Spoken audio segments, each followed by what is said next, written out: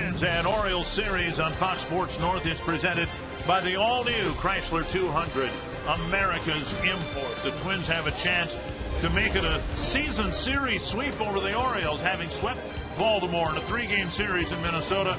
Today they have a chance to complete a 4-game series in Baltimore.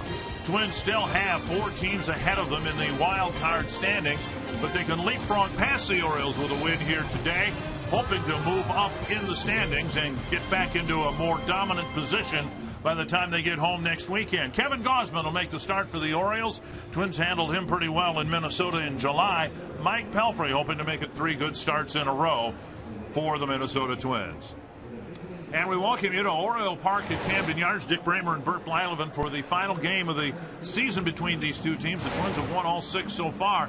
And here in Baltimore, it's not just that the Twins have won games, it's how they've won them with very good pitching. Well, it started with Tyler Duffy here a couple nights ago, and he went deep into the ball game, winning his 2nd major league game. Did a great job. Then Tommy Malone in his 2nd start since coming off the disabled list. And last night, it was Kyle Gibson that started for the Twins, but the key really has been the guys in the bullpen. They have been outstanding, and hopefully Mike Pelfrey can go deep into the game this afternoon and not use as many relievers as they had to over the first 3 games. For Mike Pelfrey, this afternoon, be his first start here at Camden Yards since 2010 when he was a New York Met.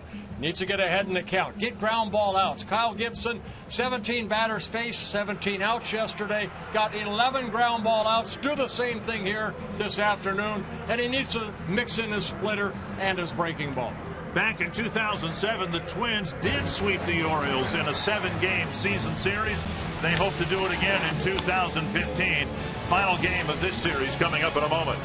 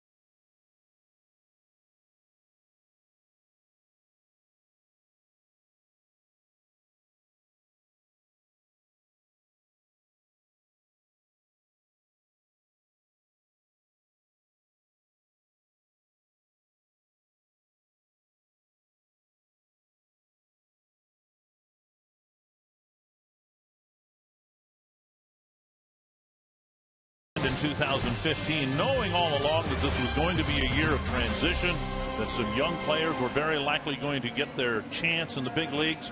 And so we've seen Byron Buxton's debut, Sano, Rosario. And now here we are toward the end of August, and they're contributing in a chase for a playoff spot. Yeah. It's not just that they're here, but they're hitting in the top 6 spots in the lineup. Yeah, Buxton picking up his first RBI in last night's ball game. Rosario's been so consistent game in and game out, and you got to love the power and the potential of young Miguel Sano. Paul Molitor celebrated his 59th birthday yesterday with a win. He and the Twins are 6-0 against Buck Showalter and the Orioles this year.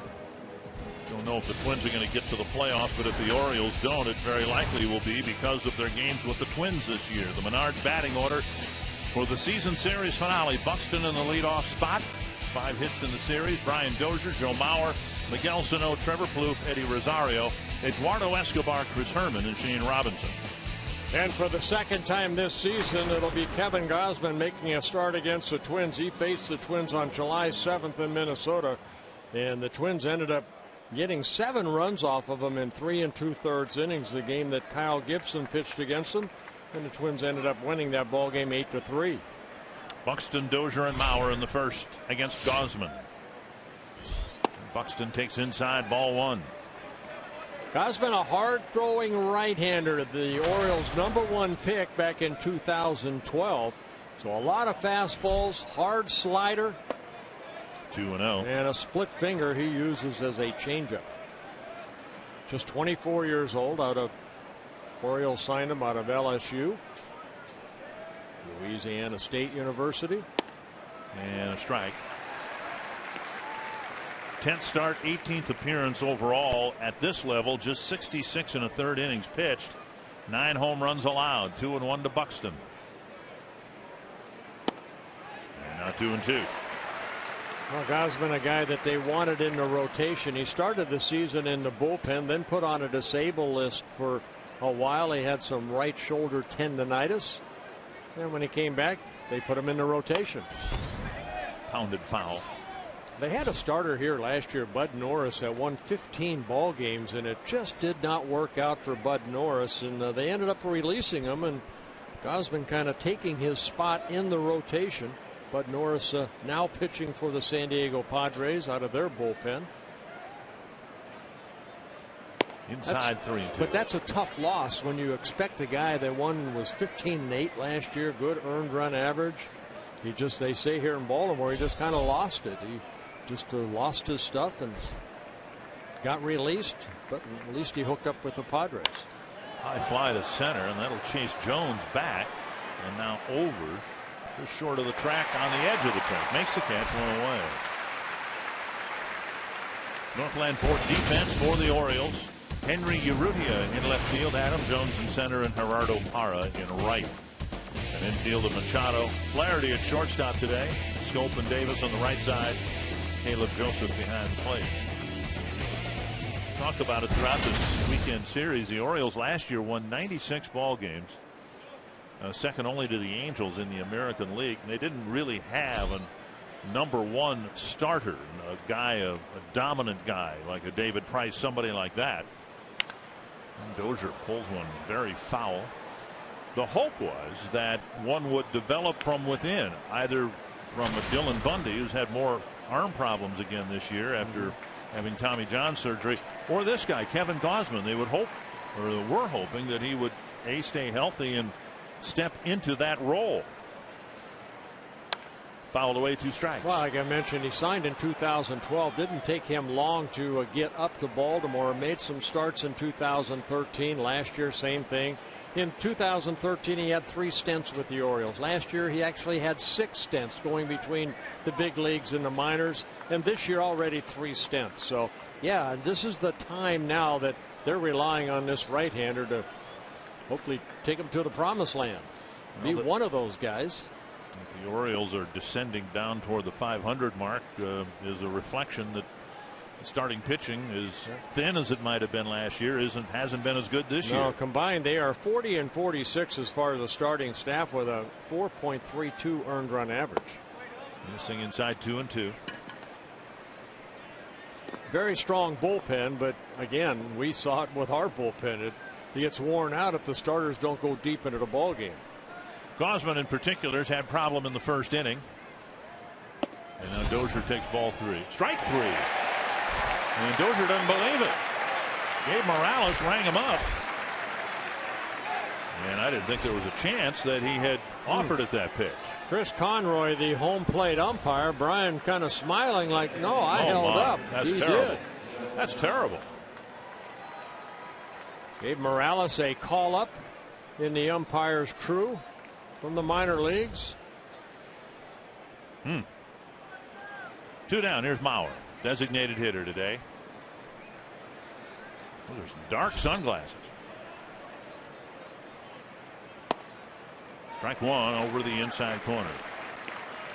Twins got Gausman for some first inning runs at Target Field in July.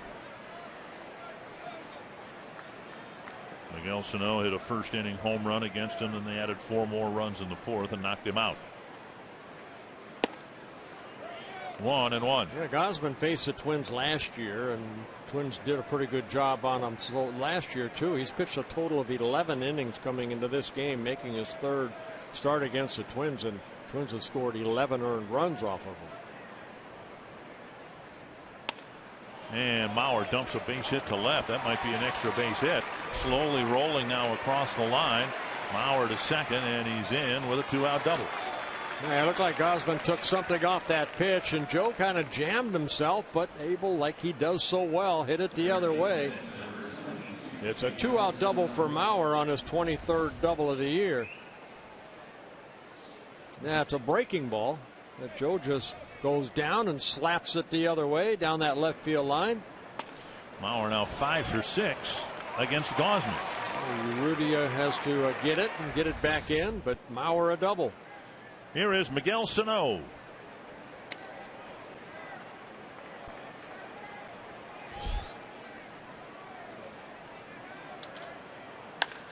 Drive to right center and deep. Hara won't get there. That ball is gone. A home run for Sano. To right center field. He jumps on the first pitch and puts the Twins up 2-0. Well, that was Kevin Gausman that Miguel Sano hit his first major league home run off of. And this is home run number 11 on the year. He had a 2-run home run off of him in Minnesota back on the 7th of July. That ball got out of here in a hurry. Fastball about thigh high. And he crushed it.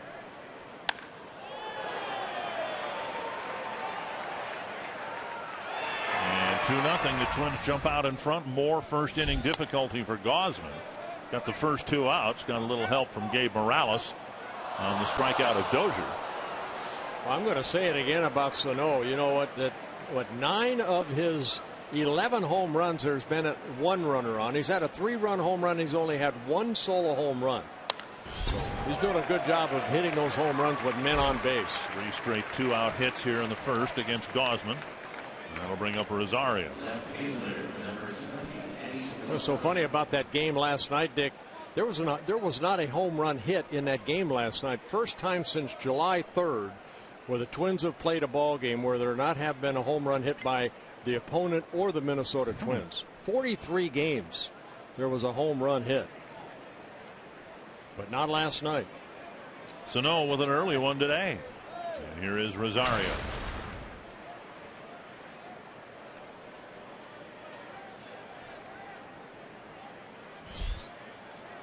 Down and away, ball 1.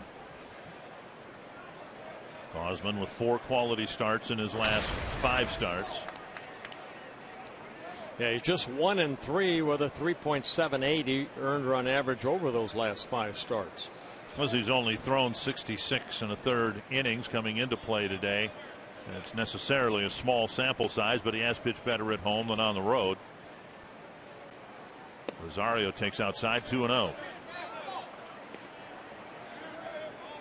Twins now with 115 home runs. They're in the bottom 3rd in the American League, but they're in 2nd place in the American League Central. Only the Tigers in the division have hit more home runs than the Twins. Pope foul.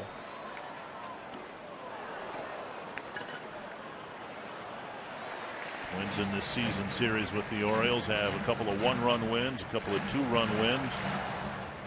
Well, Kansas City's not a home run hitting ball club, but Chicago always has been. Yeah. The Indians too have hit fewer home runs than the Twins. 2-1 to Rosario.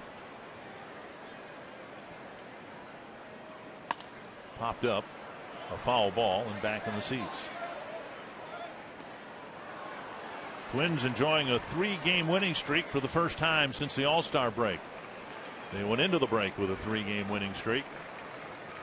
Frankly, winning games, or much less back-to-back games, have been a challenge in the second half. But now, after losing the first 3 on the road, the Twins have 3 wins here in Baltimore. Yeah, Twins are 9-12 in the month of August. And Rosario chases, and a strikeout ends the inning. Gosman got 2 of those, but he also gave up 2 runs on a Sano home run.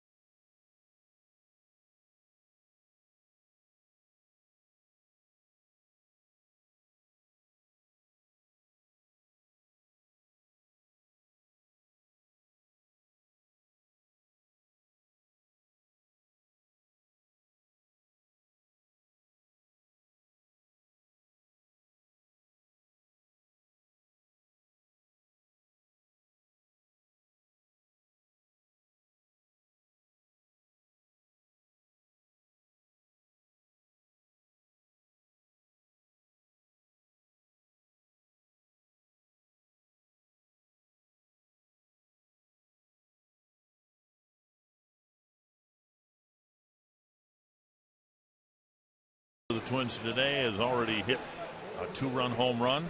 Showalter's Orioles started this homestand with a 4-game sweep over the A's. Having a tough time this year against the Twins. Here's the Menards batting order for the Orioles. Manny Machado leading things off, then Gerardo Parra, Adam Jones, Chris Davis, Steve Clevenger, Jonathan Scope, Henry Urrutia, Caleb Joseph, and Ryan Flaherty. And that lineup would be facing 31-year-old Mike Pelfrey at 6'7", 240. He last faced the Orioles in 2013 as a Minnesota Twin. Got a no decision in that ball game, and he last pitched here in Baltimore when he was a member of the Mets back in 2010. This is his 4th career start against the Orioles. Ball 1-2 Machado.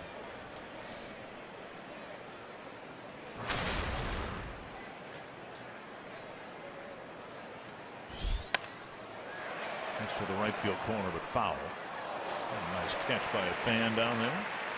Mike Pelfrey making his 24th start, 6 wins, 7 losses.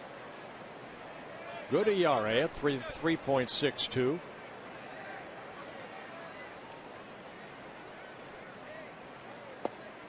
Missed the inside corner, 2-1. Pelfrey making his 7th start since the All-Star break.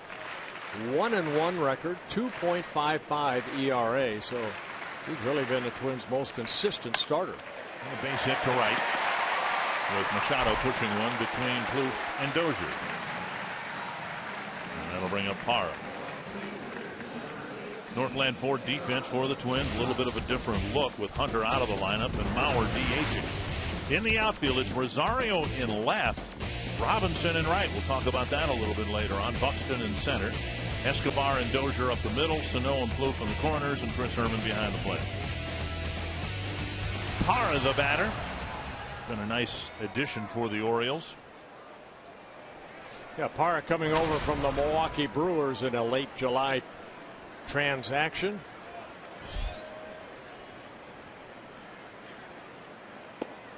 Missing inside. Pelfrey's been very good at getting ground ball double plays this year. 24 of them on the year. He and Kyle Gibson leading all of baseball in double plays.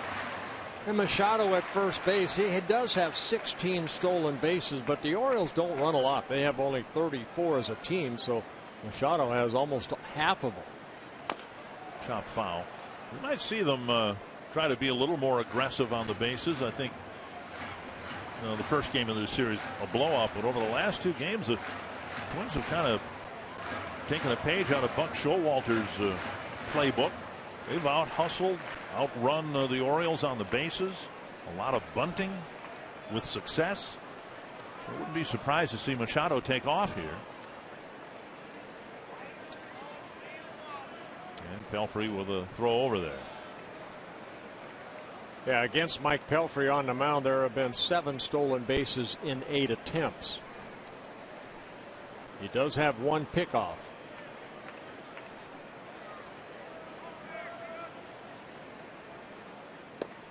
And missing inside, 2-1.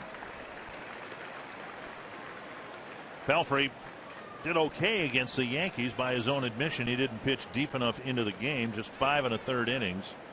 1 run allowed, but he'd thrown 104 pitches, right. And the Twins had to get him out before he could complete the 6. That's a closer play at first. Yeah, Twins ended up losing that ball game 8-4. Pelfrey got a no decision, something that he has had in 4 of his last 5 starts. His only decision came in Minnesota against Texas, where the Twins scored 11 runs and beat the Rangers 11-1.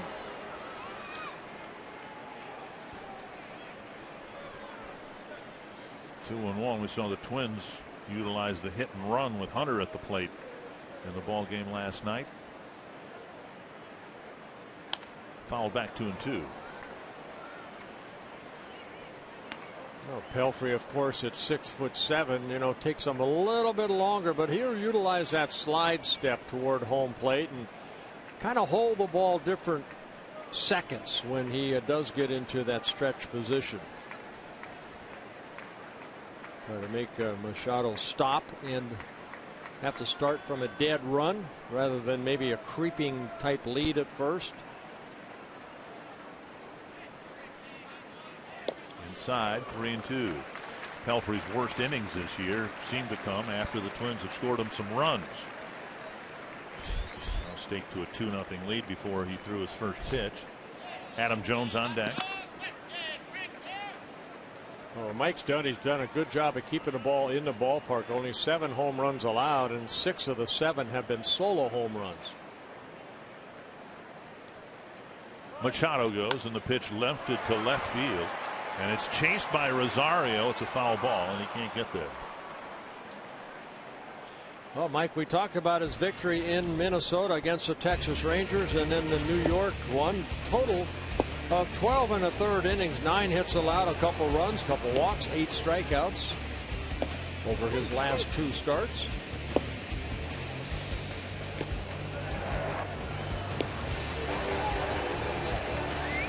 Now full count with some early trials for both starting pitchers. Gausman giving up a 2-run home run, 3 straight hits in the top of the inning, and now Pelfrey with Machado taking off, and that pitch inside, and Parra fouled it against himself. And he's kind of limping around home plate. Herman to the mound to talk to Pelfrey.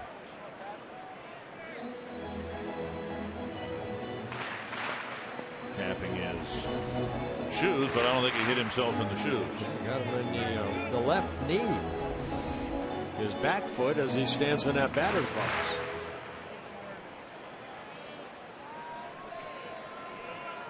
Saw Mark Teixeira do that in New York, but hit the right knee and ended up not playing the last couple ball games. Wish he had, because that Bird kid ended up hurting us.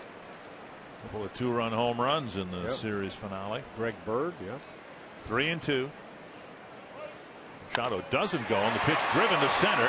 Buxton is there. He makes the catch, 1 away. So Parra hit the ball hard, but Buxton is able to cut it off, and Machado on that pitch, stayed put, one away. Yeah, long at bat right there for Parra, but it's Pelfrey that gets the line drive out to Buxton. Bring up Adam Jones. 4 for 9 against Pelfrey.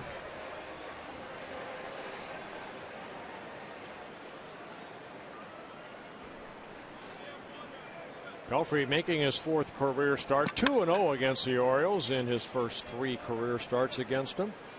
Both those wins coming when he was with the Mets. Jones leads the Orioles by grounding into 16 double plays.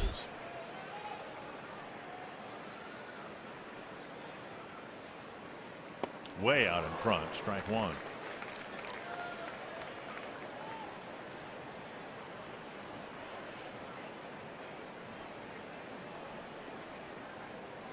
Jones steps out of the batter's box like he torqued something a little bit on that wild swing.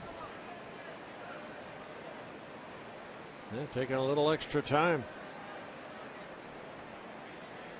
Pelfrey with a fastball. He's got some sink on it at times. Slider, split finger. Another big swing by Jones. 0-2.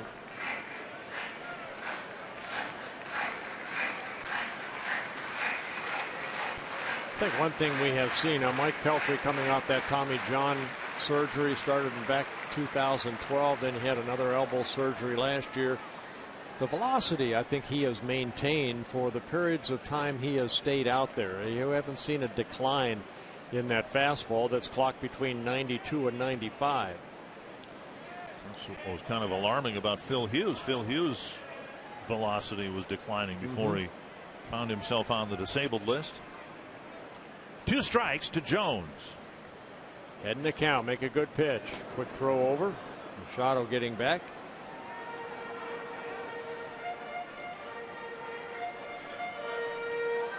Couple former number 1 picks going at each other. Gausman a number 1 pick for the Orioles, and Mike Pelfrey a number 1 pick by the Mets back in 2005 out of Wichita State.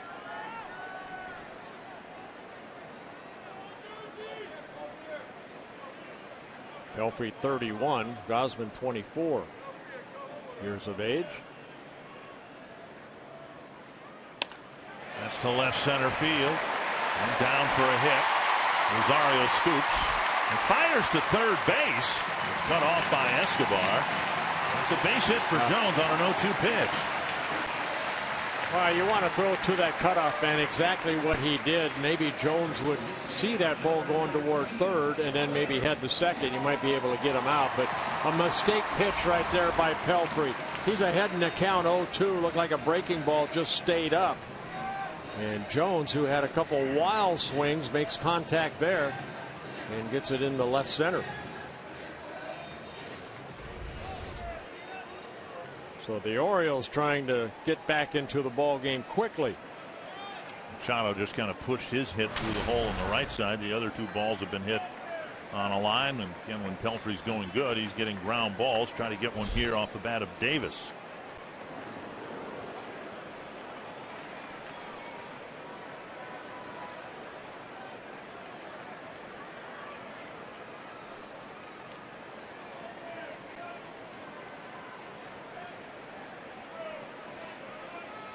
Got 3 hits and a couple of runs in the first. Now the Orioles already with 2 singles, only 1 out.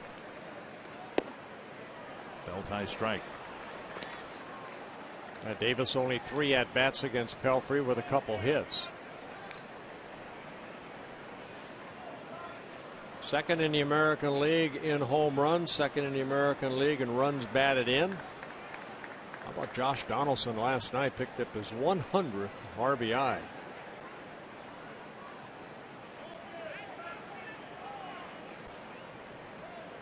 Foul back. I think we all think Mike Trout is one of the best players to enter the game in a long time, but how do you not vote for Josh Donaldson as the MVP with everything he's done for a team that looks like they're headed for the playoffs? Trout's team is really struggling right now, so on that basis, if you include contention for your team in terms of your individual value for an MVP award, Donaldson's got to be the guy, I would think. He has to be. 0-2 again to Davis. Called third strike, 2 down. A big strikeout for Pelfrey. Davis may be looking for something else. Second in the league in runs batted in, and Davis gets caught with the bat on his shoulder. Yeah, kind of a two-seamer, started inside, worked right back over to the upper part of that strike zone. So a big strikeout for Pelfrey. Clevenger, the designated hitter. Up a lot of hits for the Orioles, and the Orioles looking for a 2-out hit here to get on the board. Off-speed pitch hits the outside corner. Yeah, Clevenger playing in just his 12th game this year for the Orioles. Started the season, he's been up and down 3 times. His last recall came on the 14th of this month. They're carrying 3 catchers: Clevenger, Joseph, who's catching here today, and Wieters. Wieters not in the lineup. Wieters still not at a point where he can catch back-to-back games, which is a bit of a concern both for him and the Orioles. We saw him catch the first game, DH the second game, catch the third game, not on the lineup today. 1-1. Pelfrey trying to strand a couple of Orioles here in the first.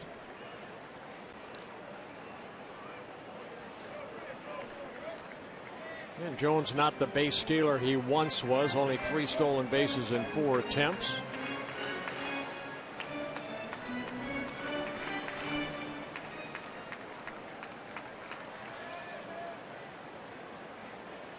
And time called.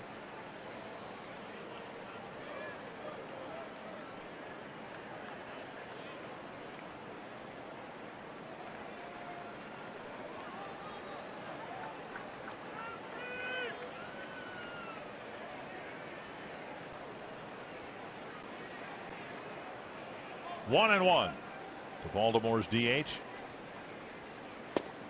Strike 2. 21 pitches for Mike Pelfrey. Gausman needed 23 to get through that first inning.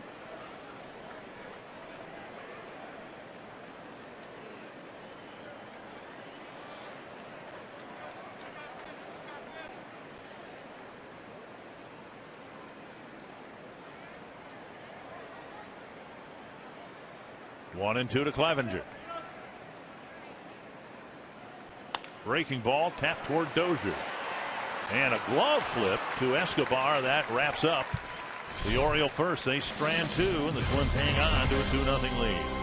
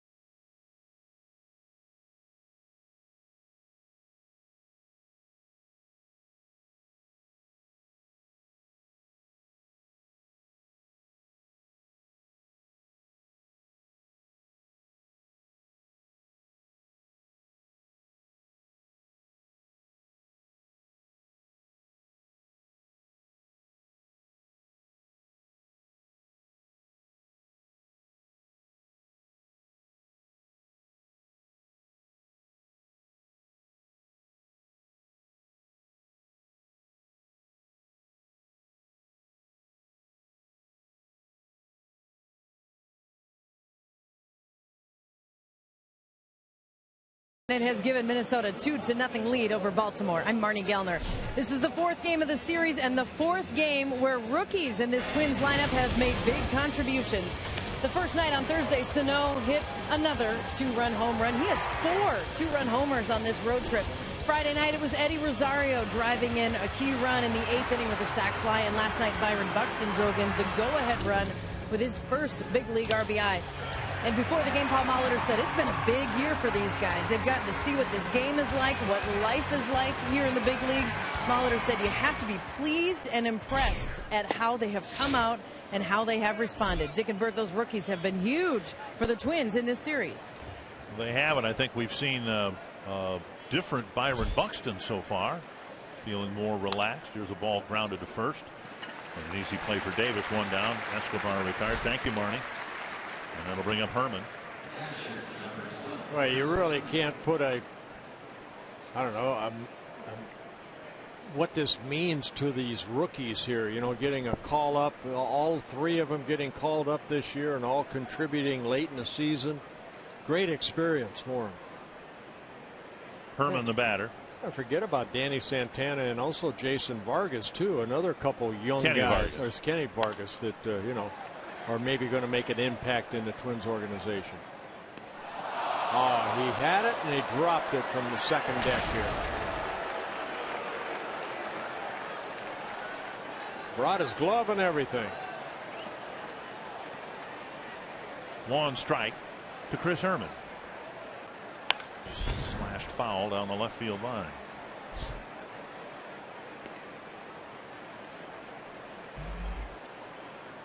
Herman doing the catching, giving Kurt Suzuki a break today. The team has an off day tomorrow in St. Petersburg. Then have another big series with the Rays, another wild card contender. Popped up near the Twins dugout, and that too out of play. Yeah, Chris Herman started the season with the Twins and then optioned out on July 8th. Eric Fryer ended up getting called up. And then Chris Herman recalled on August 6th.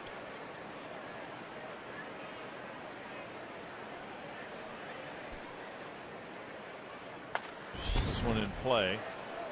Short left field. And Flaherty calls off Machado. 2 down. Today's Cold Hard Facts brought to you by Clean, Crisp Coors Light. Despite a lot of the top prospects in their early 20s, Twins still rank 4th in the American League and oldest average roster age. And for nice that, you can blame Torrey Hunter. Nice going, Torrey. Torrey, 40 years of old. Joe Mauer in his early 30s. Kurt Suzuki in his early 30s. Here's Shane Robinson. Down low, ball 1. Robinson, through it all, has pretty much done what he was hired to do, and that is be a 4th outfielder. He's a scrappy player, too. He's got a great attitude day in and day out, whether he's in the lineup or not. Asked Paul Molitor today about Robinson being in right field. Usually when Robinson plays, he's in left, and Rosario switches over. He says, well, he just kind of wants to leave Rosario in left right now, and Robinson, with the short dimensions here, right, his arm strength or lack of it, less of a concern. You might have a little bit longer throw from left field than you would right field here, and Rosario has the better arm. Yeah, when I was doing up my lineup card, I was going to put Shane Robinson in left, and I saw that he was in right, and I you know, you look at the dimensions out in left field compared to right field. Yeah, you want Rosario out in left field. Little stronger arm. But Robinson very accurate when he does throw that ball back toward the infield from the outfield. 3-1 to the number 9 batter. Fouled back 3-2. Gosman got through his first inning difficulty, behind just 2-0.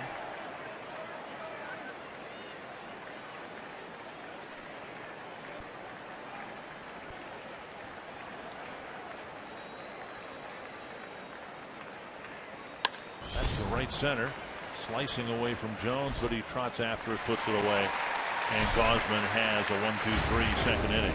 Mike Pelfrey will pitch to the Orioles, hoping for an easier second inning.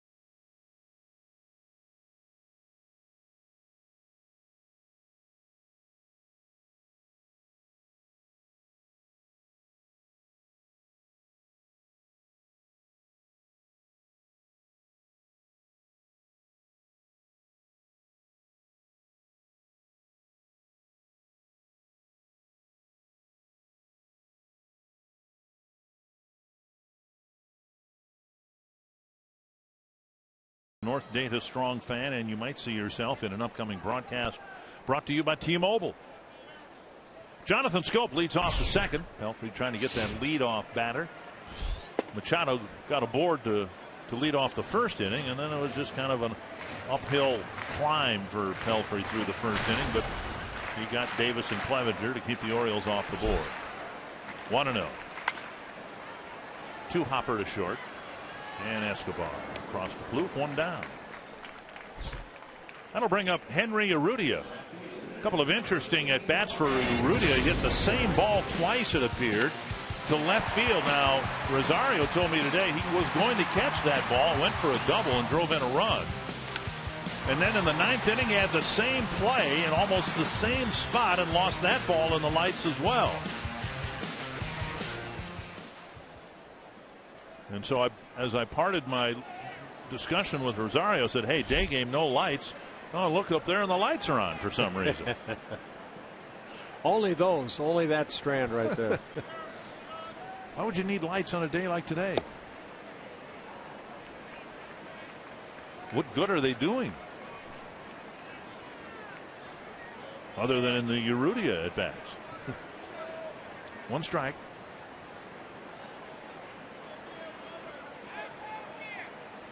And now a ball.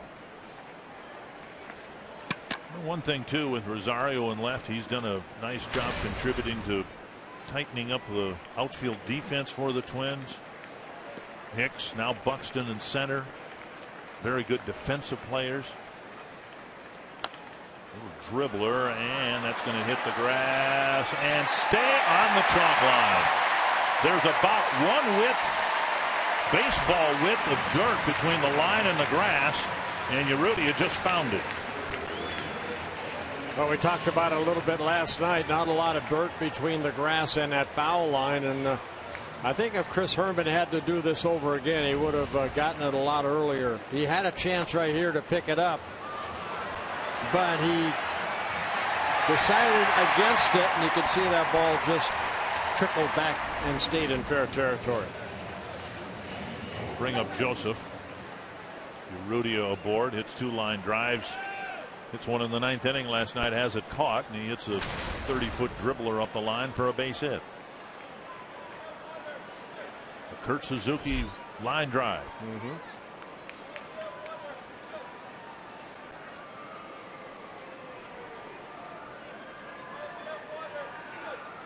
Suzuki got a couple of soft hits here the other night.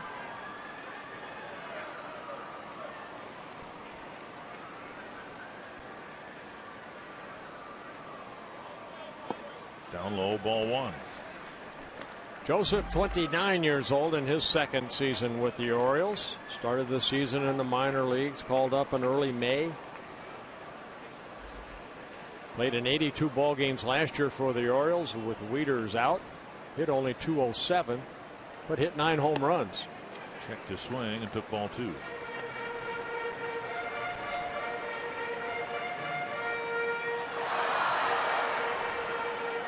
Signed by the Orioles in 2008 out of Nashville, Tennessee. Got some pop in his bat with 11 home runs, 44 runs batted in.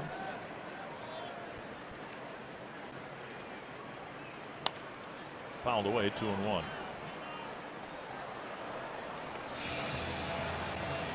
Pelfrey gave up some airborne at bats in the first inning, but now the last 3 balls have been beaten into the ground. To get one here, maybe get a double play, get the Twins off the field quickly in the second. He and Gibson are about the same. Again, Kyle Gibson got 17 outs in 5 2/3 innings yesterday, last night. 11 ground ball outs. 3-1. Flaherty on deck. Talking about the outfield defense, generally this team is a much better defensive ball club than it was at the start of the year. This Twins team, they have improved dramatically. Paul Molitor crediting the coaching staff and the players for putting in a lot of extra work trying to improve defensively. And he singled out Eduardo Nunez, Eduardo Escobar, who've now kind of stabilized things at short. Trevor Plouffe has been steady to excellent at third base, playing first base today. Dozier among the best. This is a Twins team that's only committed 64 errors. 3-1. Pulled foul. Only 3 teams in the league have committed fewer errors, and 2 of them have committed 63. They're just 1 error fewer than the Twins, Detroit and Houston. Yeah, Baltimore has only 49, but we have seen some of the officiating going on here. It's a little more for the average than the error. Full count. See if Urrutia takes off.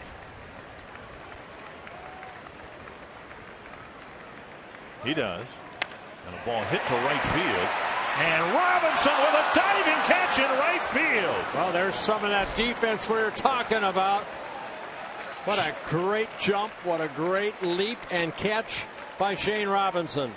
Again, he normally plays left field, but he got a good jump on that ball and made a great catch.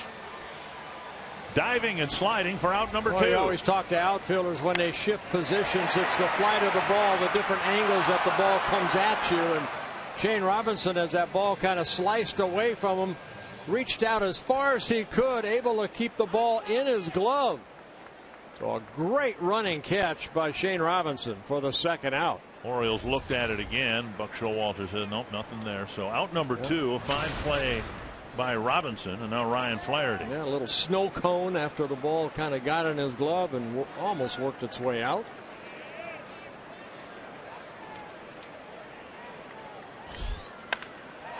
Liner to right, Robinson back. He'll play the bounce.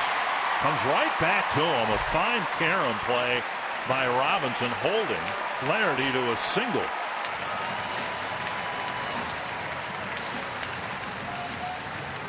Orioles now again have runners at first and third with 2 down. Fell behind on Joseph, and Joseph lined that ball to Robinson, made a great catch right there, a high fastball. That's not Mike Pelfrey. He cannot pitch up there. This might be Flaherty. Watch the carom. It's like playing the wall at Fenway. Yeah. But it's up there where the scoreboard is, and there's some uneven texture paneling up there, and that might be a better fielding play than the catch he made for the out, because it held Urrutia at third and Flaherty at first. Here's Machado, single to right, his first time up.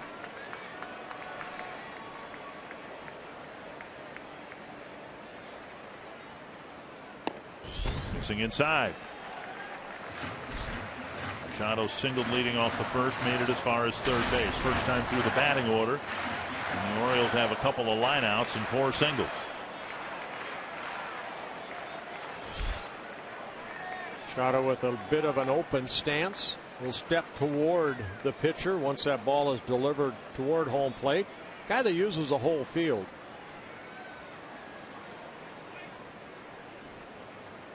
Tremendous pop. 25 home runs this year.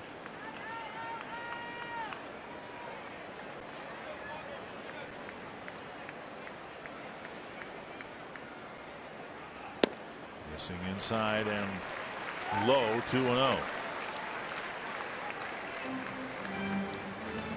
Pelfrey hoping to get or have a quicker second inning here, but now this is getting a little lengthy as well, with the bottom of the order hitting the ball hard against him. 2-0 to the leadoff man. Couple shakeoffs. Herman sitting inside. 3-0, Parra on deck.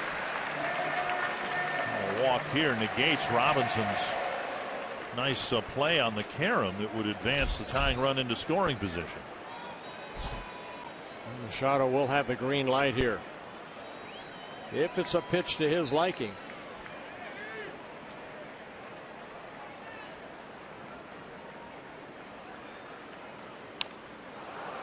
And that got a piece of Herman. 3-1.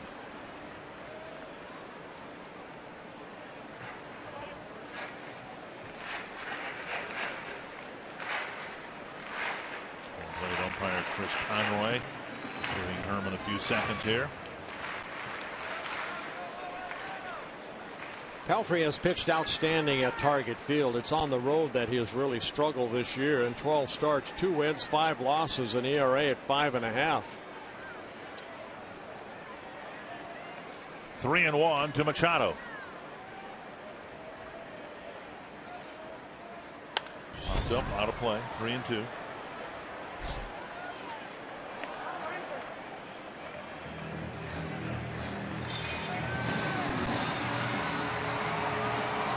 And against Pelfrey, opponents are hitting 286. Not a much difference between righties and lefties. Lefties hitting 288, righties 284.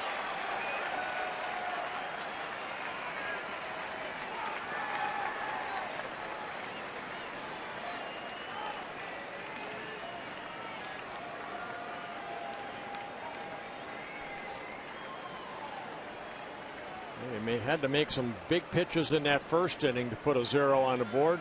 It's a big pitch right here. 3-2 to Machado. Flaherty takes off. Chopped to short. And Escobar sets and fires, and the Orioles leave 2 on again in the second. Got some help from right fielder Shane Robinson. Twins hang on to their 2-0 lead.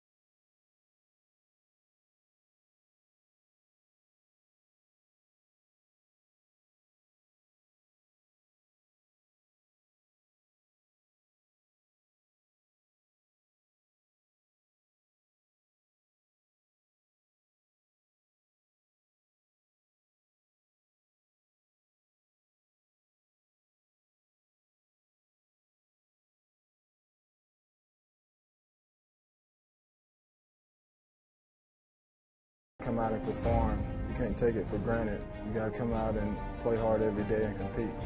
It don't matter if you ain't helping your team, trying to help them win, and that's all I'm here trying to do. Wearing number 25 in the big leagues this year and showing some signs of settling in. Twins will have a nice problem to have. When Aaron Hicks comes off the disabled list, they'll have 2 leadoff batters and 2 center fielders. And the assumption is both Buxton and Hicks will be on the club. We'll wait and see how long it will take Aaron to come back, but it might be after September 1st, or will be, and then rosters can be expanded. You're not limited to 25 inside. Well, there's so much hype about Buxton, you know, being the #1 overall future star in the game of baseball. Yeah, sometimes, you know, when he first came up, he maybe tried a little bit too much. Another one hit to Jones. 2 down, or 1 down. Sanford Health injury report. Aaron Hicks, a slight left hamstring strain back in the Twin Cities. Glenn Perkins went to Minnesota, came back at a bullpen session today. Everything felt great. Paul Molitor said he'd be highly reluctant to put him in today, and Phil Hughes still having some lingering issues. He's getting better, but the pace of improvement is slower than the Twins had hoped. 1 down. Here's Dozier. Struck out on one of the worst check swing calls you'll ever see, and he takes ball 1. Twins 62 and 61 on the season, which is the same number of home games they've had as opposed to road games. They've had 62 at home 61 on the road, and if my math is correct after today's game, it'll be 62 and 62. 1-1. Minnesota man.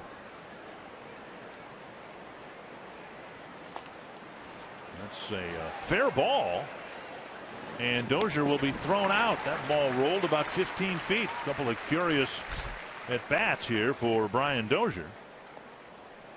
2 down. That'll bring up Mauer. Join us September 4th for the Lynx Night Out ticket offer. Welcomed by Fox Sports North for just $30. Fans receive a ticket to the game, craft beer sampling, and a commemorative Lynx beer stein. For details, visit foxsportsnorth.com and click on upcoming events. 2 down. Mauer slashed a double down the left field line. And on the very next pitch, Miguel Sano hit a home run. And the Twins had their 2-0 lead. Mauer now 5 for 6 against Gausman.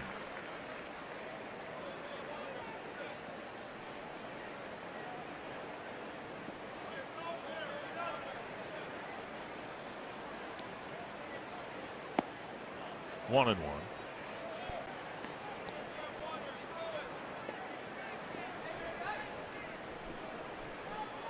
Getting above the 500 mark, hoping to jump over the Orioles in the wild card standings. 2-1.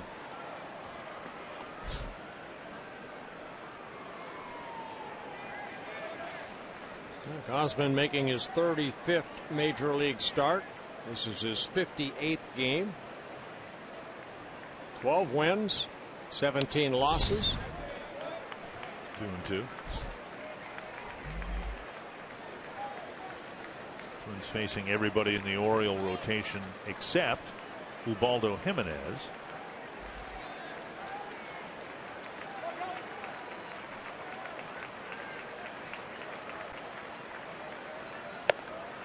Mauer strikes out. And the Twins go down 1, 2, 3, 7 in a row now. Set down by Kevin Gausman.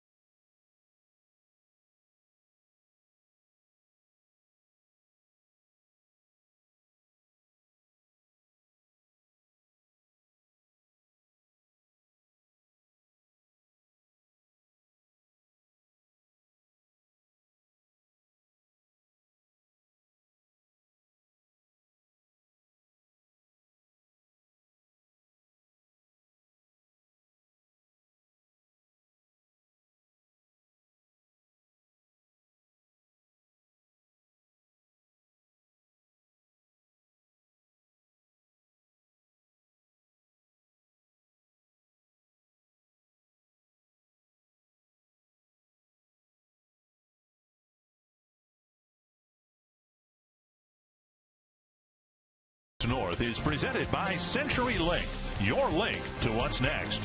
By NorthlandFord.com and your local Northland Ford dealer.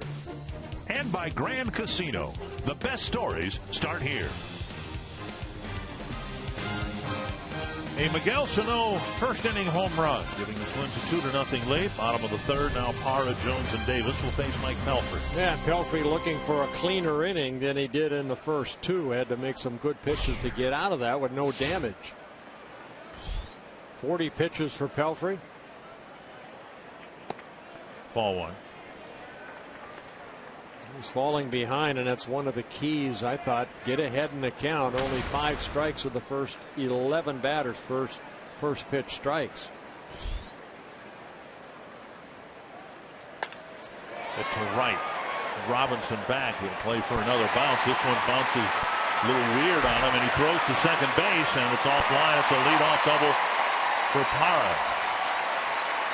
This time the carom looked like the ball hit one of the seams out there, or maybe that uneven sheath of over the scoreboard in right field, and kind of took a funny bounce. Yeah, when the Orioles ended up trading for Parra with the Brewers, he was hitting .328 in 100 games for the Brewers. Hit a home run here the other night, and that carom hit one of those seams and deflected the other way, but Parra in with a double, his 4th double as an Oriole.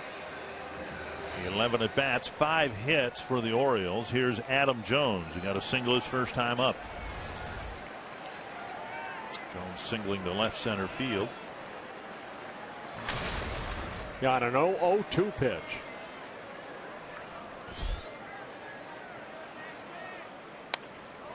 Foul back, 1 strike. Jones has seen 4 pitches and he has swung at all of them. He's a very aggressive baseball player.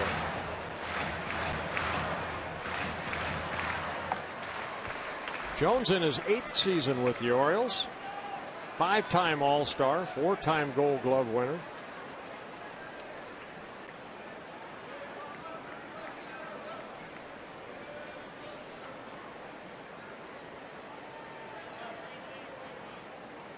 Popped up short right field.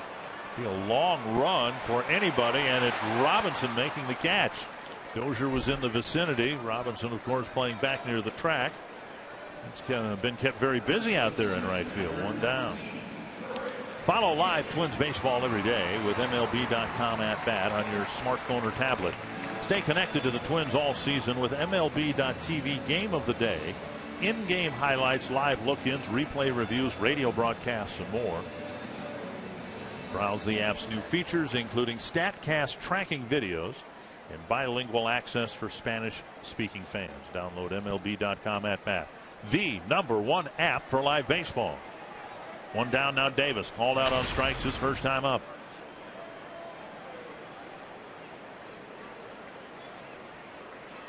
The only strikeout that Pelfrey has so far.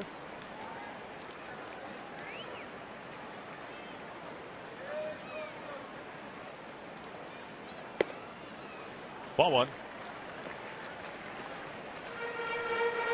Pelfrey's pitched around a couple of singles in each of the first 2 innings. Now trying to strand Parra on the bases after his leadoff double.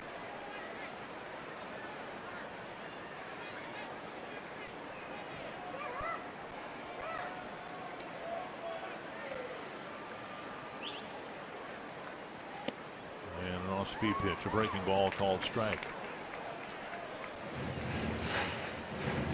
Depending on what happens elsewhere, of course, the Twins could climb to within a half game of the second wild card spot if the Rangers lose to the Detroit Tigers today, and of course the Twins have to win their game.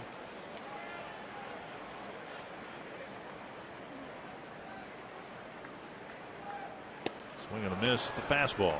A good pitch after a split finger. Goes a fastball by Davis. Davis leading the American League in strikeouts. He struck out 156 times after striking out against Pelfrey in the first. Ahead of him 1-2.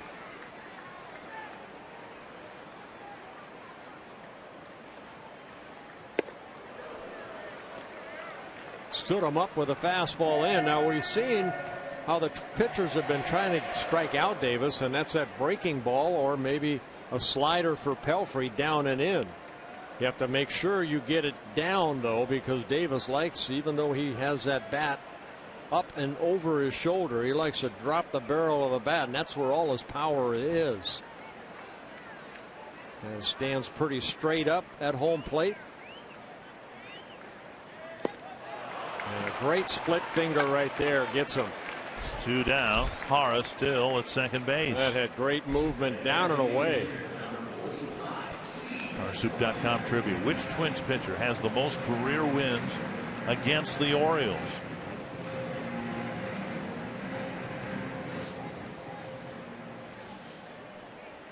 Jim Cott pitched, what, 15 years for the Twins after they moved from D.C.? Close to that, 12 years. Here's Clevenger.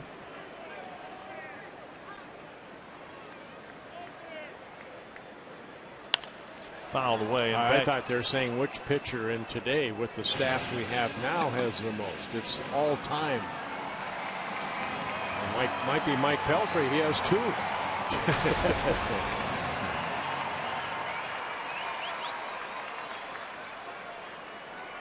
One strike to Clevenger. Brad Radke's name is popping out at me. Really? Mm-hmm.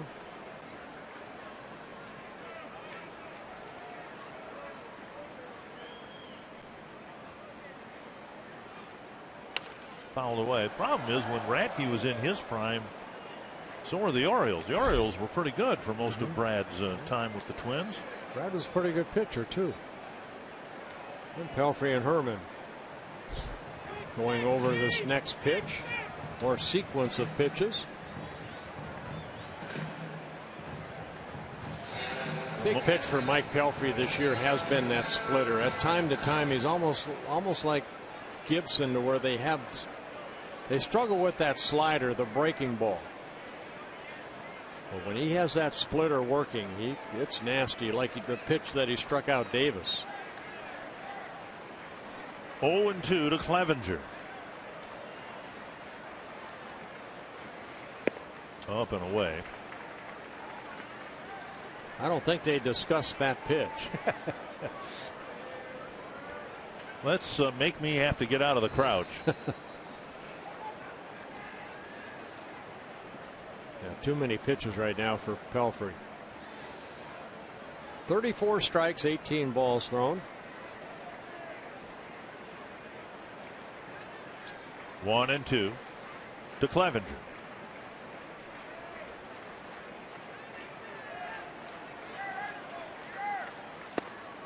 Another chest high fastball.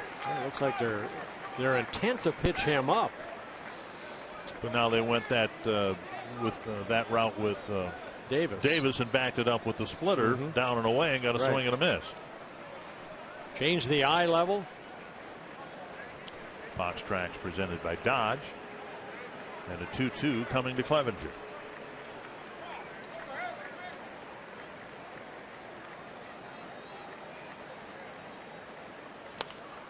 Same pitch, same spot, but Clevenger got a piece of it. Flipping it foul.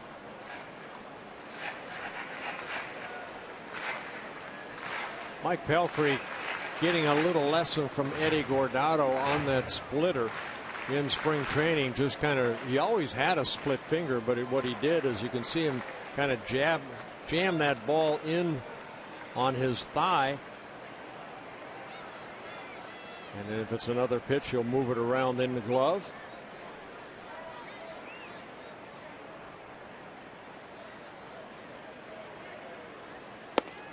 Just missed the fastball over the inside corner. And now it's 3-2 with Scope on deck. They trade that same fastball that struck out Davis in the first inning, the one that starts inside and hopefully comes back and clips the corner. Just missed.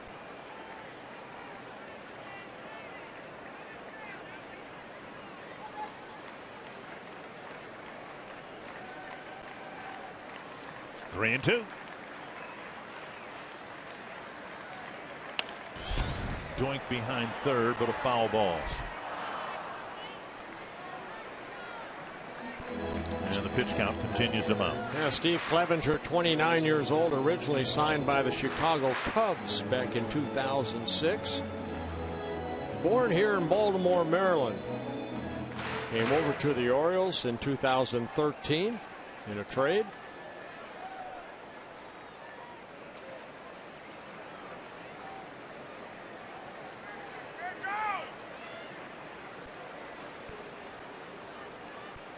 Pelfrey set again on 3-2. Missed inside, a walk. And they had him. They were ahead of him and lost him to a walk. Their first walk for Pelfrey to go with his 2 strikeouts. And now Jonathan Scope. It's the 3rd inning in a row that Pelfrey has a couple runners on.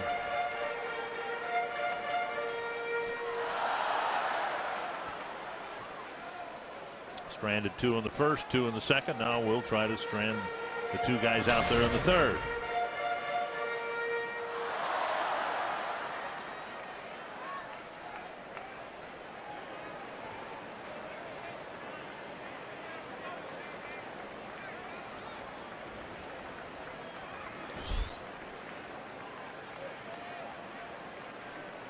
Scope hit a bouncer to short his first time up.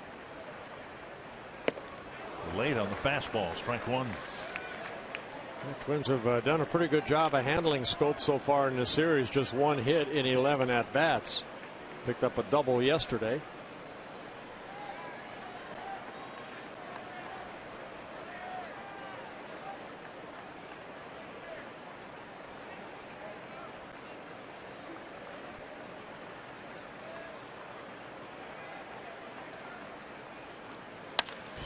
Base hit, right field. Hard at third are going to be waving around. Here's Robinson's throw to the plate, not in time.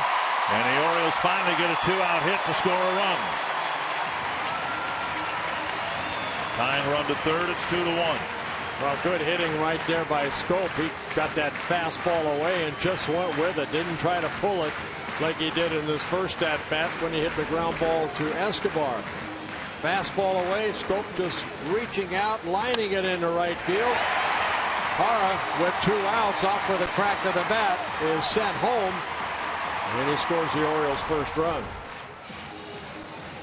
Sermon giving some signs in front of the plate now. In the event Scope takes off.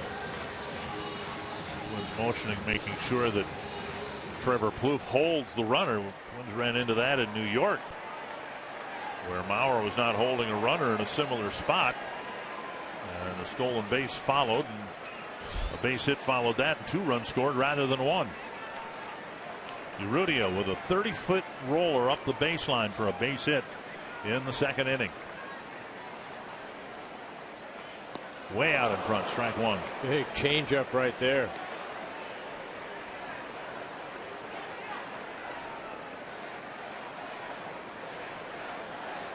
Already 60 pitches for Pelfrey. In terms of time in the field, it's about a 2-to-1 ratio right now. The Twins have been out in the field twice as long as the Orioles have in the game so far.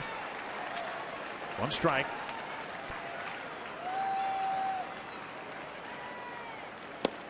And now a ball. I talked last night about Gibson. Pelfrey almost like Gibson. They're not going to strike out a lot of batters. Pelfrey over his career just over 5 strikeouts per 9 innings. You see the per pitches per inning. He's a guy that wants to get it out of a hitter, maybe 3 or 4 pitches. And he's throwing a lot of them here so far. Chopped to third, but Sano sets and fires to end the inning.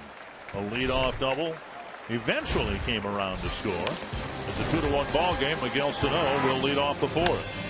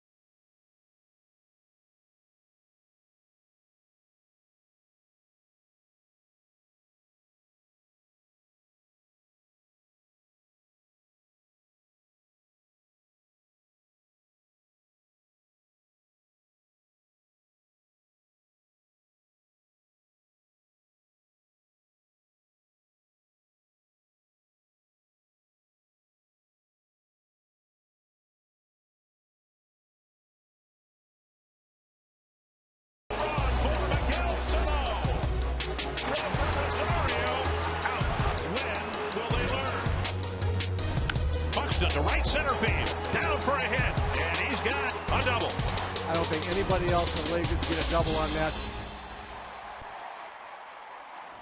Rosario, the old man in the trio, he's 23. Sano's 22, Buxton age 21, and it is Sano who will lead off the fourth. Then Plouffe, then Rosario. Sano drilled a home run to right center field. It got out in a hurry after Mauer's 2-out double in the first.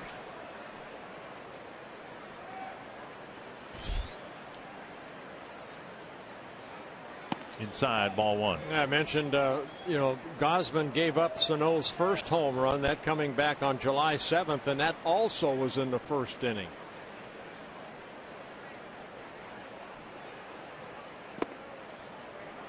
Sano was a routine play, but his throw across the diamond to end the bottom of the third, you see that and you understand why the Twins resolutely maintain that they want him to play third base. His arm is tremendous.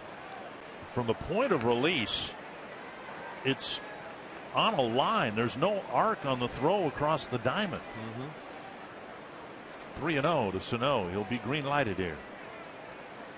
And he takes a strike on the outside corner.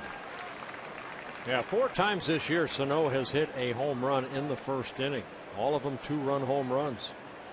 Nice to have that power in that first inning. Give you an early lead. Strike 2, 3-2. 2 good fastballs away by Gausman. Then on the bases here the other day, he showed off his speed. A little pop fly that Plouffe hit down the line, and Sano had enough speed to get to second base and stay out of a force play. The Twins went on to score 3 times in that inning. But if Sano doesn't have enough athleticism to get to second base once the pop fly landed, strikes out here to start the 4th inning. 1 down. Strikeout number 4 for Gausman. Let's learn more about Miguel Sano from Marty Gellner.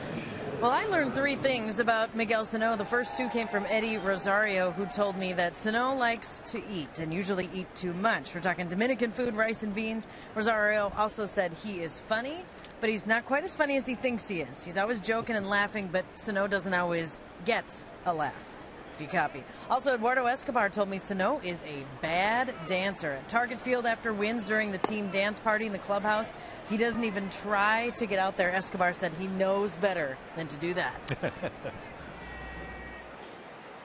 I know that he has got the type of power the Twins have not seen in a long time. 2-0 now to Trevor Plouffe. He's a very polite young man.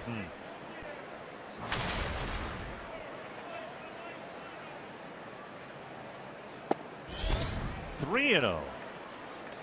Gausman fell behind Sano 3-0, came back to strike him out. Now he's behind Plouffe. Yeah, 2 fastballs, outer half of the plate, and then the breaking ball to strike out Sano. And again, almost the same setup to Trevor Plouffe as he had to Sano.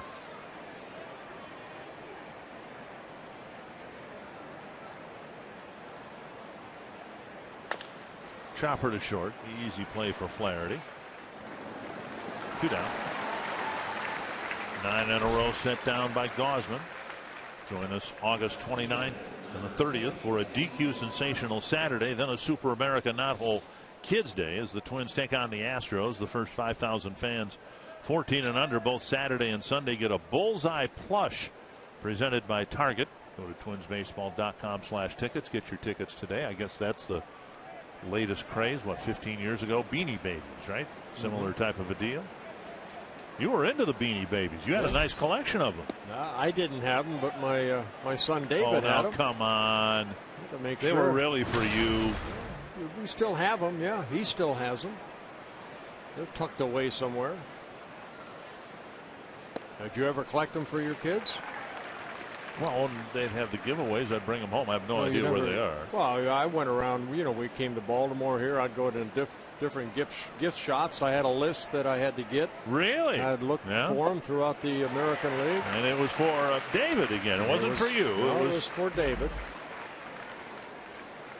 1-2 to Rosario. I collect beer bottles. You've got quite a collection over the years. Yes, I do. One hopper picked up by Scope. And another 1-2-3 inning for Gausman. The Twins hanging on to a 2-1 lead.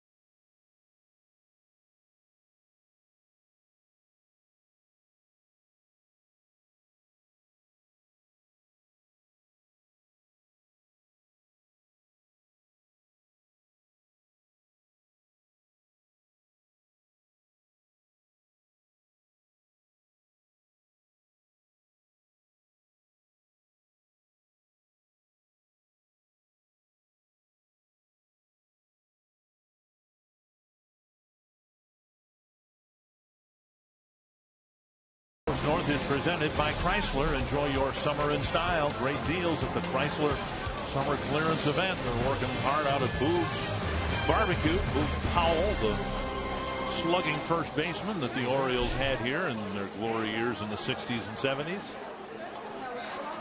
First name was John. Did you know that? It was yes, John Boog Powell. Yeah, he's here. He comes to every home game. So he's somewhere out there. And then you said before the game, former battery mate of yours, Rick Dempsey, who does some broadcast work here. He's got a restaurant here too. He has a restaurant and a bar just out in right field. Beautiful place. He gave me a little tour of it. Very, very nice. He's had it for about 4 years here. Of course, Rick Dempsey does the color analyst work for the pregame and postgame shows here in Baltimore. MVP of the '83 World Series, the last World Series the Orioles won. And a nice catch by a man in the front row on the second level. He ought to show that ball off to the guy over here on the left that missed it earlier. Rub it in a little bit. Yeah. 2 strikes to Joseph Pelfrey. Would love to have a quick inning. A 1-2-3 inning would be awesome. He's faced at least 5 men in every inning, and the leadoff man has reached in 2 of the 3 innings. So deja vu of what I said last inning, but he needed 22 pitches to get through the third. And another foul. A lot of foul balls. Just over the head of the guy who just caught one. Pelfrey's not a strikeout pitcher. You know, he's averaged only 5 over his career per 9 innings. And Mike Pelfrey has pitched just over 1,200 innings in his career. Came into the game averaging 5.1 strikeouts per 9.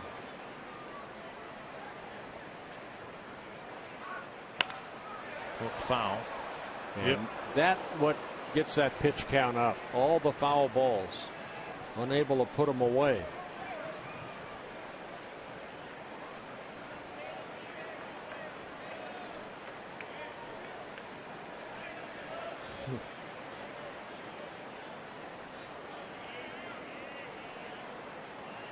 And another 0-2 pitch coming.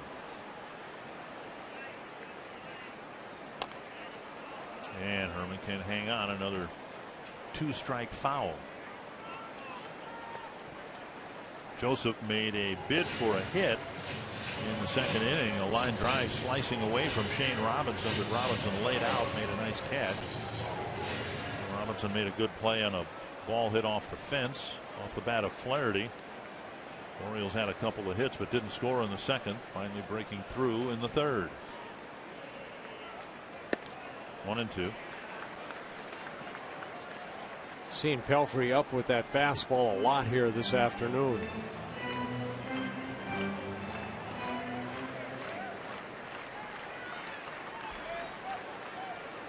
Another fastball.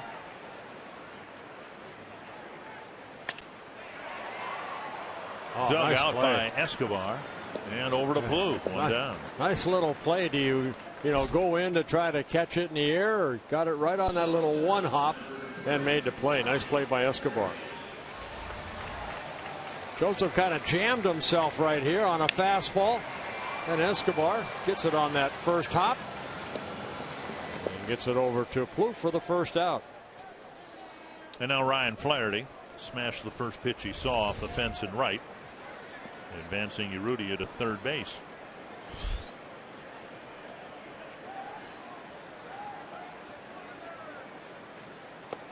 Ball one. Now Flaherty in his fourth season with the Orioles, originally the Cubs, Chicago Cubs #1 pick out of Vanderbilt back in 2008. Former Rule 5 guy for the Orioles. Started the season on a disabled list, right groin strain. A couple times he's been on a disabled list with that problem. And now 2-0.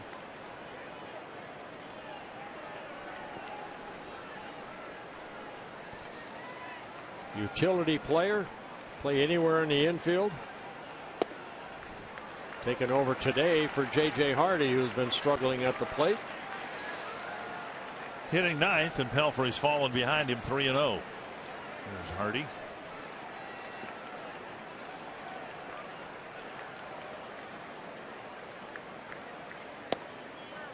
At the knees.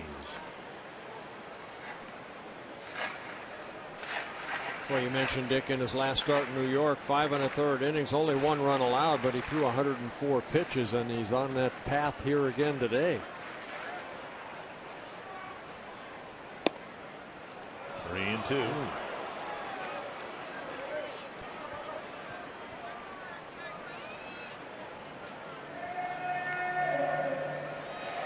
Flaherty's taken 5 pitches here.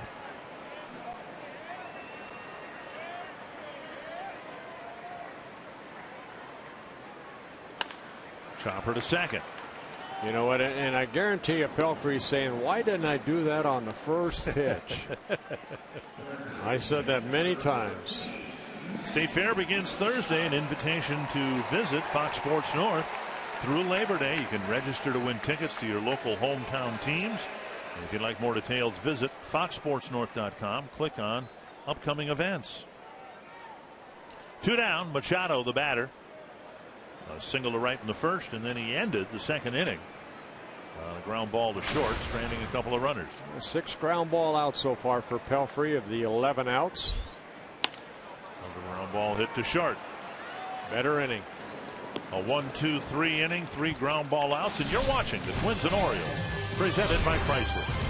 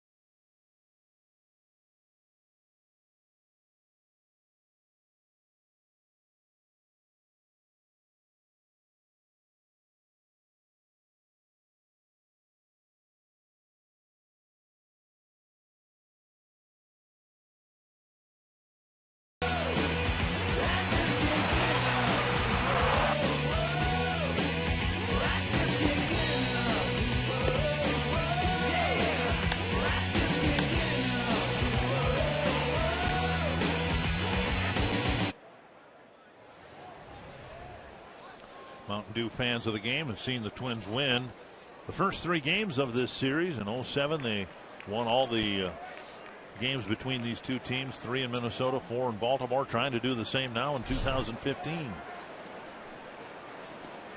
And it'll be Eduardo Escobar leading off the 5th. Twins haven't tried to bunt for a hit yet against Gausman. They have a bunt single in each of the first 3 games.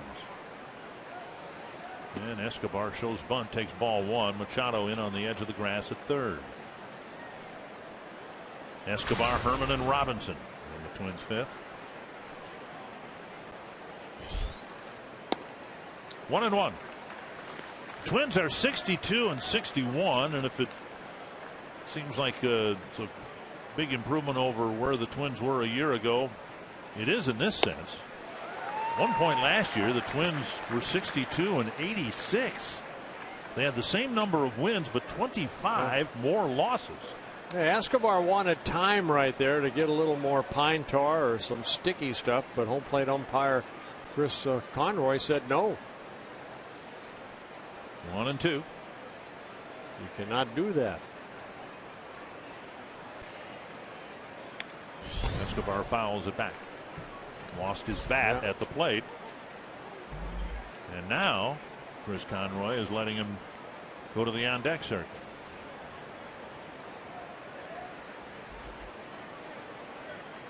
A little discussion between the home plate umpire and the catcher about Escobar. Well, baseball's trying to speed up play right there, but there are some times like Escobar's situation. Now, I know some players get fined for maybe that situation right there. Call it delay a game. 1-2. Foul. And those fines are not released to the media at all. I think baseball's done a good job of speeding up the game. Pitchers, you can't walk around like some pitchers used to. You just get back on that mound, get ready to throw the ball. Hitters, same thing, stay in the box. Liner off the glove of Davis, and Escobar is retired at first. Gausman right where he should be, 1 away. Twins and the Astros square off at Target Field August 28th through the 30th. Friday night includes Friday night fireworks with music presented by Cities 97 and a special happy hour at Barrio from 4:30 to 5:30. Saturday, a DQ Sensational Saturday. Sunday, a Super America Not Whole Kids Day. Call 800-33-TWINS. Visit twinsbaseball.com for tickets. My buddy Ian Cheatham from England is going to be there for the Houston series. He's here for the Twins Orioles series. He's come to the United States. There's a bunt attempt, foul. He's going to see 18 major league games in 20 days, most of them Twins games. And his wife and family are back in England. And he is having the time of his life, showing up in Baltimore at a time when the Twins are playing really good baseball. I met him the first day in. He was outside waiting around and said he was looking for you because you had corresponded with him. Met him a couple years ago when he was on his Twins road trip in Milwaukee. 2 strikes to Herman. Checked his swing. Well, Gausman's retired 11 straight. You know, last night's ball game, Chris Tillman had retired 14 straight. Good shutout baseball into the 5th inning. Twins finally scored a run in the 6th and then a couple in the 7th. And Herman swings through a fastball, 2 down. And Gausman picking up his 5th strikeout.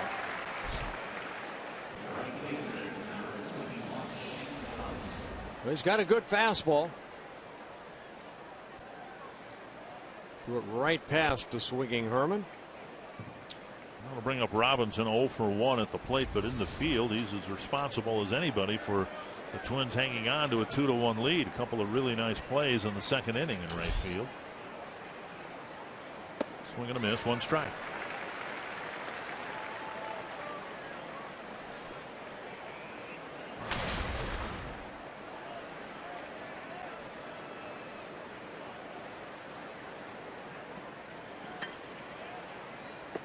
One and one.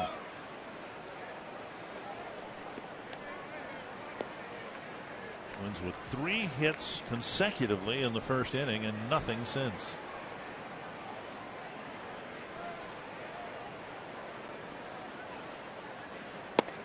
Anthony's to 1-2. Boy, that's what he has been doing, is painting that corner down and away. I think his velocity is increasing as the game's going on.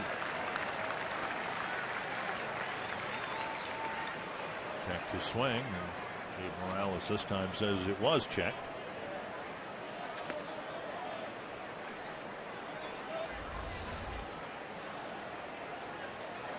That's almost what Brian Dozier did in the first inning when he got rung up. You know, you got to let some things go. Foul back. Me? I'm just saying that was one of the worst check swings. Got to move on, Dick. Let's go. Can't hold on to these things that just eat at you, you know. Got to swallow it. Go on. Little roller hits the mound. Hit the bag. Backhanded by Scope, and Robinson retired. It's another 1-2-3 inning for Kevin Gausman. It's a 2-1 Twins lead.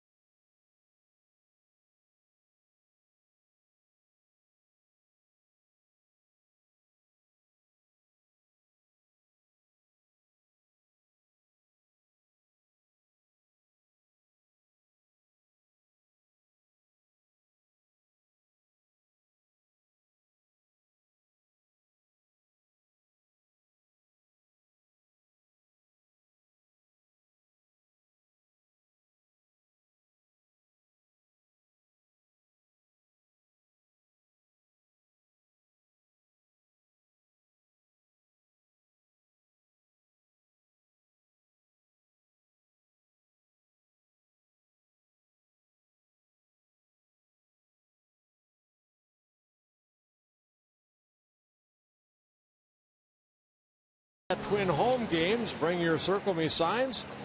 You may find yourself in a Minnesota Lottery winner's circle where you could win $100 worth of lottery scratch-off tickets courtesy of the Minnesota Lottery. Mike Pelfrey had a 1-2-3 fourth. He'll face Parra, Jones, and Davis here in the fifth. Pelfrey starting the inning with 76 pitches thrown. Pace to the Twins hope, if he picks up the pace a little bit, that they can get 6 innings out of him. Yeah, 14 pitches, that helps right there. That's what you need, is that quick out. Parra, kind of a check swing on a slow breaking ball, hits it right back to Pelfrey. Especially from a guy who's hit the 2 hardest balls against Pelfrey, a line out to center and the double that led off the third. 1 down, now Jones, a single and a fly ball to right. Yeah, Big Mike needed 22 pitches in the first, 18 second, 22 again in the third, only 14 last inning, and 1 pitch so far, 1 out.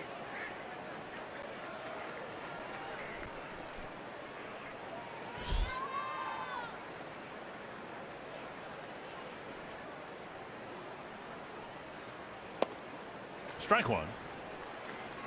Pelfrey making his 4th career start against the Baltimore Orioles. This is his 207th major league start.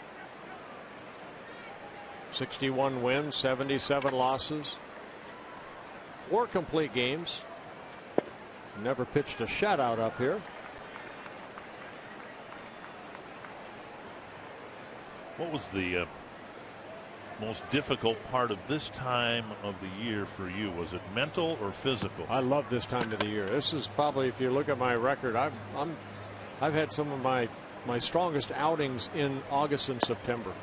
I didn't like June and July. I guess maybe the hot weather, but then I always finish strong. This is the fun time of the year. If you're, especially the way the Twins are right now with the wild card, oh, you want to be out on that mound. You want that ball in your hand. And Morales says that's a strike. 2-2. Oh, heck of a call right there. Yes, it was. Look at this. I'm glad you finally got he over is all over that check swing. 2-2. You're starting to like that Morales guy more and more, aren't you? 2-2. And a base hit to right. Twins just pushing it again between the first baseman and the second baseman. A one-out single. Yeah, the veteran hitter took it the other way. His second hit. Weekdays, don't miss America's pregame as Mike and Molly bring you live reports from around the country from the latest from NFL training camps and get you ready for a full night of MLB action. Catch America's pregame every weekday at 4 p.m. Central on Fox Sports 1 and streaming live on Fox Sports Go. Here's Chris Davis. He struck out twice against Pelfrey. Kept talking about it last night. I don't think it ever happened. Kyle Gibson never got a ground ball double play, did he? No. The Twins are due to have one. So one foul, one strike. They've been tied the last couple outings. The 24 double plays, which is the most in baseball. But both Gibson and Pelfrey over the last couple starts have not gotten any.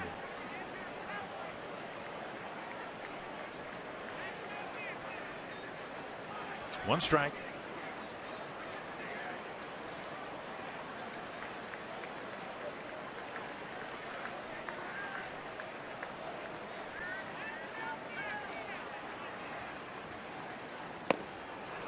Two strikes. Seeing Davis swinging and missing a lot in this series.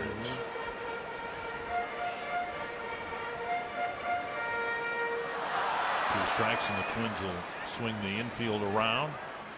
Sano, the only infielder on the left side of the infield. And of course, Davis with all that power and the strikeouts, just kind of a streaky hitter. He could be cold for a week and then hotter than hot for the next week. With a nice catch, 1-2.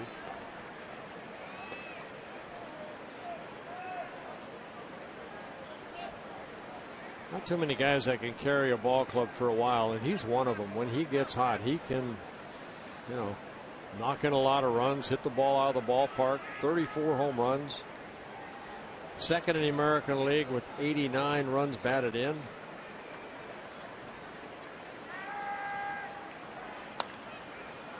Fouled behind Wayne Kirby.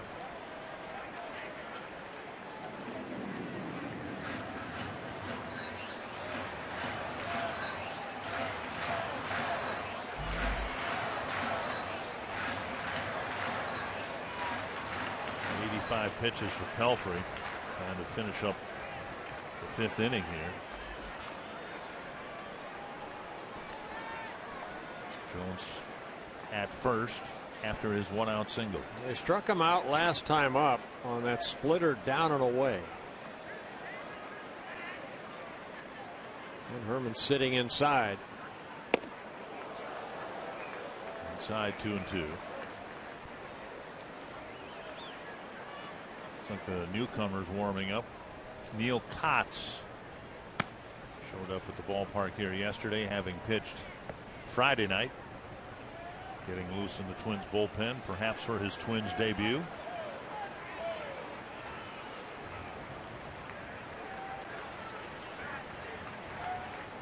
Two and two.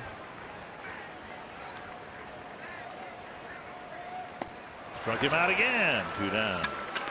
Well, Pelfrey has 3 strikeouts, all of them against Chris Davis. This time he gets him on a pitch up. Little tailing fastball.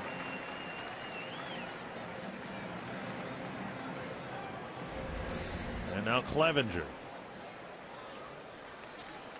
Twins being out hit here 7-3, but they still have a 2-1 lead. Clevenger worked a walk his last time up, and it cost Pelfrey because Scope, the next batter, singled in a run. Off speed pitch just misses the outside corner, ball one.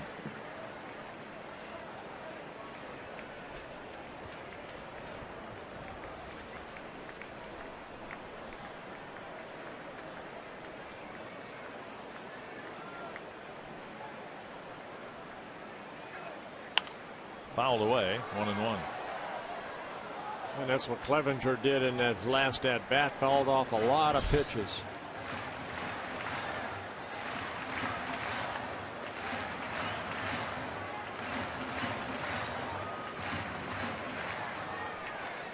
Clevenger this year down in AAA for the Orioles. Played in 75 ball games. Hit .305.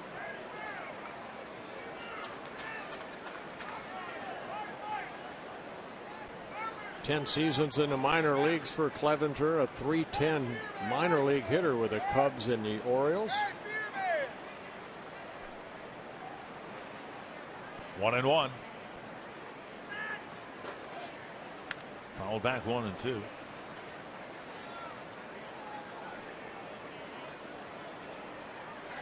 I just had Twins Daily tweet your monthly splits. And you were good in August and September. You had an ERA of under 3 in your career for both August and September. Yeah, a lot of night games when they turn the lights off. We appreciate that. And we get a little support for what we're talking about. Left field. Chased by Rosario, and he can't get there. A ground rule double. The Twins will catch a break. That's a break. Jones will be stuck at third base. Clevenger bouncing one off the warning track into the seats. Second and third with 2 down. Twins definitely got a break right there because Jones with 2 outs was going to score. A breaking ball, not a bad pitch, but Clevenger uppercut swing, hits it the other way. Out toward left center. Rosario cannot catch up to it. It hits the warning track and bounces over the fence. Paul Molitor to the mound. He's not made a move yet. He's talking with Mike Pelfrey. It's the left-hander Neil Kotz warming up. Scope is the on-deck hitter. And no move made.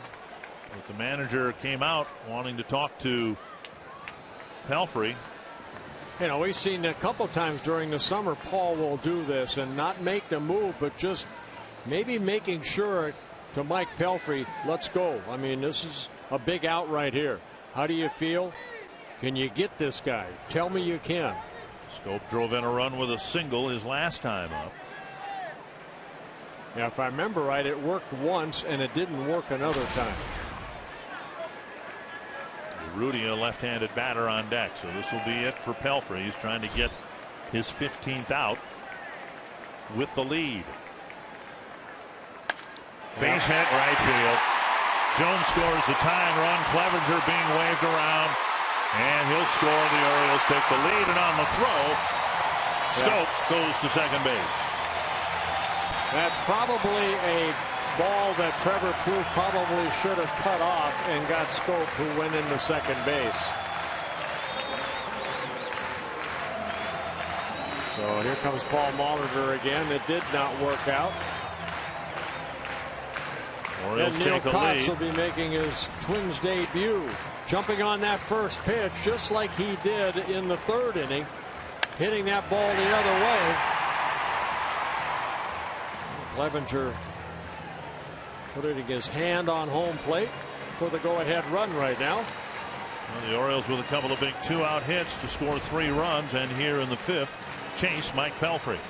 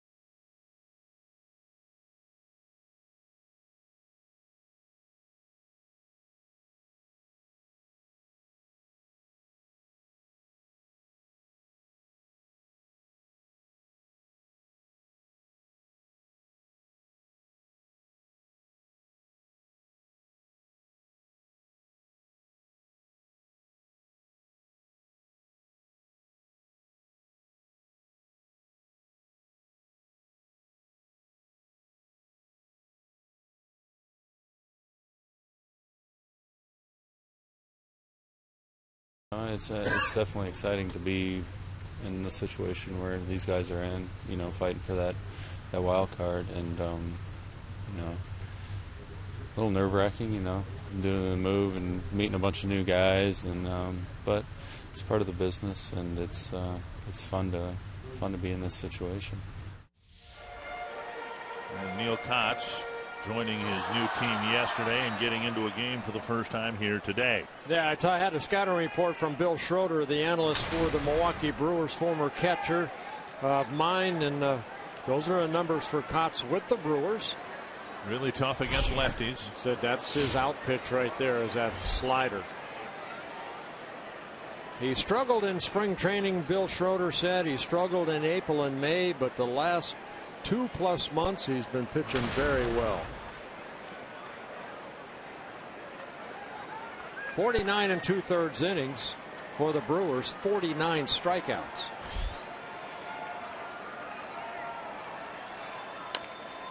Now a little damage control here too, because as you said, the Scope single and the throw in from Robinson should have been cut off. Instead, Scope went to second base. It's a 1-run game, and don't want that mistake to cost you another run. 2 strikes quickly to Urrutia. A single and a ground ball to third. Yeah, Neil Kotz, 35 years old. He's pitched for the White Sox, the Cubs, the Rangers, the Brewers. Now in his first appearance for the Twins. Down and away, 1-2.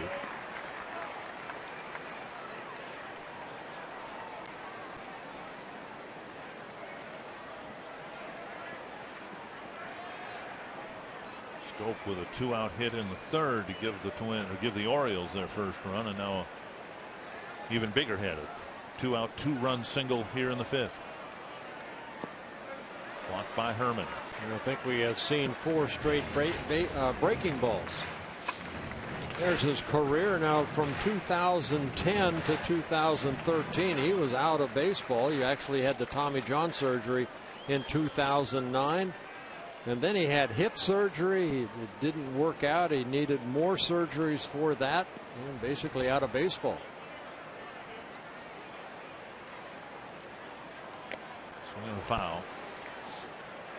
Just reading the bio on Kotz, he went back to school, got his finance degree, and was didn't know, he still wanted to play, but nobody really showed interest. The Yankees had signed him, and then they looked at his x-rays and they released him the next day. And it's the Texas Rangers that gave him that opportunity in 2012 to come back and try to pitch again. And now 3-2. Caleb Joseph on deck. The Orioles with a couple of big 2-out hits already this inning. Clevenger's opposite field double. Scope's single. So what you're looking at is a man that had a dream and wanted to follow it, and they didn't let him do it. He kept at it, and now he's pitching again at the big league level. Pretty cool. Breaking ball hit to center. Buxton back, and he makes the catch, having to adjust on his way to the gap in right center field. 2 for the Orioles. You're watching the Twins and Orioles, presented by Chrysler.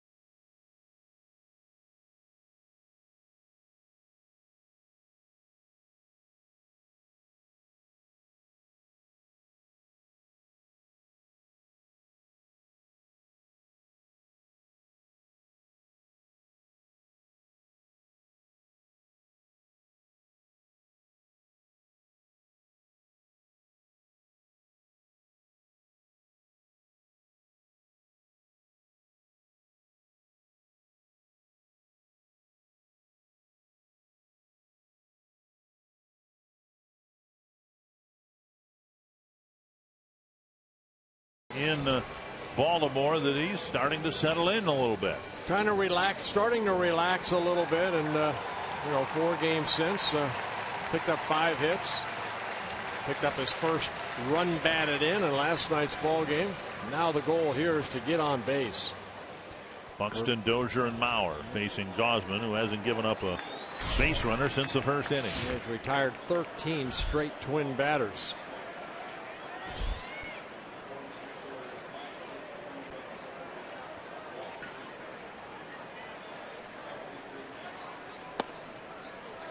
Strike 1 to Buxton.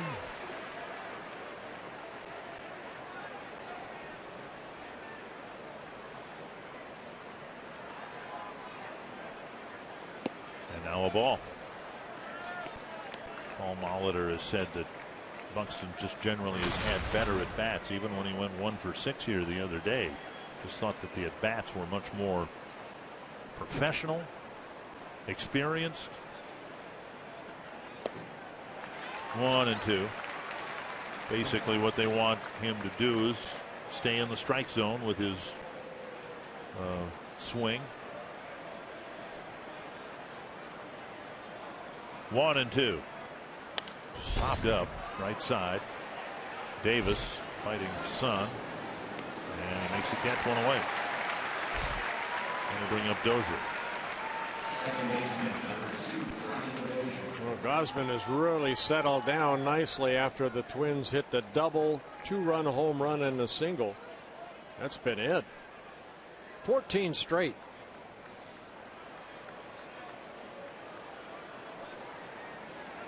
Dozier struck out in the first on a check swing, and then he hit a little nubber in front of the plate, and he was thrown out by Joseph. Strike over the inside corner.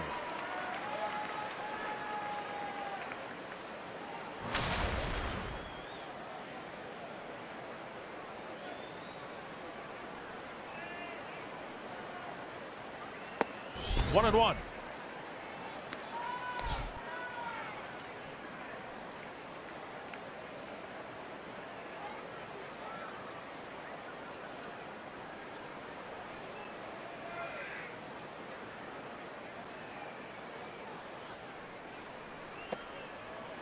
Dozier with a couple of doubles, or a couple of runs batted in, I should say, on this road trip. Yeah, he's usually good for a home run, a road trip. He hasn't hit one yet.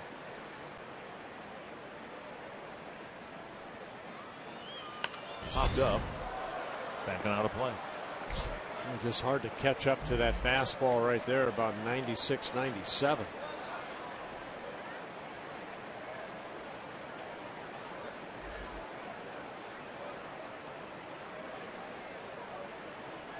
Dozier's last home run hit a week ago yesterday against the Indians.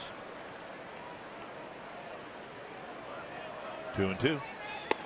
Came out with a fastball, 97 miles per hour, 2 down. And strikeout number 6.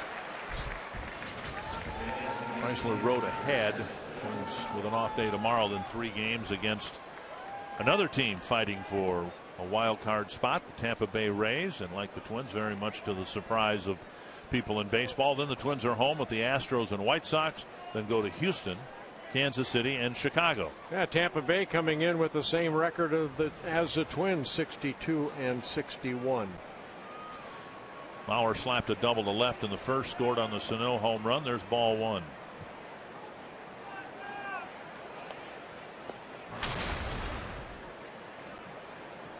Twins were swept in New York, but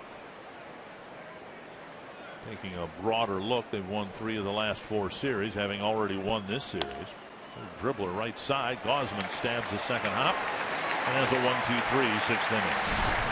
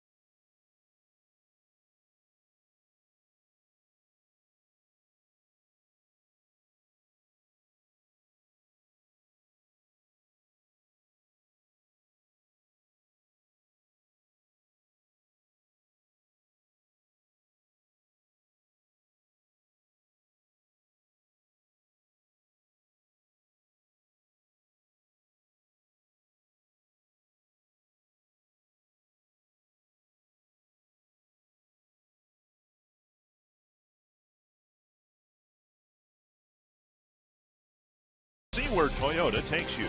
Test drive one at your Toyota dealer. Toyota, let's go places. By Sanford Orthopedics and Sports Medicine for the everyday competitor in all of us. And by McDonald's. Have both for breakfast with the new chorizo burrito from McDonald's. Marty Burton Dick here in Baltimore. Last game of the year between these two teams. Neil Cott's got the final out of the fifth. He'll start the sixth, pitching to Caleb Joseph. Twins making two moves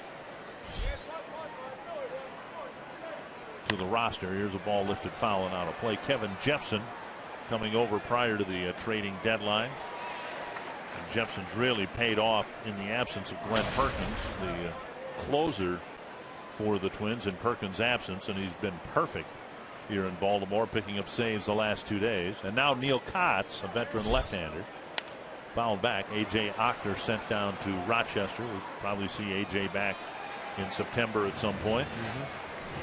Yeah, he pitched well, especially the last 5 outings for Ockner. Perkins had a bullpen session today and said everything felt great. High fastball gets him.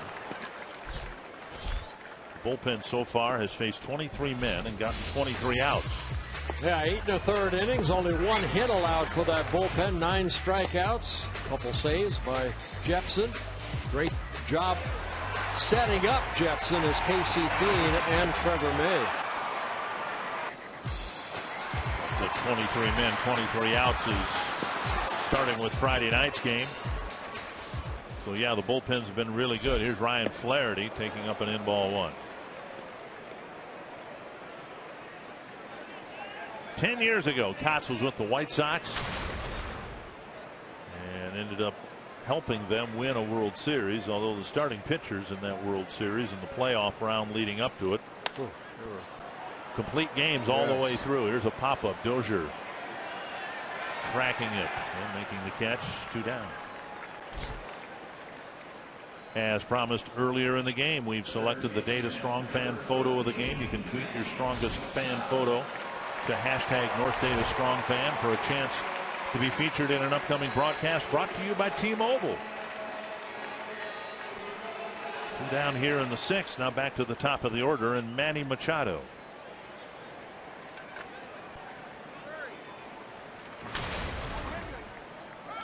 Machado singled in the first, got as far as third base. Since then, a couple of ground balls to Escobar at short. Ball 1.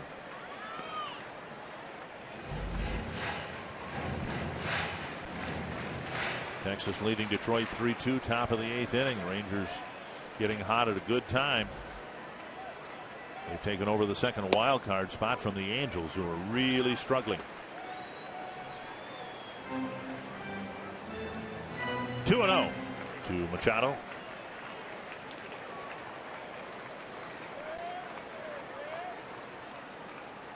Three 3-0. Parra on deck.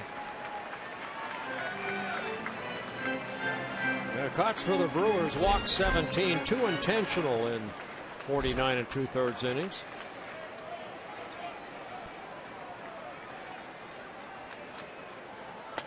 Popped up. It's back and out of play. 3-1.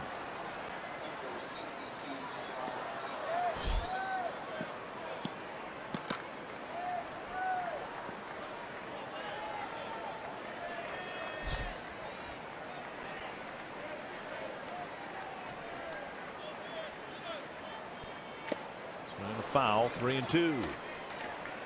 Not an overpowering fastball, but put in the right spot, down and away. Fastball at 90.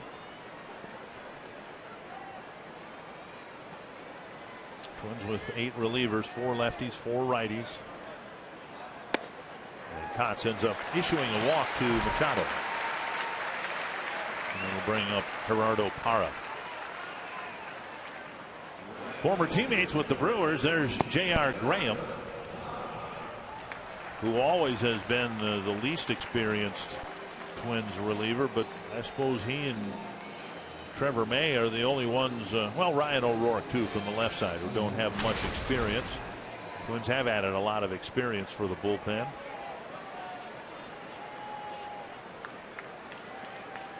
But they will need more than 5 innings per start. The 2 starts Mike Pelfrey's had on this road trip, averaging 5 innings each.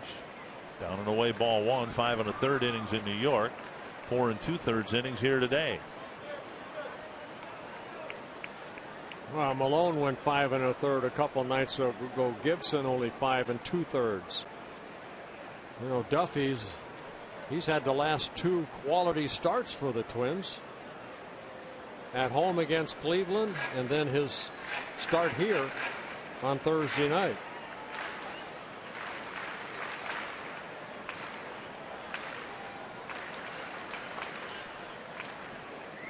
One and 0 to Parra. Very high.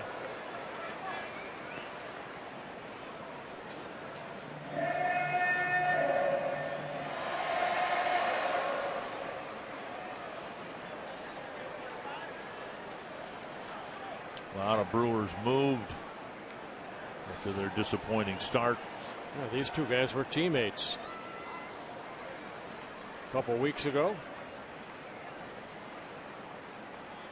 Popped up. And Sano has no play. A long year in Milwaukee. The manager got fired early. General manager has retired, Doug Melvin. And a lot of the players sent off the roster. Carlos Gomez, Twins will see him next weekend. He's now a member of the Houston Astros, struggling with the Astros. Yeah, Brewers 53 and 41, 25 games out of first place. Mike Fiers dealt to Houston through the no-hitter. Sano back, and he makes a foul ball catch to end the inning. A good outing for Neil Cox. You're watching the Twins and Orioles presented by Chrysler.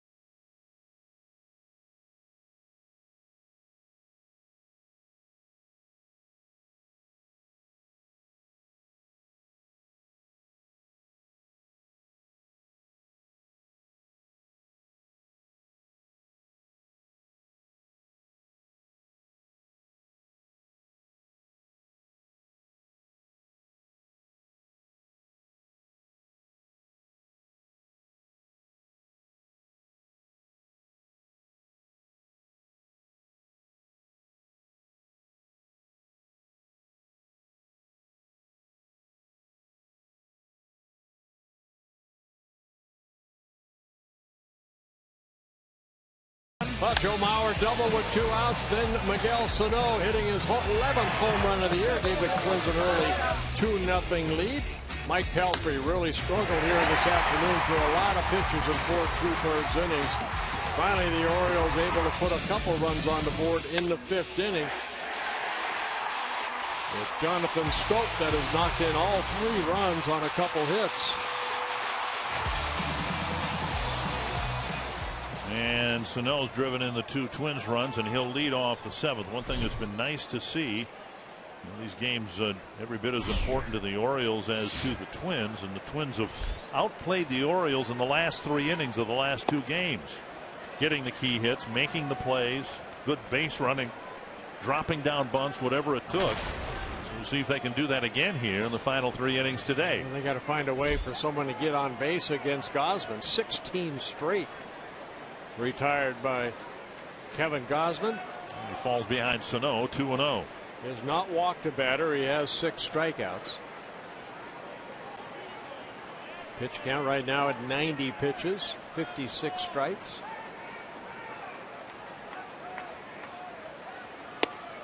And Sano tried to tie it up. And it's 2-1.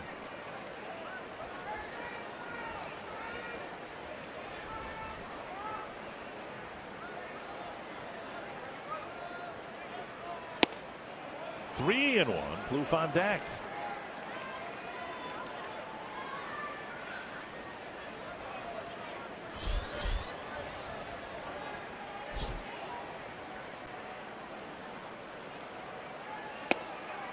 Oh. Sano. Called a strike. Sano thought it was outside. 3-2 to Sano. Look like a cutter right here. Watch, see Joseph sitting away. That caught the corner. Fox Tracks presented by Carrier, and now 3-2. And he struck out. One down in the seventh inning. And strikeout number 7 for Gausman.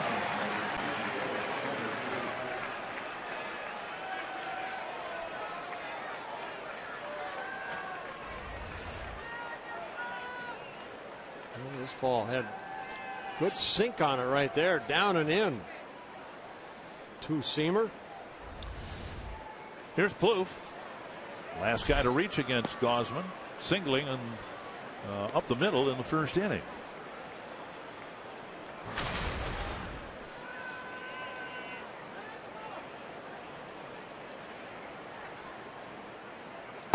Check swing, and it's 2-0.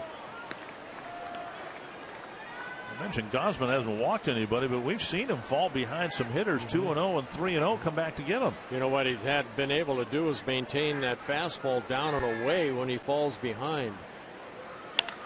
On the ground, picked up by Machado. Low throw, and it's by Davis, and goes into the seating area. Plouffe will gain second base.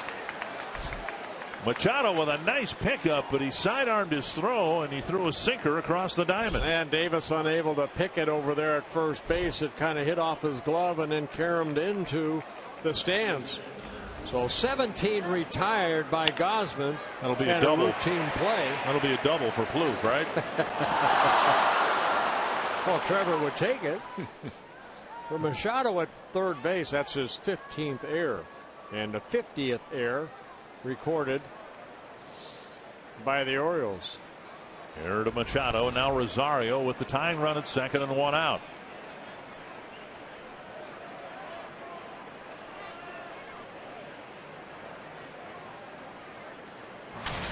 Rosario today a strikeout and a ground ball to second. Gausman's got to go into the stretch for the first time since the first inning. Ball one.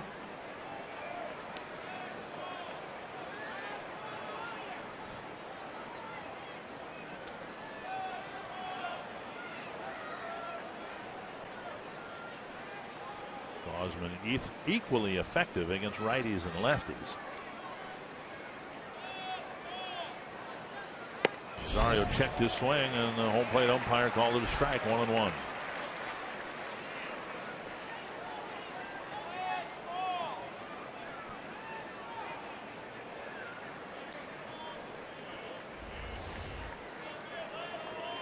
Fastball up.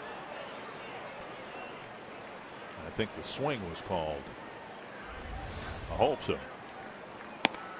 Outside, 2-1.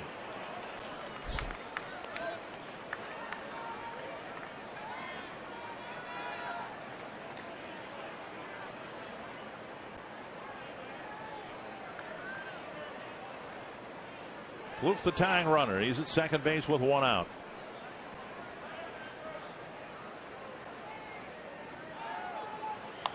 Popped up over the Twins dugout. I can't believe how much room they're giving Rosario down the right field line. Now Gausman throws hard. 97, 98. But the right fielder, Parra, is closer to center field than he is to right field. And they play very shallow, too. We saw this in Minnesota, especially Jones in center field. Can hit ball through the gap somewhere, might roll all the way to the wall. Would be another triple for Rosario. 2-2. He got a piece.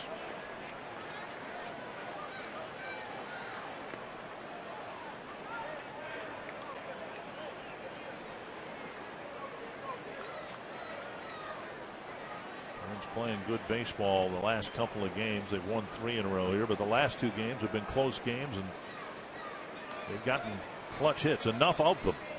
Some of them not necessarily hit hard, but they've gotten some big hits in the late innings against a good Oriole team. Fastball, 97, got him 2 down. And strikeout number 8.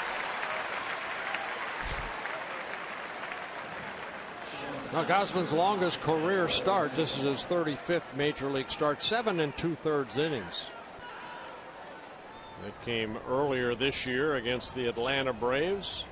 Here, Escobar. It's at 2 ground balls to Davis.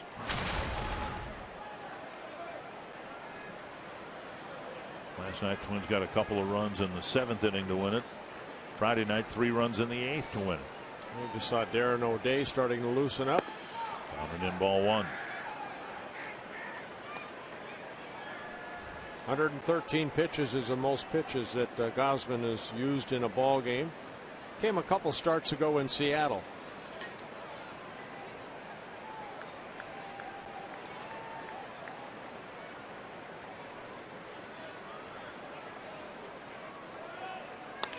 Drive to right field, but hanging in the air for Parra. Fighting the sun, and he caught it. It was an adventure. It brought him to his knees. Escobar pops up. Twins leave. Plouffe at second base, and still trail by a run. And on this Sunday afternoon, our pleasure to bring you God Bless America. We are joined today by military members representing the United States Air Force, Army, and Marine Corps from Got Your Six. We thank them for their service.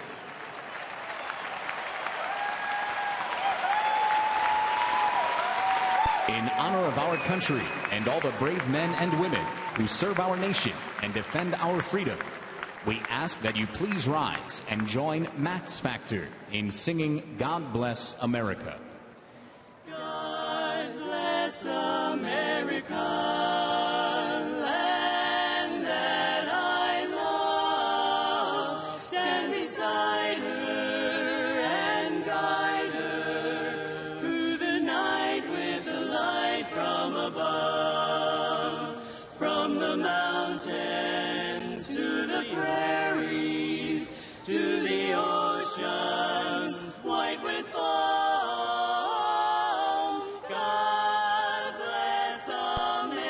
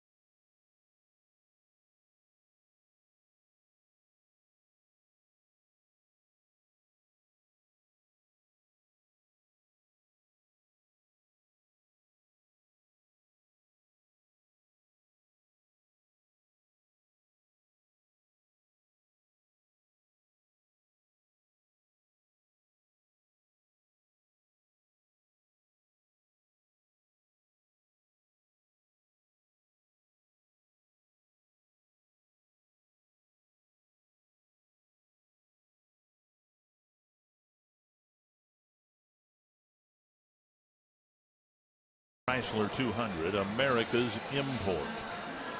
Twins down a run, bottom of the 7th. And with Casey Fiend having worked back-to-back days, Trevor May, Kevin Jepson, Twins needed some right-handed relief, and so is J.R. Graham. Yeah, only 4 right-handers out on that bullpen, so this is a big outing for J.R. Graham. Of course, the last time he was on the mound, that was in New York. He gave up that grand slam to Alex Rodriguez and got the loss in that 8-4 win against the Yankees last Tuesday. So these outings, very, very important for this young man. That's a Rule 5 player to hopefully put a 0 on the board here in the bottom of the 7th inning. He's really struggled in his last 6 outings. Multi-run appearances, or multi-inning appearances, most of them, but he's not had a scoreless outing going back to the end of July against the Yankees. Yeah, back on July 26th. Facing Jones, Davis, and Clevenger here in the Orioles 7th. First pitch swung on and missed. We've seen a mid-90s fastball, but it has appeared very straight. And he's given up a lot of home runs.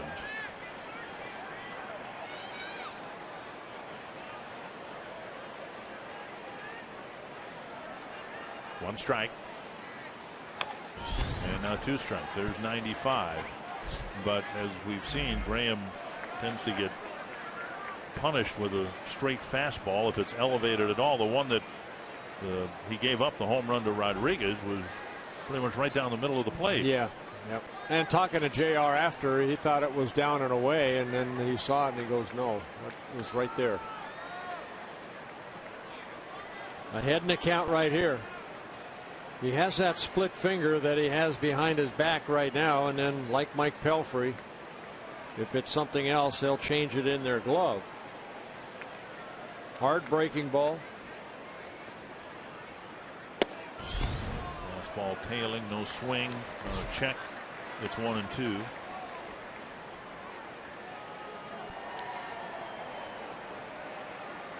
J.R. Graham, a Rule 5 draft pick from the Braves organization last year at AA. 25 years old.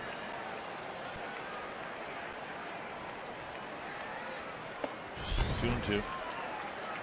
Yeah, I just think, Dick, and this is just my opinion, he needs to throw off-speed pitches a little bit more, something that Neil Allen was preaching in spring training. Everything is hard, hard, hard.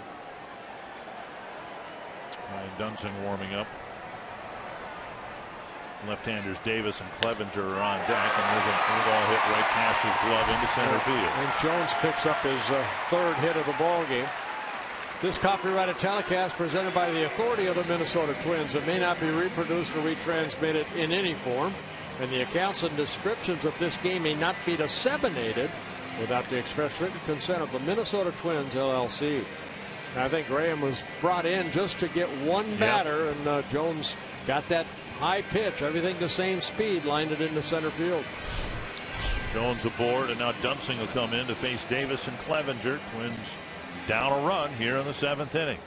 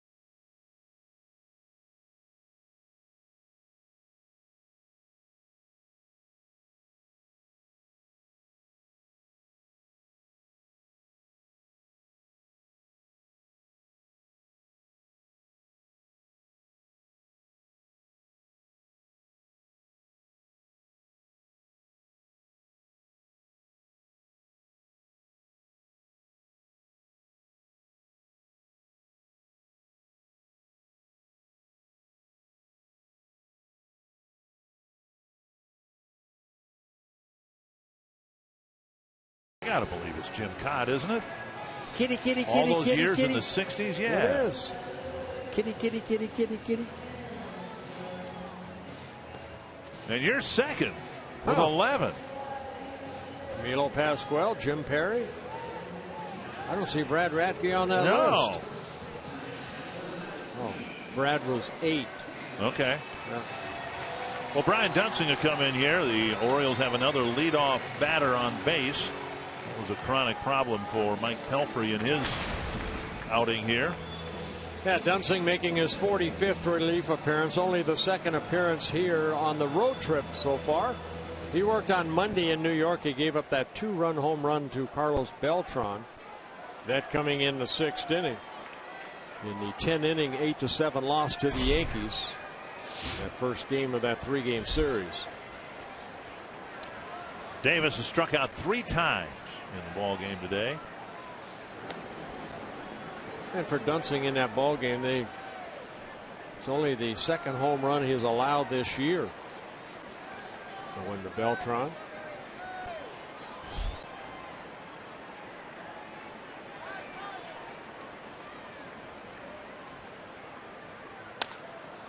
Bloof touches the bag, and now Jones is in a rundown between first and second. Yeah, we've seen the Twins. They got to work on this in spring training.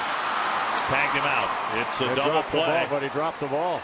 They're calling him out with Escobar dropping the ball. Maybe and running out of the baseline. And I think Escobar is a little dinged up. The tag was made by Plouffe on the bag, so the batter was out. And now Escobar's a little. Kind of jammed his hand or something, kind of shaking that right hand. Let's take a look right here. Trevor does the right thing, get the out now. Has to be a tag out somewhere, and see that he's got to run him back toward first base. I think they called Jones out for running out of the baseline. So ground ball double play, an odd one. Davis is retired, 2 down, and now Steve Clevenger. So we got that play 3-6, 3-6. Is that what you got? Yes. Okay. You know, that's a good play by Trevor Plouffe. He doesn't play at first base a lot. We've seen it in the past. They'll throw to second and then he'll cover the bag. But the bag was right there. He stepped on it and then it becomes a tag play after that. 2 quick strikes to Clevenger.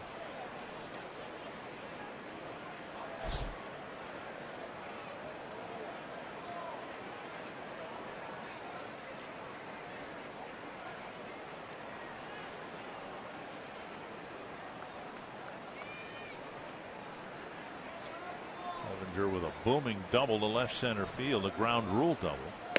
And for a brief time, looked like the Twins were going to catch a break. Paul Molitor came to the mound, talked with Mike Pelfrey. Must have heard something he liked. He let Pelfrey on the mound to pitch to Scope, but Scope hit the first pitch to right field. I don't know if Molitor even got back to take a seat in the dugout. Scope had gotten his second big 2-out hit of the game, driving in 2 runs, and the Orioles took a lead. Clevenger saw a lot of pitches from Mike Pelfrey in his 3 at-bats.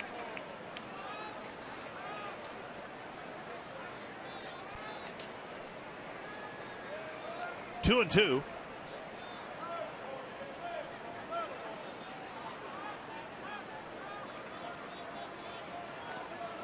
And that's the second time in this at bat that Herman's taken a foul tip. I think they got his shoulder. You can look right here, the foul ball right off the left shoulder.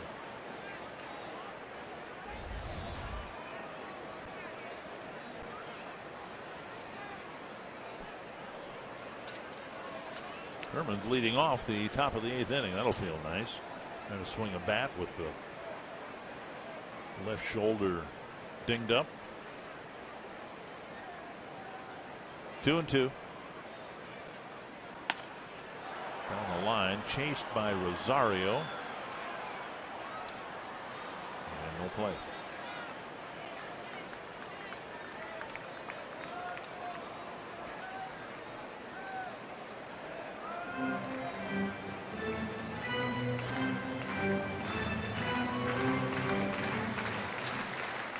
This guy ever strike out? My goodness. 8 strikeouts in 41 plate appearances now this year.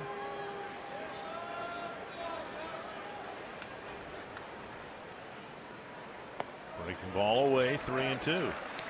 Well, he's had good at bats when he's gotten to 2 strikes. He's taken pitches off the plate like that, fouled some other pitches off. I thought he hit a pretty good pitch that for the double, a breaking ball. It was down and away. It might have been the splitter, but he hit that ball a long way.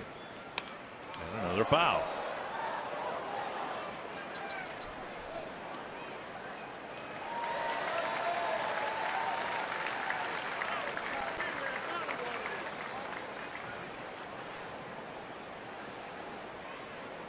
Clevenger reminds me a little bit of Terry Crowley when he played here. You know, left-handed hitter. Yeah.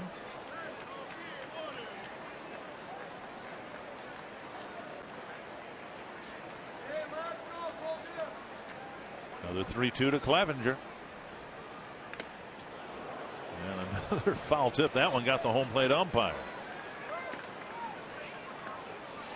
Chris Conroy taking one off the mask.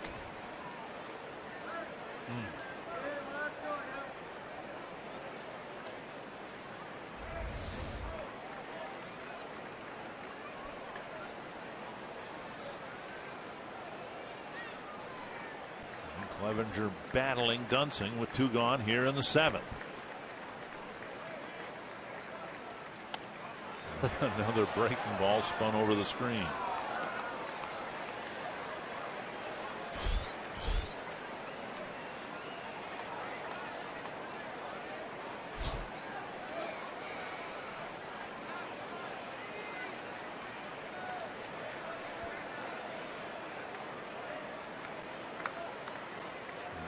Chris Conroy might have a mask issue.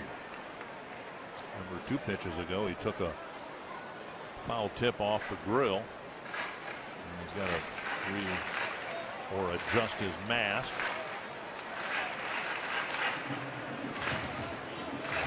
Good to go. Yeah, this will be the 11th pitch in this at bat.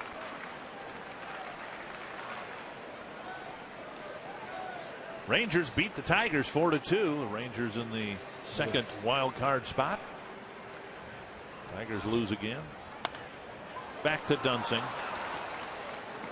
And that takes care of it. Dunsing faces 2 men, gets 3 outs. We head to the 8th in a 1-run game.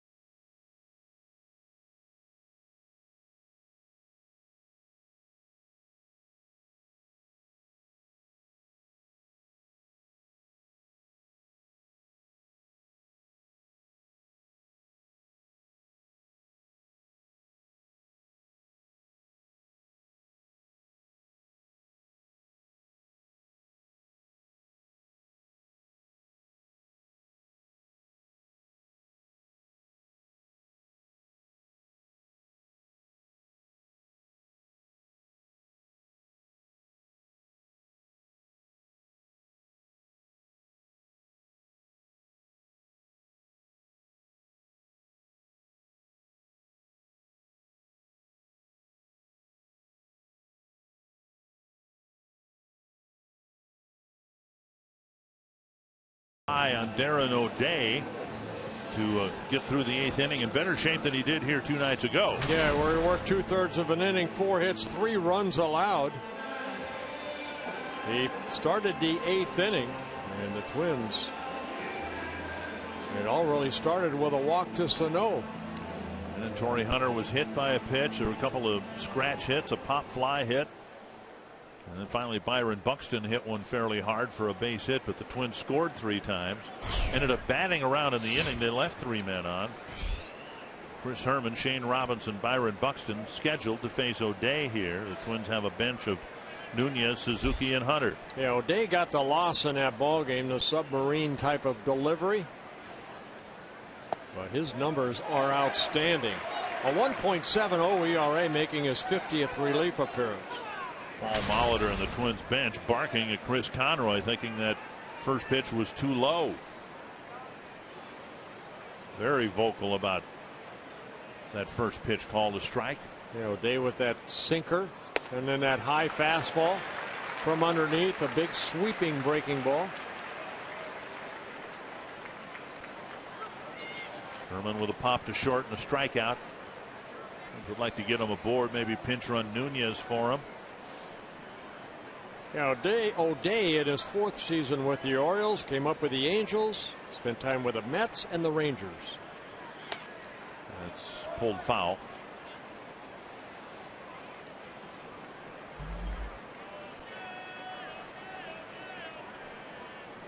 Twins haven't gotten a hit since the first inning. They did get a base runner in the 7th when Machado errantly threw to first.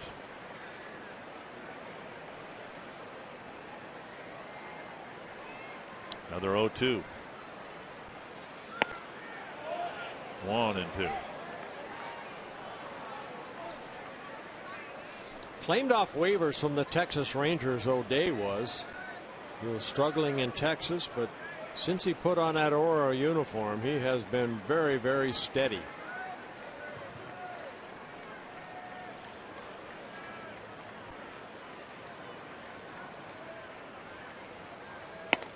And Herman strikes out, 1 down. Look, there's always 1 or 2 of these guys in baseball, and it seems like they never get hurt. I mean, mechanically, they're different than anybody else, but you don't hear of these guys breaking down with shoulders or elbows. I guess Pat Neshek did a couple years ago. Yeah, you know what? He's not as low as Kent Tekulve. We mentioned Kent Tekulve the other day. Even though O'Day drops underneath, he doesn't go all the way down. He kind of still a little bit of from the side. There's Robinson. Just that he drops that left shoulder. See what it looks like at you right there. Just a different angle for a hitter to look at to pick up the baseball.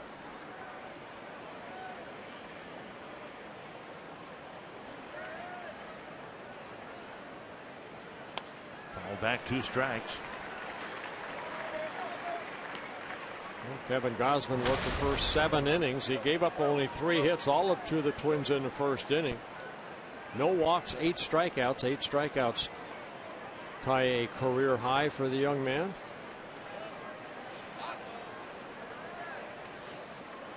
Now the Oriole bullpen, which has been very steady, maybe not in this series, but overall a combined 2.87 earned run average, one of the best in the American League. Sweeper wide, and it's 1-2.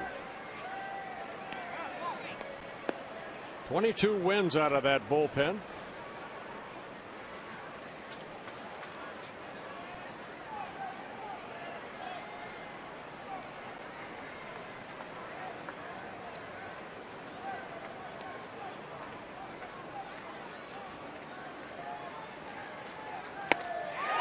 Fastball got Robinson 2 down. And we'll leave it up to Buxton. 10 times the Twins have struck out here this afternoon. Talked about him when he was out there. He riser. he really relies on that high fastball. From the arm slot, you see these guys sink the ball all the time, but he's got that one that seems to elevate. Here's Buxton. Probably put the best swing on O'Day while he was in here the other night. Got a single to left. Strike one. Yeah, that's when he drove in his first run. First major league run.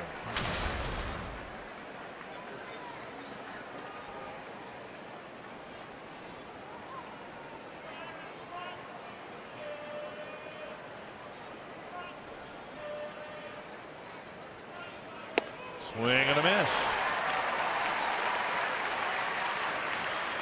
Struck out Herman. He struck out Robinson. And he's ahead of Buxton quickly, 0-2. He had 61 strikeouts and 47 and 2/3 innings coming into this ball game.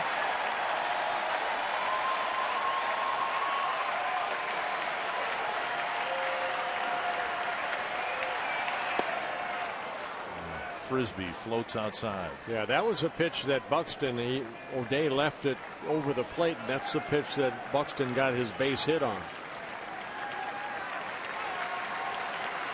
Buxton's hit the ball in the air 3 times, 2 flies to center and a pop to first.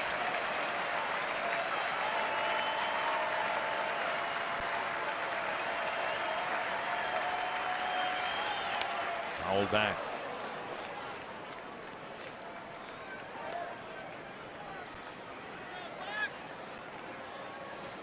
O'Day made the All-Star team this year. First time in his career.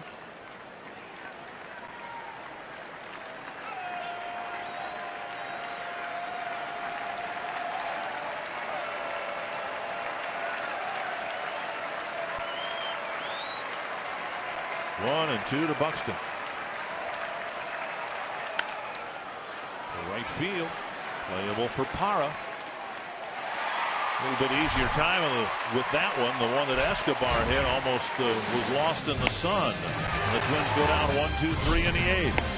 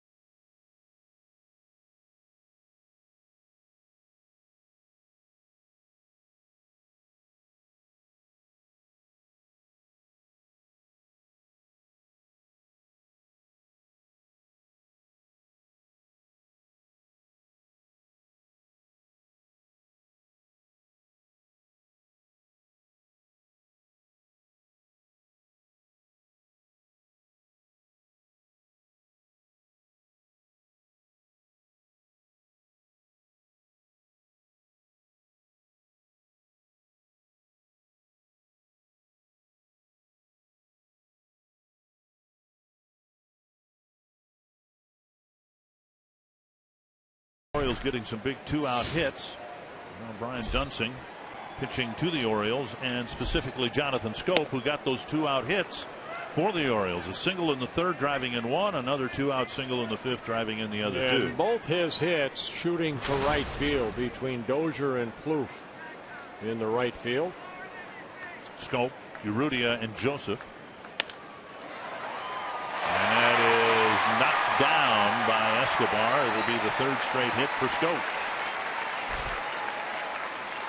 Now we saw Escobar earlier kind of get a little one hop and make that play, and this ball right in front of him just came up and viciously hit off his glove. That's a nasty hop. So Scope credited with an infield base hit. Rudia with a single, a ground ball, and a line out to Buxton in center.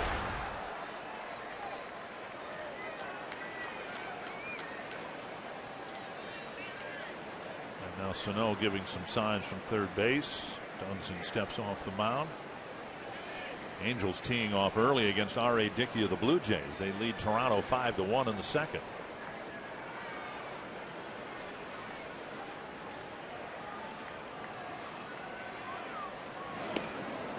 And the throw over, seeing if maybe the bunt is on. Urrutia did not show anything.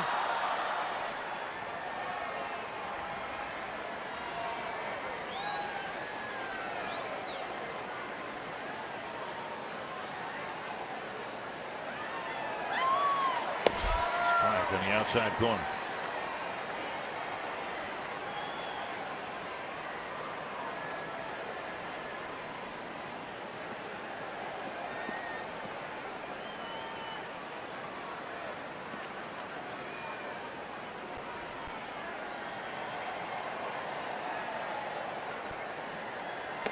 Inside, 1-1. Twins getting 4 2/3 innings from their starter Mike Pelfrey today. I mentioned at the outset, pretty much all hands on deck for the Twins bullpen. Paul Molitor hoping that he could use Fein, May, and Jepson. He might still be in position to use any or all three of them. Glenn Perkins will be held out until Tuesday. At a bullpen session today, everything felt great. And now it is Trevor May. Pitched a couple of effective innings, one each in each of the last 2 games. Getting loose, perhaps for the next batter. Right-hand hitting Caleb Joseph. Well, I don't think anybody's going to enjoy that off day more than the Twins bullpen tomorrow. How many years? And it's probably not just in the Twin Cities market, but every team. You get to this part of the year and everybody's wistful that the starters would go longer so the bullpen isn't overworked. And this is with, in the Twins case, an 8-man bullpen. Still comes down to starting pitching. 1-2. And fouled away.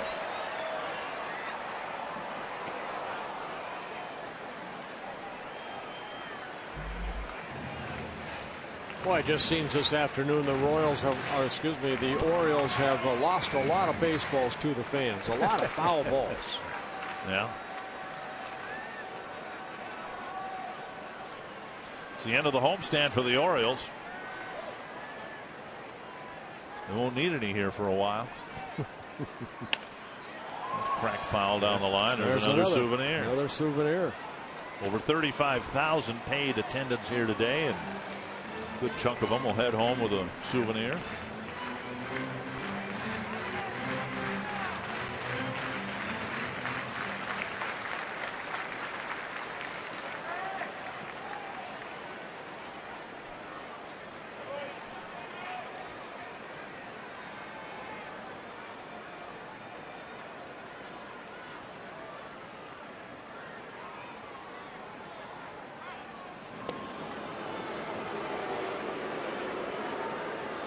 Have not done much base running in this series.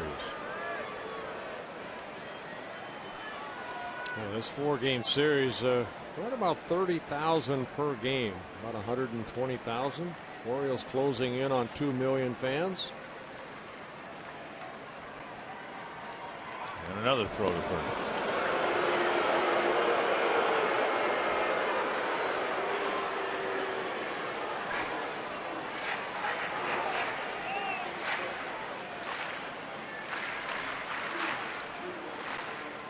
Got a leadoff single in the first, leadoff double in the third when they scored. Leadoff single in the 7th. Another leadoff hit here in the 8th. It's up the line, and Plouffe feeds Dunsing. He beats Urrutia to the bag, and on the play, Scope goes to second. Kind of a swinging bunt right there. Advances Scope to second base. You know, you assume that play will be made, but again, that's a pretty nice play by Trevor Plouffe. He's got to communicate with Dunsing immediately on that ball. It was hit kind of in no man's land, but they handled it and got the out. Yeah, Trevor Plouffe made a couple real good plays at first base. Good reaction.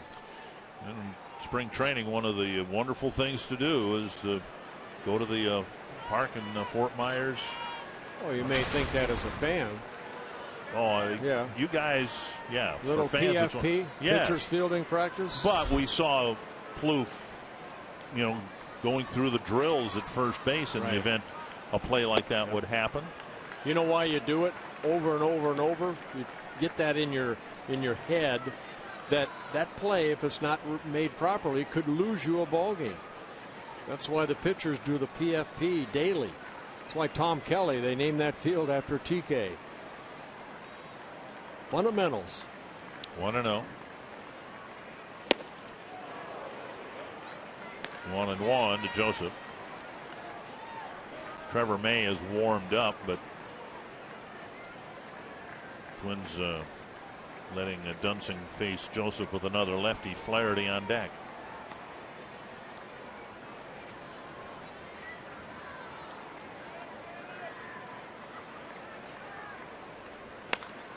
Golfed foul. 1-2. If he didn't hit that ball, that was going to hit his kneecap.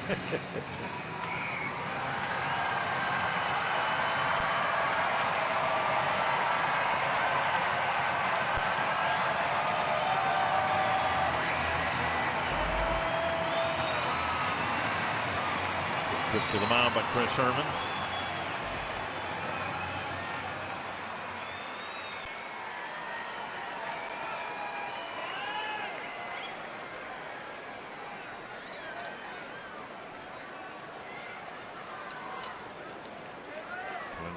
Dozier, Mauer, and Sano hitting in the ninth inning. Dunsing trying to get us there in a one-run game. 1-2. Breaking ball now. Another one that almost hit him. 2 down. Yeah, good pitch by Dunsing right there. And now Flaherty. We saw Chris Herman go out and talk to Dunsing about maybe that pitch. Good breaking ball down and in. And it'll be switch hitter Matt Wieters hitting instead of Flaherty.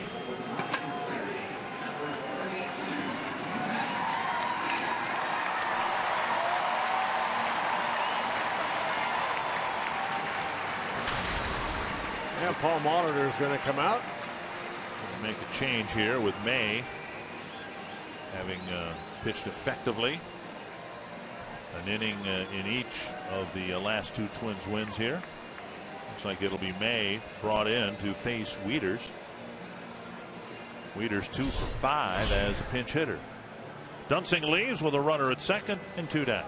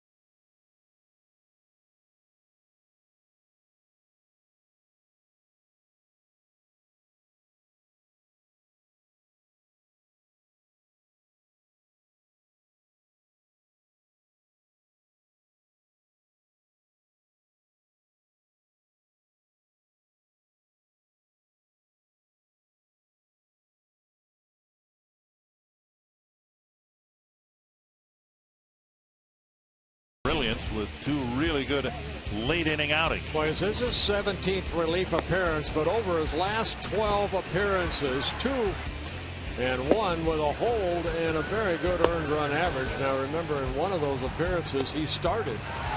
That was against the Indians on Friday the 14th of August. And he's kind of been a lucky charm really out of that bullpen. He's won 4 ball games out of that bullpen. Very good 2.16 ERA in his 16 relief appearances. Here on Friday night he threw 13 pitches in the shutout inning, had a strikeout. And then in last night's ball game he threw 15 pitches. Struck out 3 batters of the 4 he faced. And he's pitched so well in this role, I suppose there's a chance it could impact where the Twins project him for next year. The Twins, depending on what their need is, have the option, because he's handled both roles pretty well, of either starting him or relieving him again next year. I think everyone would agree that it'd be ideal for Trevor to have 1 role and not 2. Wieters pops the first pitch back. You got it. Oh, just below you. Now you got to give me some credit, Yeah, because I did out. try. Yeah. And I'm not sure what it hit. It just hit that little protective area that we have in front of us. Yeah. I gave it a shot. 1 strike. And now a ball. How come the ball, when it does come in here, it doesn't happen too often, always goes to you? There's a term in baseball. And that is? Ugly finder. Oh, no. That would have went to me for sure. Good fastball right there after the changeup that was fouled back our way. 1 and 2. I have got a couple of them here. Yeah, I know you have. In Detroit, I still maintain I saved your life at Tiger Stadium.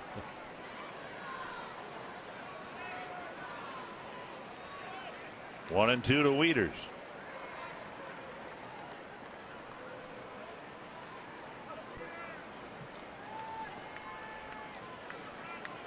Well, May faced Wieters in last night's ball game. Wieters went down on a called 3rd strike. Nice stop by Herman, blocking it. Keith Scope at second base.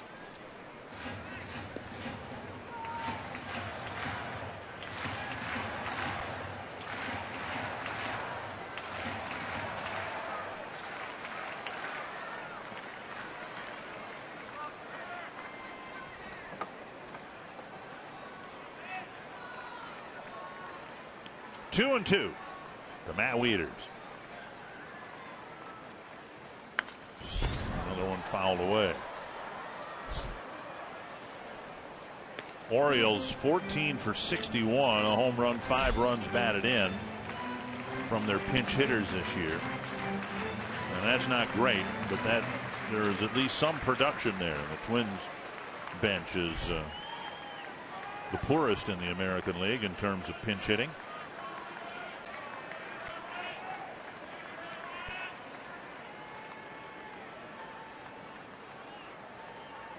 Pulled foul. That to change up right there. Wieters way out front. A .266 hitter this year as a left-handed hitter. 2 of his 5 home runs from this side of the plate.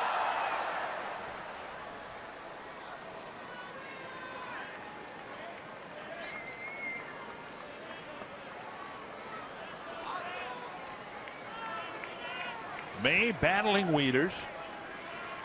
This will be pitch number 7. Trying to get the final out here in the 8th. Bounce to third. It comes up on Sano. He barehands it, fires it across. With plenty of time to get Wieters.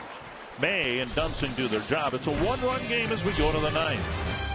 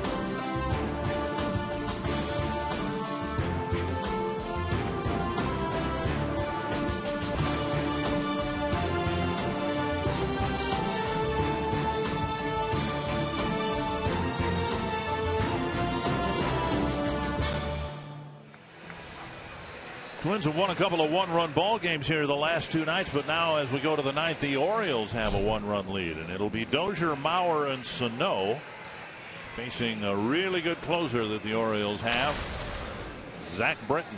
Yeah, Britton with 29 saves, very good, 1.80 ERA in 50 innings pitched, only 40 hits allowed with 56 strikeouts. He throws strikes, only 10 walks in his 50 innings. And J.J. Hardy taking over at short for Flaherty, who was pinch hit by Wieters. Dozier 0 for 3, couple of strikeouts will lead things off. Missing inside, ball 1. Yeah, Britton became the closer last year. He saved 37 games for the Orioles in his 5th season. Made the All-Star team this year for the first time. Inside again, 2-0. We saw just 10 walks in 50 innings. That's very good. We saw Gausman, the Baltimore starter, do this regularly here today. Fall behind 2-0, but then he came back, ended up not walking a man.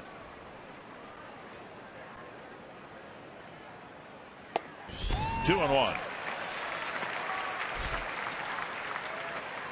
You know, the All-Star game in the past used to be all starters, and now they've put in over the last, decade more relievers. There's a strike right there. And pretty nice to have 2 guys make the All-Star team here in Baltimore. O'Day, who we saw in the 8th, and now Britton in the 9th. And now the count even to Dozier, 2-2. Maybe had 1 closer, maybe 2 at the most. Now they have 4 or 5 closers. Such a big part of the game. Orioles trying to beat the Twins for the first time this year after the Twins won the first 6 games.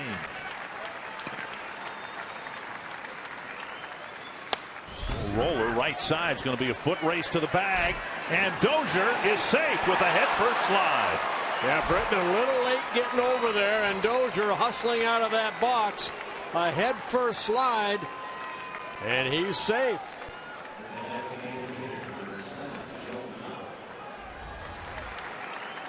So Britton, who falls off toward third base a little late getting over. And the Orioles will be working on a little PFP next year. Always tougher for a left-hander to do that. Yep. But he did hesitate a split second. And that split second allowed Dozier maybe 1 extra step and then the dive.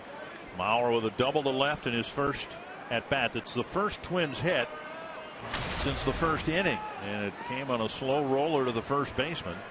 And now Mauer with the tying run at first.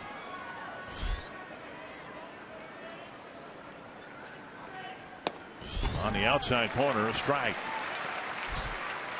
Well, Mauer got the Twins' first hit in the first inning, a double.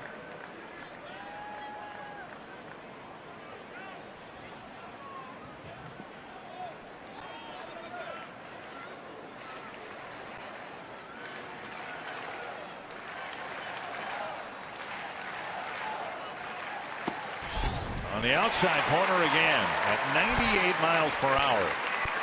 And he's painted the corner twice. Yeah, Joe 3 for 8 against Britton over their meetings and a double. What a pitcher's pitch.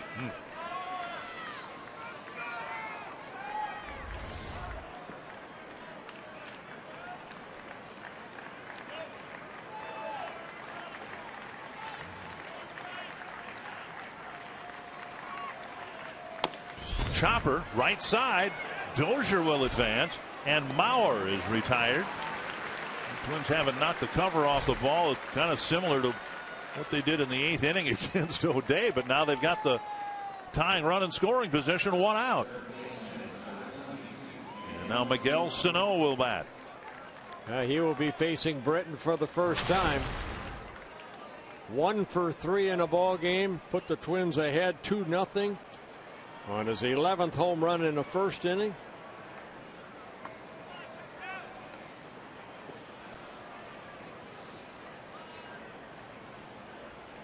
So since the home run, a couple of swinging strikeouts.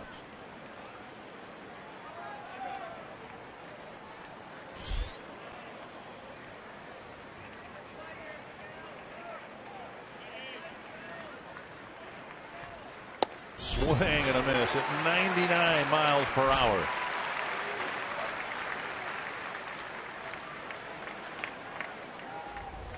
Just rear back and let it fly.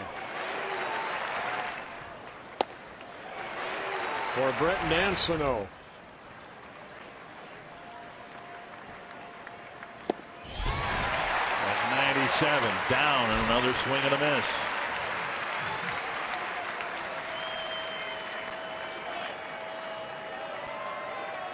It's a fastball that isn't straight. It has some sink on it. Yes.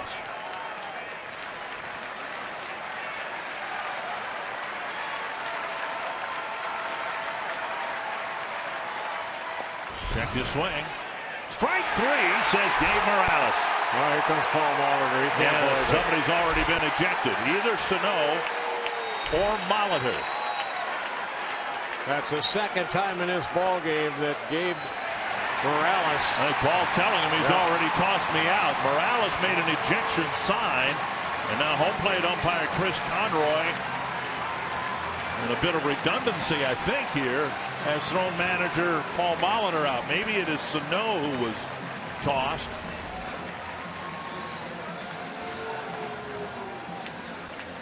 And that looked like a check, but the one that I think set this up was the Dozier one back in the first inning. Yep. That's very close right there.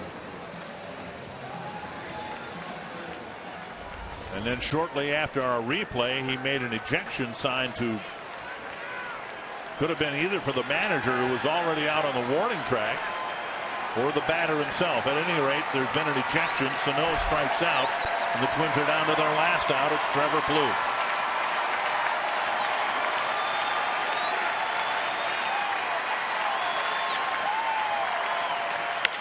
Grounded toward the hole and through. Dozier around third. He's coming home. Urrudia's throw to the plate. Not in time, and the Twins have tied it up. Trevor Plouffe grounding a single to left, and the Twins have tied it up in the ninth. Trevor jumping on that first pitch and knocking in his 69th run of the year on his second hit. What a big two-out hit right there by Trevor Plouffe.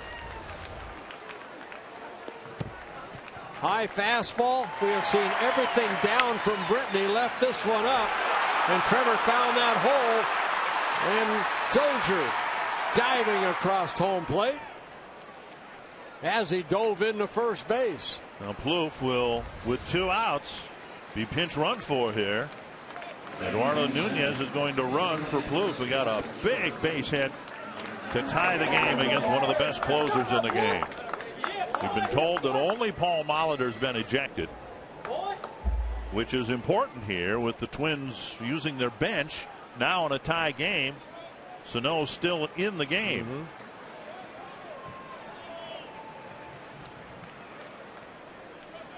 And Nunez running for Plouffe. Here's Eddie Rosario. Yeah, Nunez with 5 stolen bases.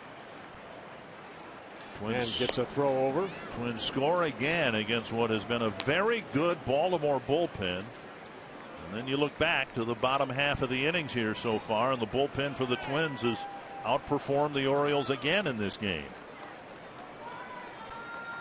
An infield hit by Dozier, advancing on a number off the bat of Mauer, and then Plouffe brought him in.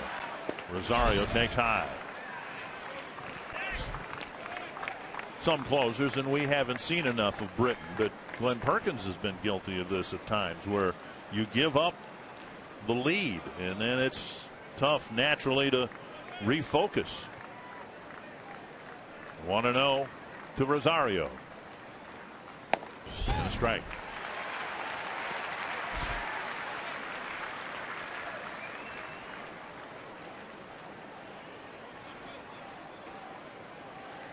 Good hustle by Dozier.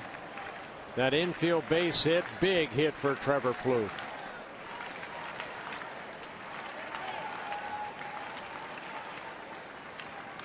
Up high, 2-1. I would guess that the manager very happy with the head first slide. Paul Doesn't like the head first slide into first base, but that seemed to be one of those times when it was exactly what needed to be done. Yeah, don't make a habit out of it, but you're right. That was needed. 2-1 to Rosario. Fouled away, both in terms of getting to the bag, but also it, in that instance, might have been the safest way to get there with the pitcher coming over.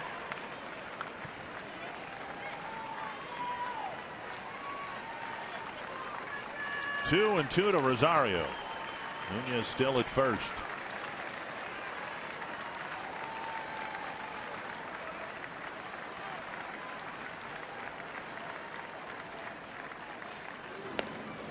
And Rosario with 14 doubles, 9 triples, 7 home runs.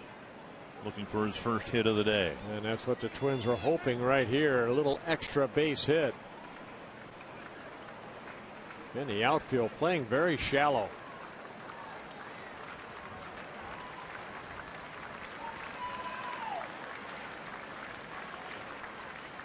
Three and two with Escobar on deck. Nunez will get a head start. Davis looking in the Oriole dugout, wondering where he's supposed to play. And they will ask him to continue to hold Nunez.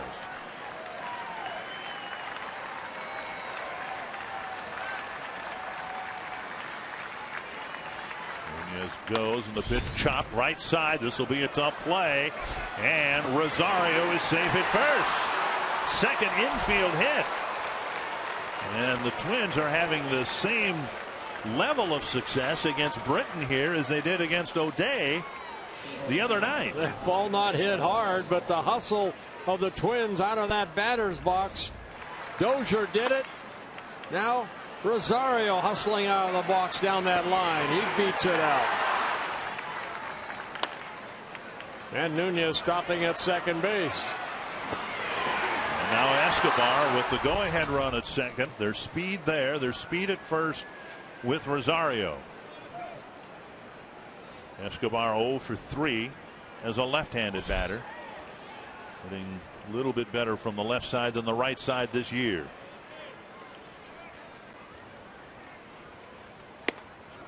Up and away. This will be the 20th pitch for Britton.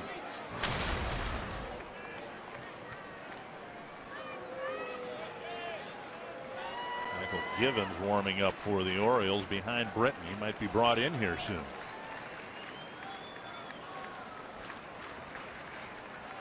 Checked his swing, and it's a strike. 1-1.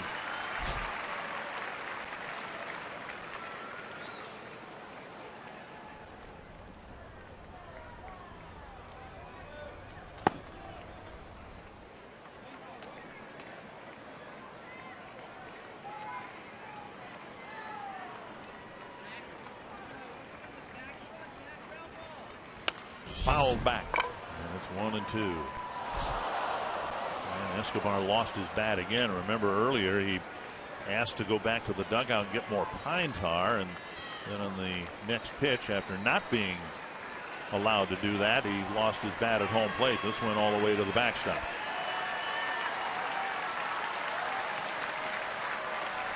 Jepson warming up. He may get the bottom of the ninth whether the Twins take the lead or not.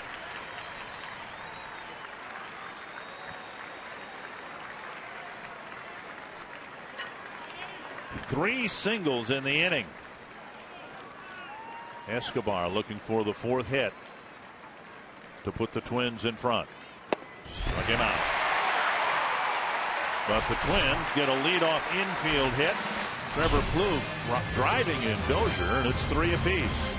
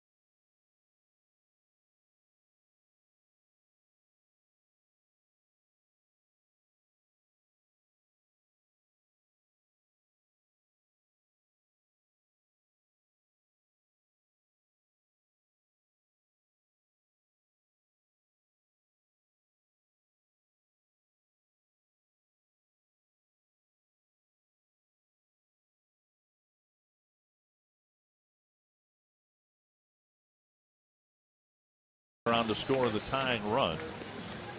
Miguel Sano moves across the diamond to take over at first base. Nunez stays in the game and takes over at third base.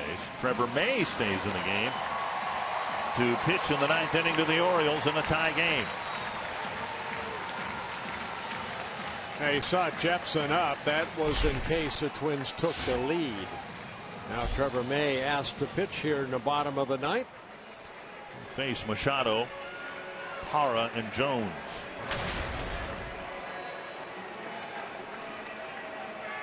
Machado's reached twice, a leadoff single in the first, a couple of ground balls to short, and then a walk in the sixth.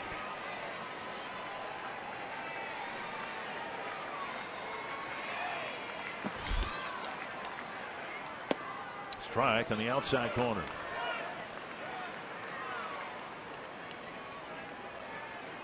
Fourth reliever used by the Twins. Kotz, Graham, Dunsing, and now May. Foul back.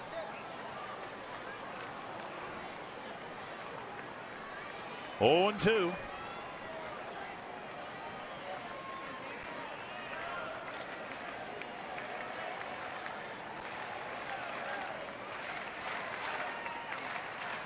Popped up. Sano over for a look, but it's back in the seats.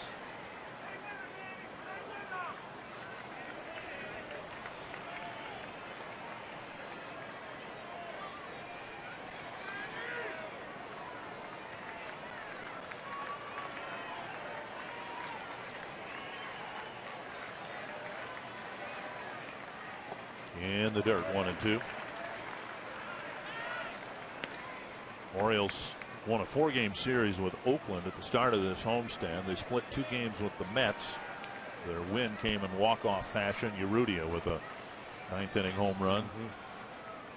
And now 2-2. There are a couple curveballs missing by May.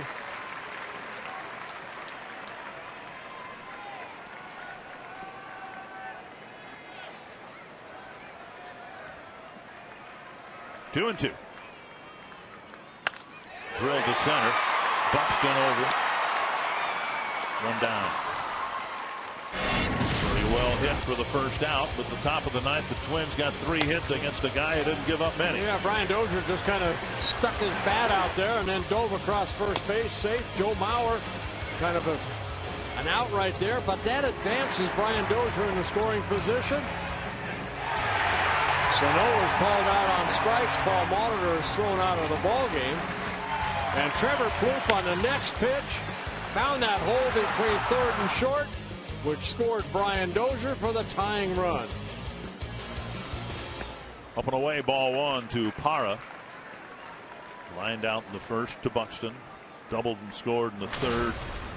Comebacker to the mound and a foul out of. Made it a 1-for-4 afternoon for him so far. Outside 2-0. A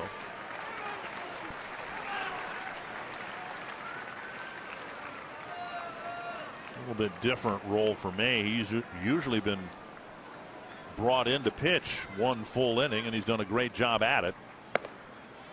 And he cleaned up the 8th inning. Now he's trying to reload for the 9th.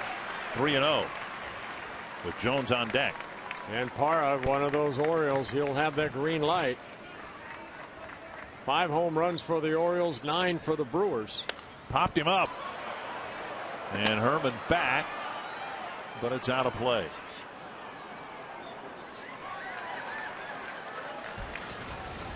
Time now for what's next, brought to you by CenturyLink.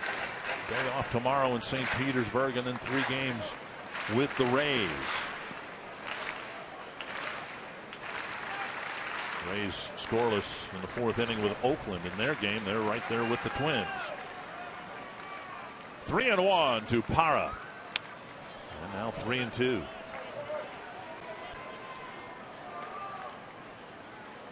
This game about 3.5 hours old, and now shadows have crept onto the field here at Oriole Park at Camden Yards. Jones, the on-deck batter.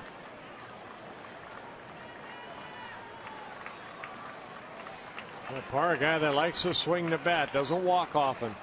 And he just was there. A 1-out walk, and that'll bring up Jones.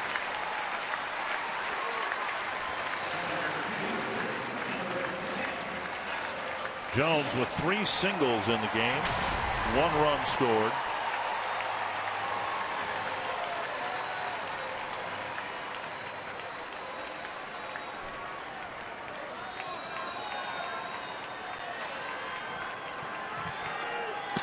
Parra at first with 1 down. May trying to force extra innings.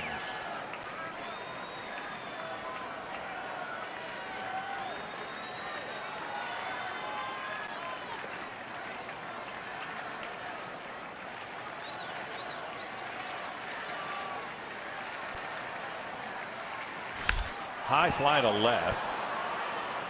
And coming in is Rosario. And Jones gone on 1 pitch, 2 down. And that'll bring up Davis.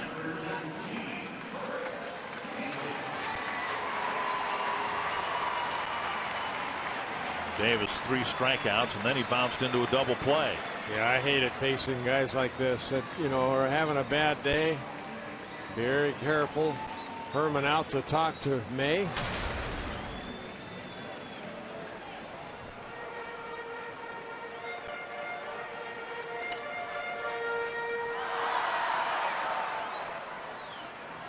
Some speed in Parra at first base. He had 9 stolen bases in 12 attempts for the Brewers. 1 stolen base so far for the Orioles.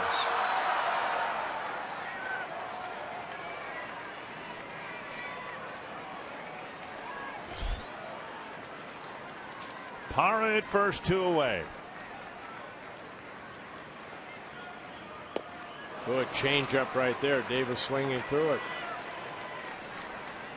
Those have pitched Davis awfully well to this point.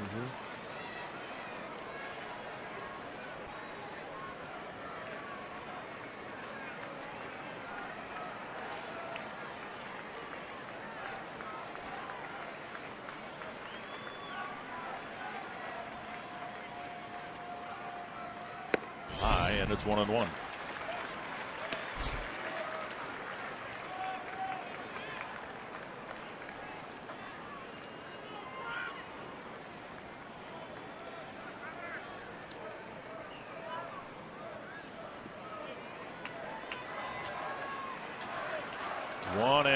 To Chris Davis.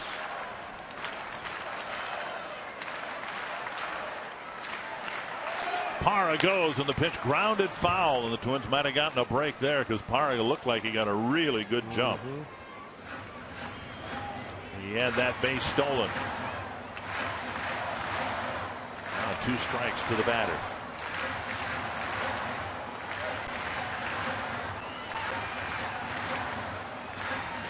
Chris Davis against Trevor May. This is the first time they have faced each other here in this series. But Davis is 1 for 2 and the 1 a home run.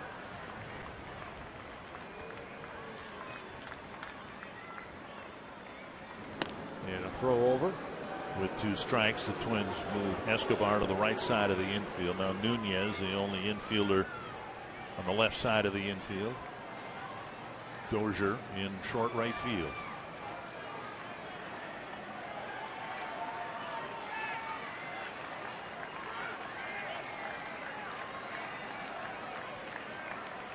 One and 2 to Davis.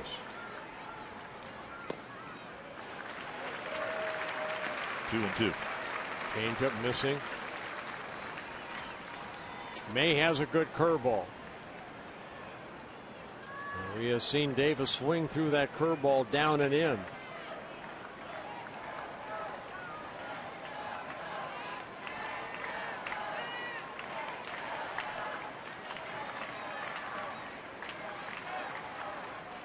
Got him.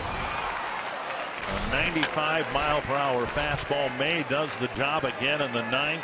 We head to the 10th, tied at 3.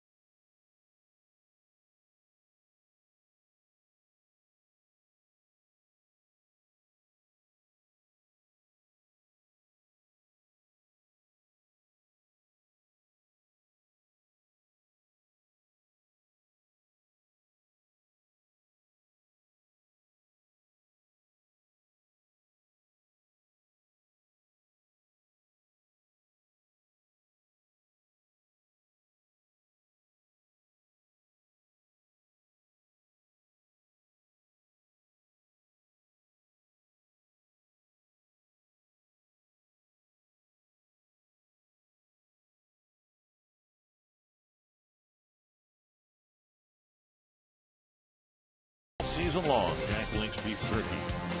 Feed your wild side.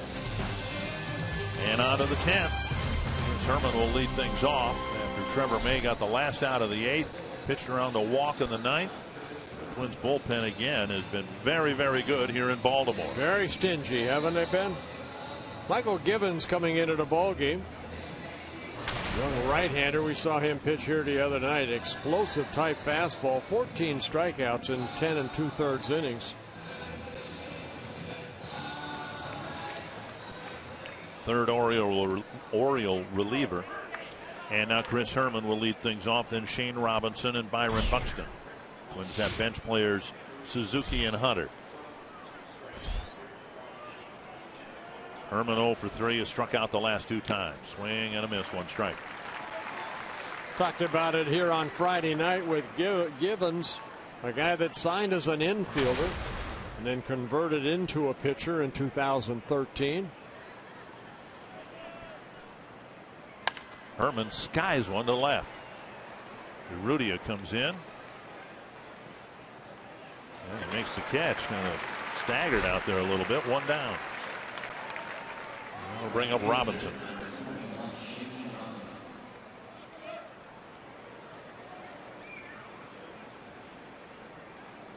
And Paul Molitor said that he did not want to use Glenn Perkins today. But now the Twins have used 4 relievers already, saving presumably Jepson for a save situation. Fiend's been used in back-to-back days, and O'Rourke was warming up in the 9th. 1-0 to Robinson. Fouled back.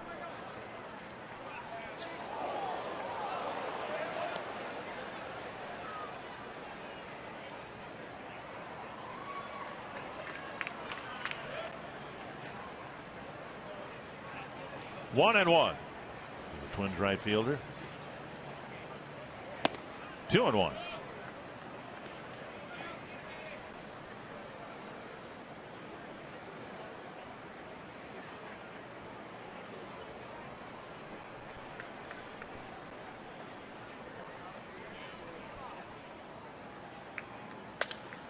Sky to Jones.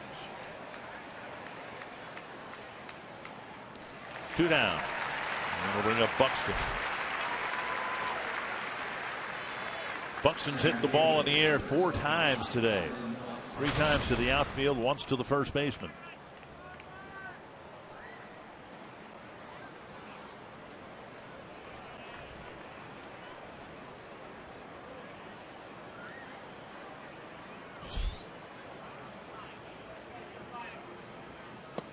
Ball 1. If Buxton can extend the inning, Dozier would come up.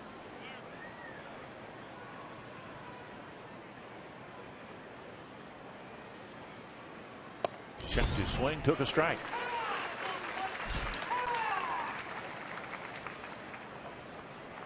Toronto's jumped back ahead of the Angels 8-5 in the 4th inning. Swing and a miss, 1-2. Gibbons with that sidearm delivery. Nasty stuff.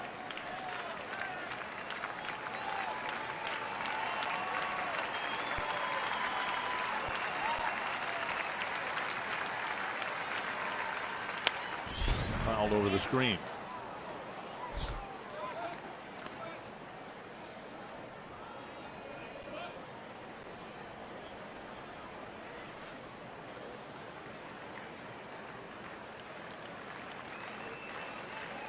One and 2 to the rookie.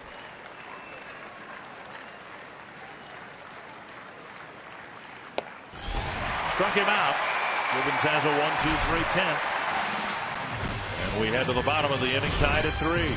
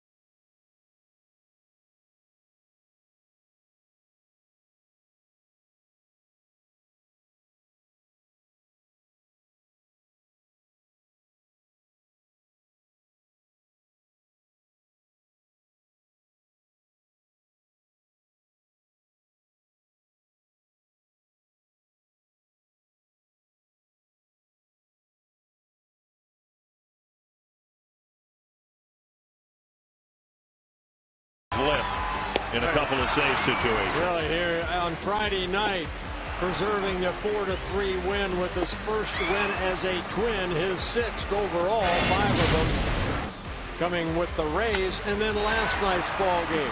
He did it a completely different way. He struck out the side on Friday, and then yesterday it was all fly ball outs and a ground ball out to get his second save and the 3-2 win over the Orioles. Coming into a tied situation, which would raise speculation what the Twins would do in the event we go to the 11th inning or beyond and take the lead, and perhaps Glenn Perkins would be asked to get the save. Jepson, after a rough first outing when he walked his first 2 batters in a Twins uniform, has been outstanding. And he'll face Clevenger, Scope, and Urrutia. Orioles have bench players Reimold and Paredes.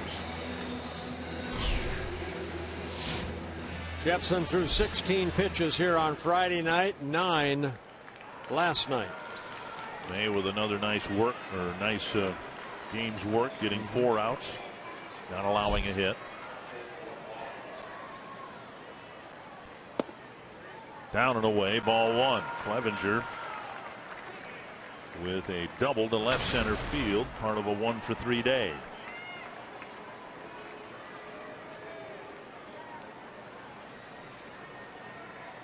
I bet he fouls off a pitch somewhere in this at bat. There you go. There it is. See.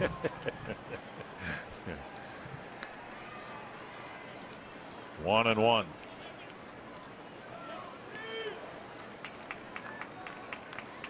All 3 Oriole runs driven in by the on-deck hitter Jonathan Scope.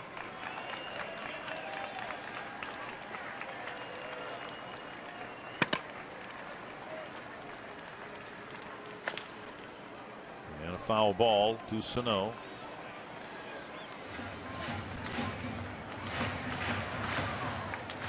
Sano starting the day at third base, but of course he's taken some ground balls at first. Finds himself there in the late innings of a very important ball game. They're right now kind of protecting that first baseline. 1-2.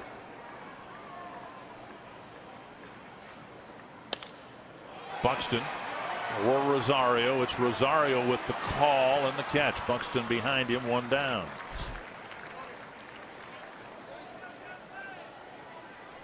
So the Twins in this very important game in the late innings have a rookie in left, a rookie in center, and a rookie at first base.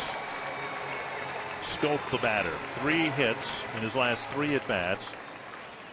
A 2-out single in the 3rd to drive in a run, a 2-out single in the 5th to drive in 2 more.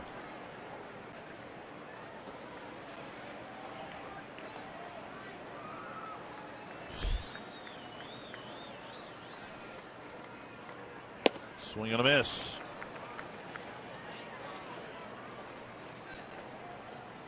Closing, nothing new for Jepson. We've talked about that. He's picked up saves in his career, 5 of them earlier this year with Tampa Bay.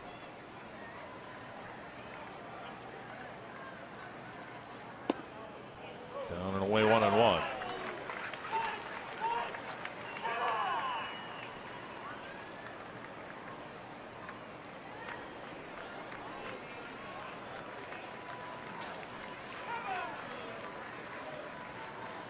One and 1 to Jonathan Scope. Well, good fastball, good location. And a home run swing and a miss by Scope.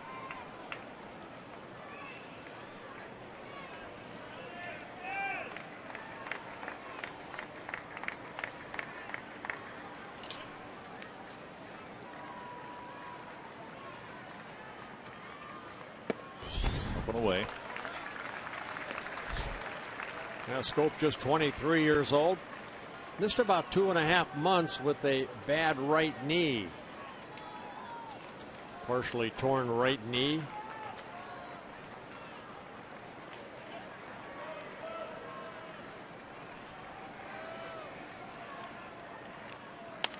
Fouled back.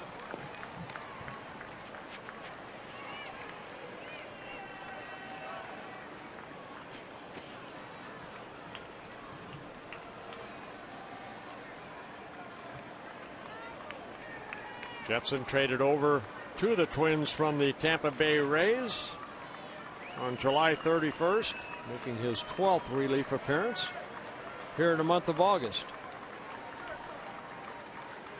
Struck him out, 2 down.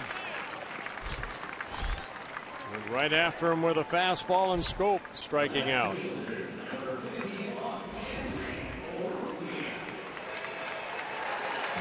Good spot.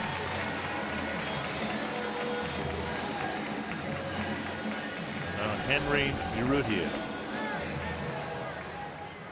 Singled his first time up, since then 0 for 3.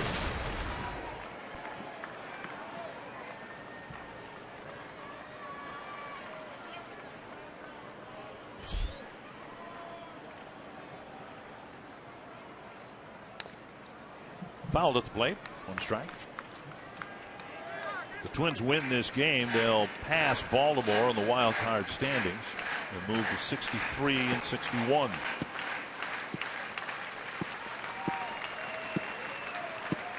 Orioles, who started the homestand 4-0, would fall to 5-5 on a 10-game homestand.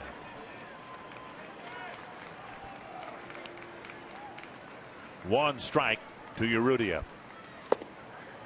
Now a ball.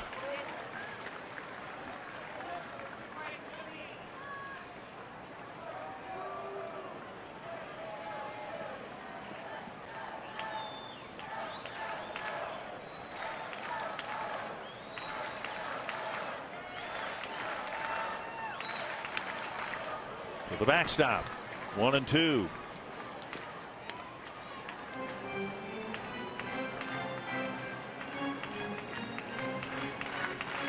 Jepson, who's been with the club all of about 3 weeks, playing a huge role already in this series.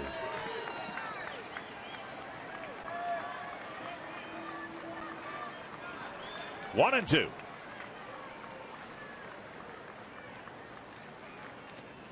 Checked his swing. No, he didn't. Checked with the third base ump, not the first base ump. Mark Carlson, the crew chief, down at third base. From here, it looked like he just went a little too far. Nope. No, he held up. You got to let these things go. I know. It's gone already. 2-2.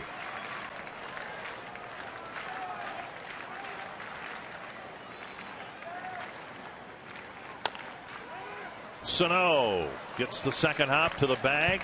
A 1-2-3 10th for Kevin Jepson. And we head to the 11th, still tied at 3.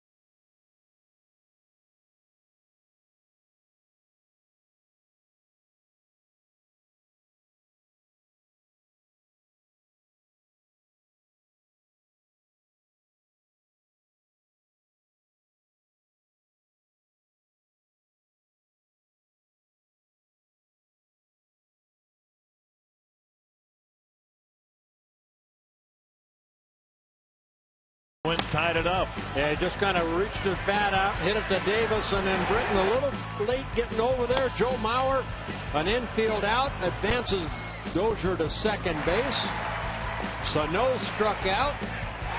Paul Molitor on that. Ended up getting tossed from the game. But the next pitch, Brian Dozier finds that hole into left field, and Brian Dozier slides across home plate for the tying run. Third ejection for Molitor, second straight ejection because of a check swing. Dozier, Mauer, and Sano, with Dozier taking strike one. Or Jeff Nelson threw him out back at Target Field at the end of July. Inside, nearly hit him 1-1.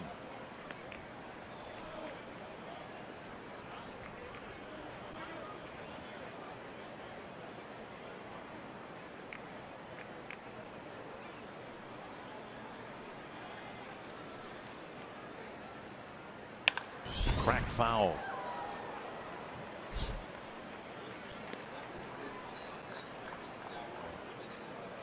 And Perkins is up in a bullpen for the Twins.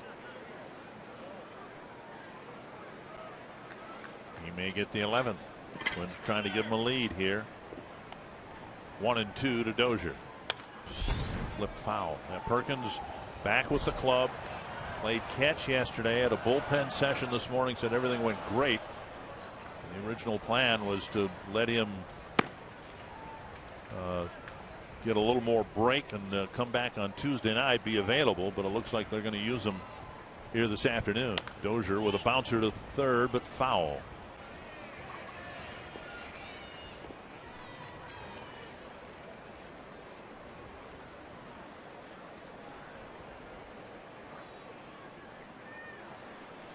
Given starting his second inning of relief. Just his 9th major league appearance.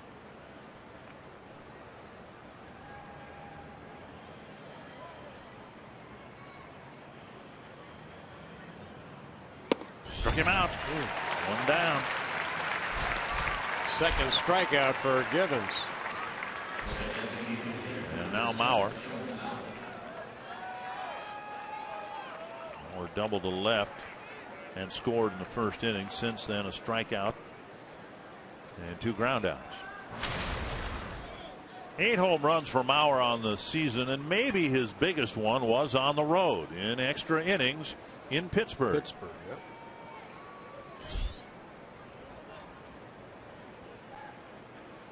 Swing and a foul.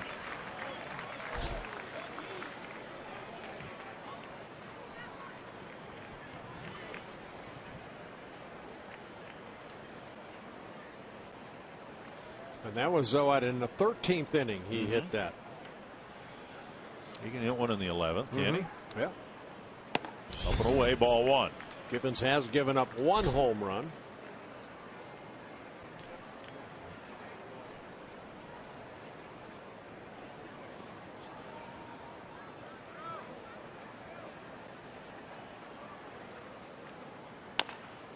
Another number. Givens throws to first, 2 down. Haven't made much solid contact since Sano's home run in the first inning.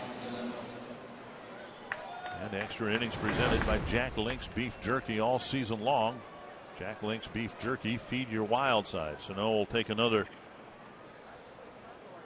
at bat here in the 11th. His 2-run home run in the first put the Twins up 2-0. Since then, 3 strikeouts.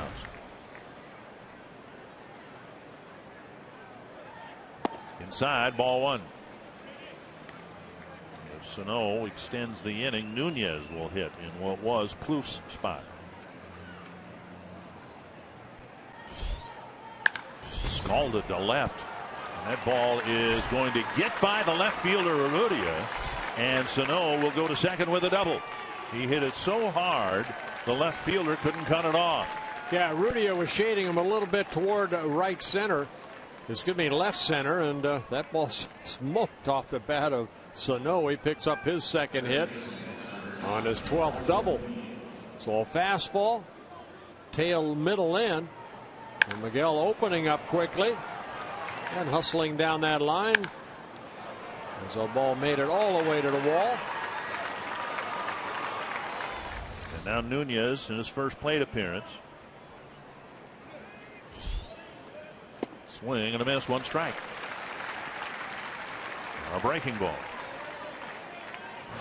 Nunez entered the game as a pinch runner for Plouffe in the ninth after Plouffe's game-tying single.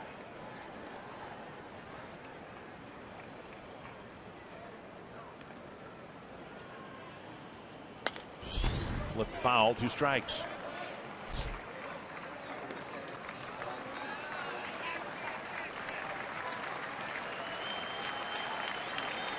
I think Nunez a little upset. He didn't try to hit that ball to right field. Kind of talking to himself a little bit. 0-2 to Nunez. Fought it off. And another breaking ball down and away.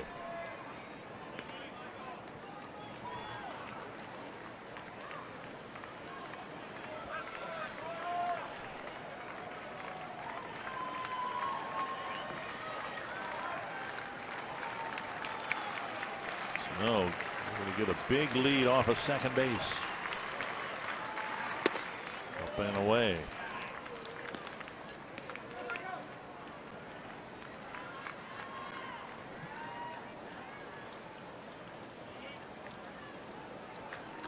See how big the lead Sano's got at second. Orioles aren't making much of an effort to keep him close.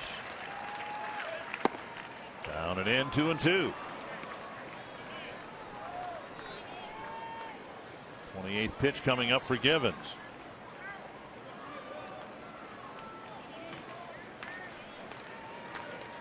His longest outing so far this year, 2 innings.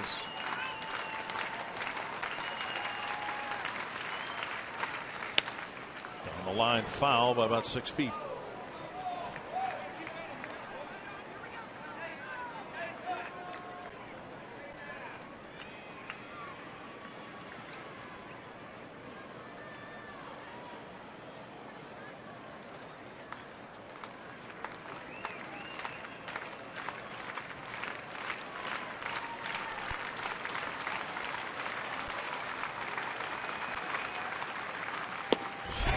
Down and away at 97. A strikeout. Sano stranded at second base. Bottom of the 11th coming up. Game still tied.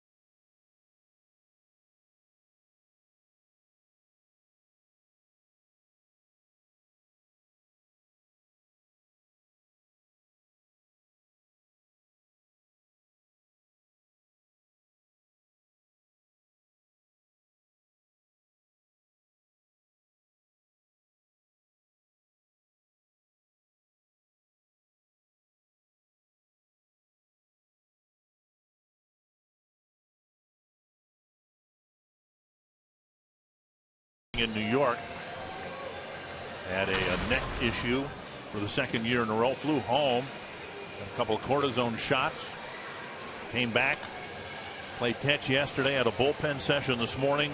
Twins weren't going to use him, but now here we are in the 11th, and he's out there on the mound. Yeah, the second half has not been good for Glenn Perkins after he made the All-Star team. Over the last 11 ball games, an ERA over 8. 10 innings, 18 hits allowed, 9 runs on 4 home runs. So hopefully that shot will help Glenn Perkins, and he can get back to where he was before the break. Making his 50th relief appearance. Caleb Joseph will lead things off for the Orioles in the 11th.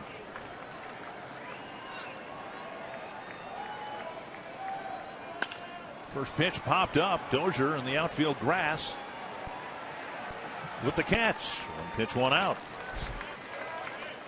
That'll bring up J.J. Hardy.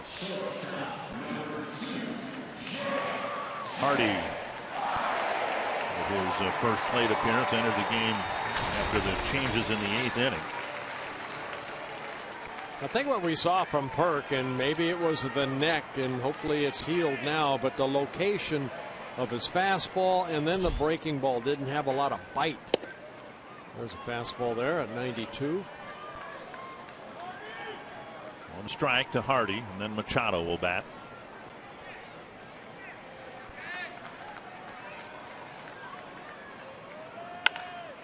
Bouncer toward the hole. Hardy doesn't run well, but Escobar can't field it.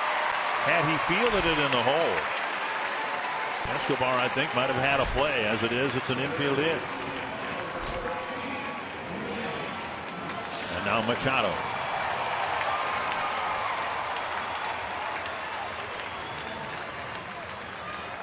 Well, it's a breaking ball right here, and Escobar goes back, and the ball came up on him, hit the heel of his glove, and then came straight down. In and out of his glove, actually.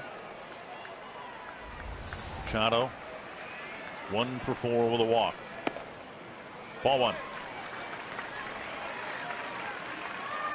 Machado's only faced Perkins once before.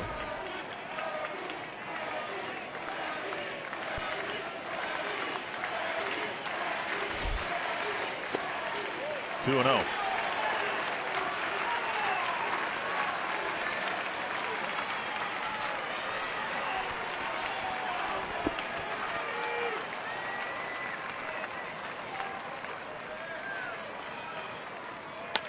Up, foul, back into the seats.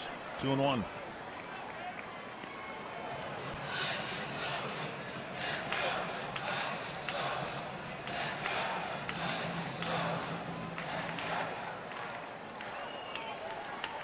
Tommy Malone went down to the bullpen between innings, and he's getting loose out there. Popped up right field. Shane Robinson running to the line, and that's out number 2. Yeah, Shane, who was busy early in the ball game, that's the first fly ball to him in a while, but a tough one too. You can see the shadow of the outfielders. That sun, especially in right field, is a bear. See the shadow right behind him as he's walking back to his position. And now Parra. He's only faced Perkins once, and Perk walked him.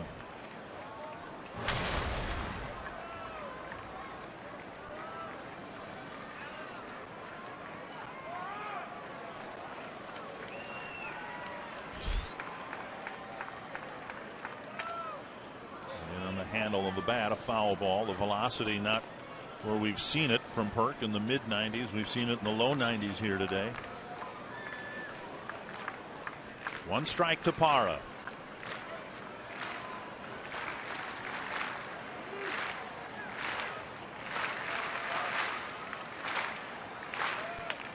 And now 2 strikes.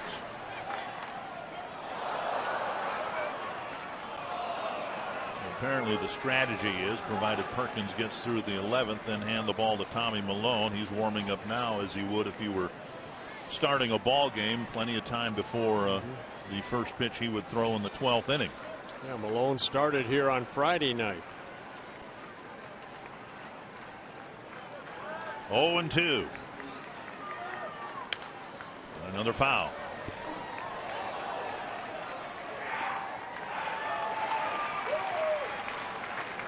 Parra, 28 years old, out of Venezuela, originally signed by the Diamondbacks back in 2004. 6 seasons with the Diamondbacks, year and a half with the Brewers, now here in Baltimore. 0-2. 1-2.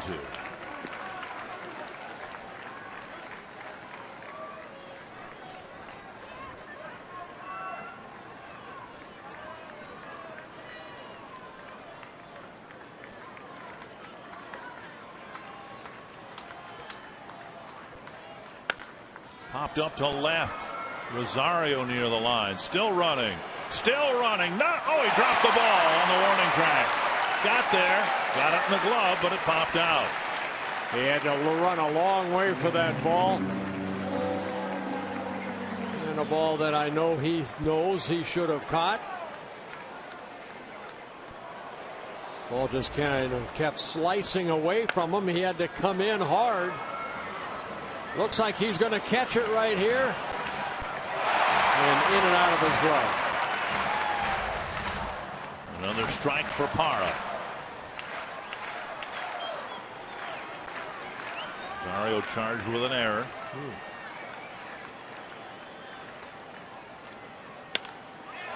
Now a base hit to the corner. Hardy to second base. That's it. And Parra takes advantage of the extra out with a single. First and second, 2 down. And that gets Adam Jones to the plate.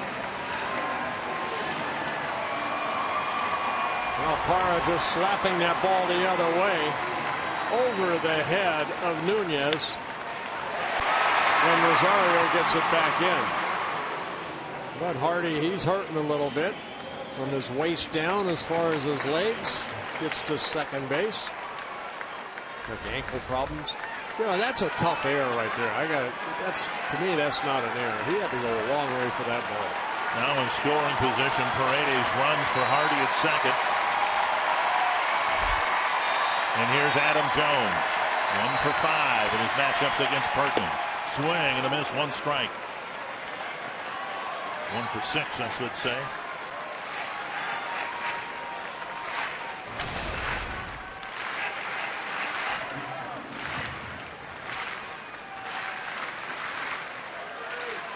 Oh, 0-1 to Jones. Good stop by Herman. 1-1. Breaking ball down and in. Herman smothering it.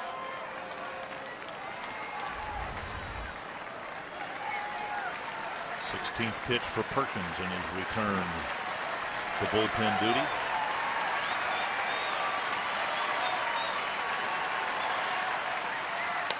Popped up, back and out of play.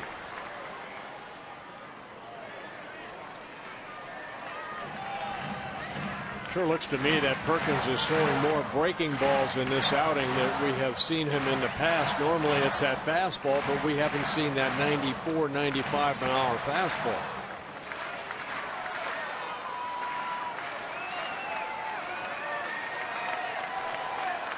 "15 pitches, 11 strikes."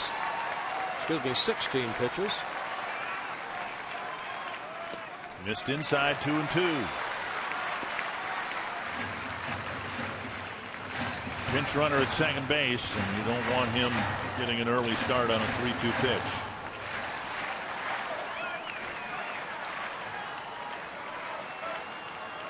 Two and 2 to Adam Jones. Struck him out on a pitch down and in the dirt. Perkins with a scoreless 11th and will head to the 12th. Tied at 3.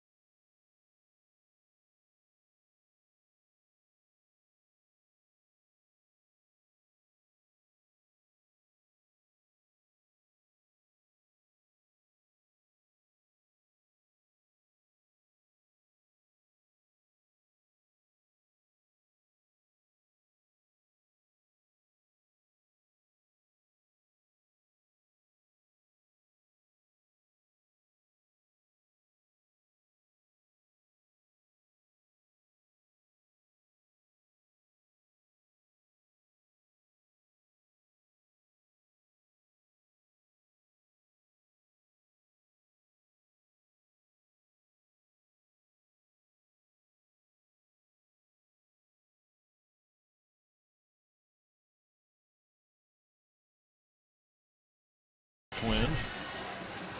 Got through the inning.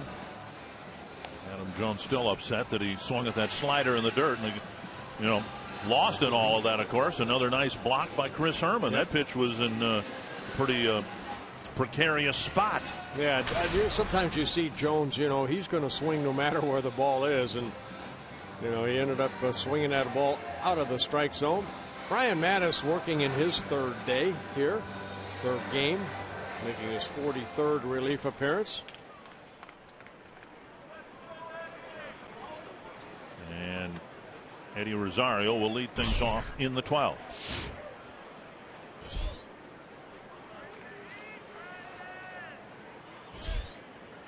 Mattis earlier this year served his suspension for having a foreign substance out on his forearm.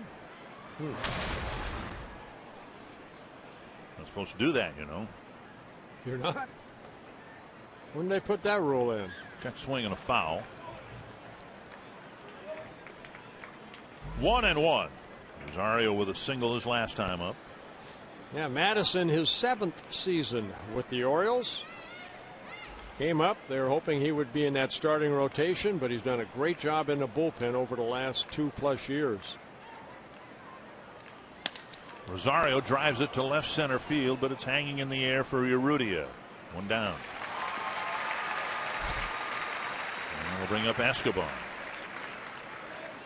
Twins still have Suzuki and Hunter on the bench, but I don't know that either one will be used. Escobar 0 for 4, struck out his last time up. Twins tied it up in the 9th and had runners at first and second, 2 down. And Escobar struck out. Twins being out hit 13-7. There's strike 1. The main thing is it's all tied up at 3 apiece. Herman due up next, but Suzuki gloves on, helmet on, bat in hand. 1-1.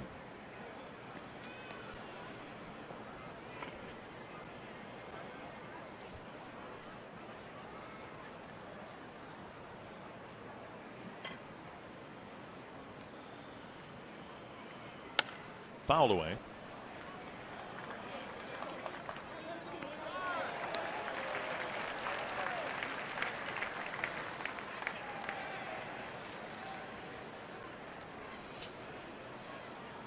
Tommy Malone continues to warm up down in the Twins bullpen. He'll get the bottom of this inning.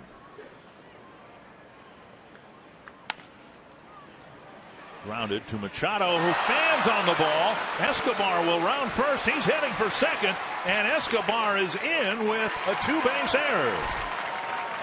Machado moved from third to short, and he charged the ball and never made contact with it. Well, getting his second error of the day. He made one in the 7th inning at third base. This ball, I think he was hoping it would come up. It just stayed down. And again, we see the hustle of the Twins. Escobar hustling down that line, the ball going through Machado, and Escobar not stopping. Gets into scoring position with 1 out. And now Kurt Suzuki will hit for Herman with the go-ahead run in scoring possession. Watch Escobar right here. Hustle down that line. Don't assume that you're going to get thrown out. And then when he sees it, he just rounds around first base and slides in safely. Suzuki's had a good road trip, particularly here in Baltimore. Trying to deliver a pinch hit for the Twins, who've only gotten 5 of them all year long. Shane Robinson with 3 of those. Inside, ball 1. Suzuki 0 for 2 as a pinch hitter. The Twins 5 for 42.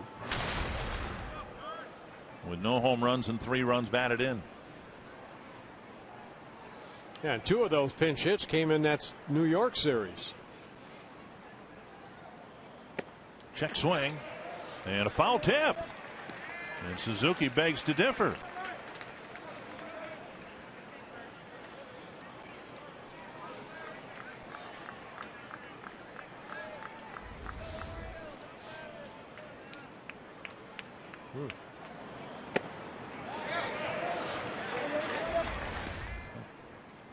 1-1 to Suzuki. And Mattis puts the glove down, gets the ground ball, and Escobar does a nice job not getting trapped off second base. 2 down. Escobar at second, and Robinson will hit. Twins were unable to take advantage of the first Machado error in the 7th inning. With 1 out, he threw 1 away.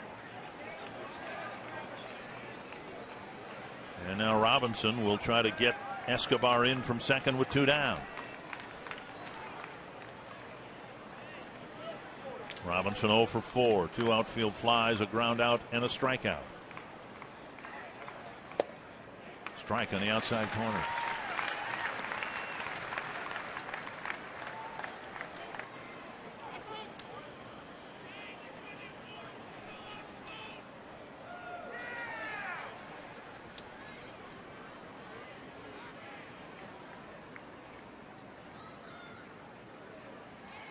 Pulled foul, and Glenn does a dance. 2 strikes.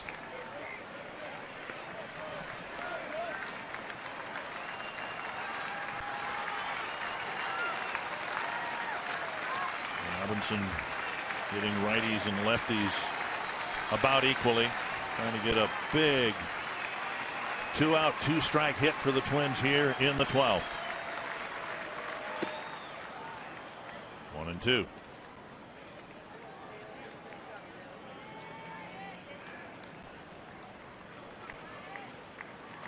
Got a 2-out hit from Plouffe in the 9th to tie it.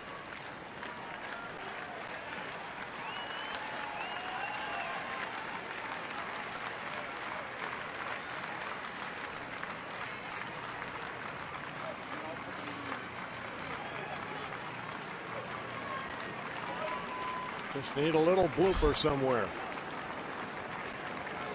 2-2.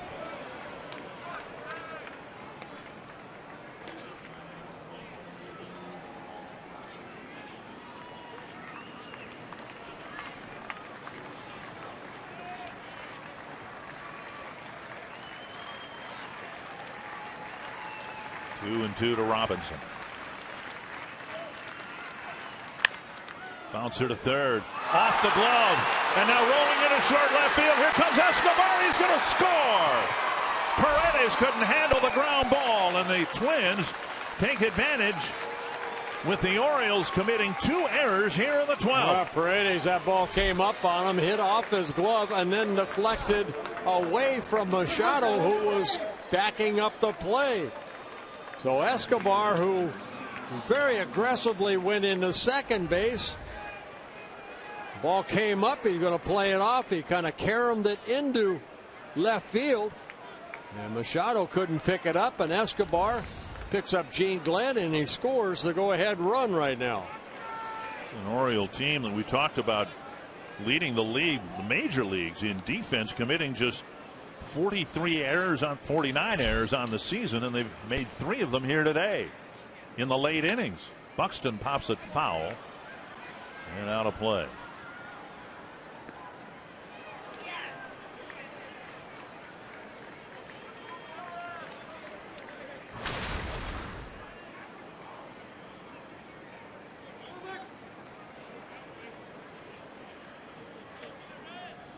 Escobar reached on an error and scored on another one.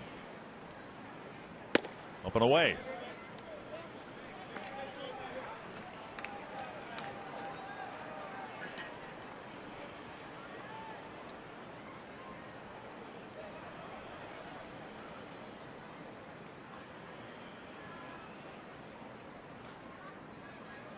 Buxton takes a strike. 1-2.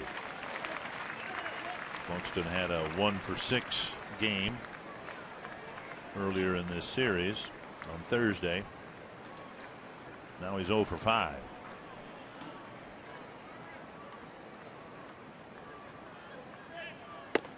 Two and two. Well, seeing all these pitchers for the first time, Buxton will remember a lot of this. Put it in that file.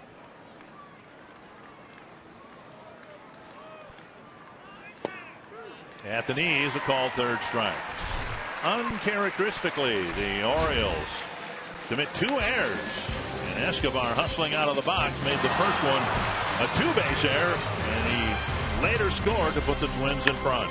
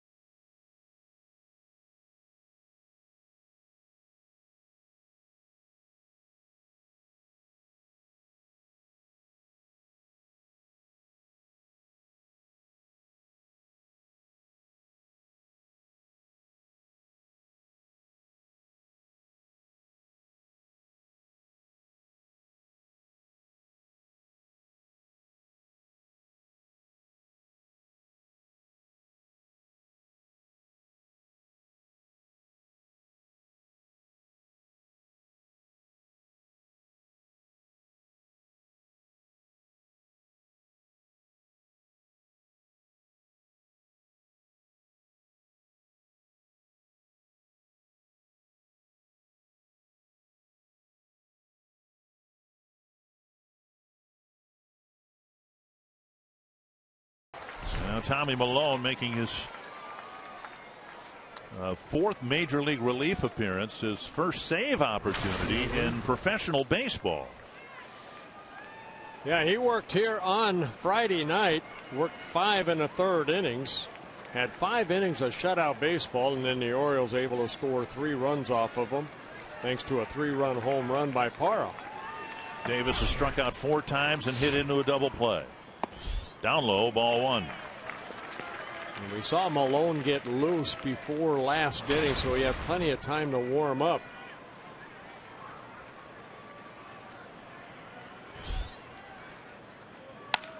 To center, deep, Buxton back at the wall, leaps and makes the catch.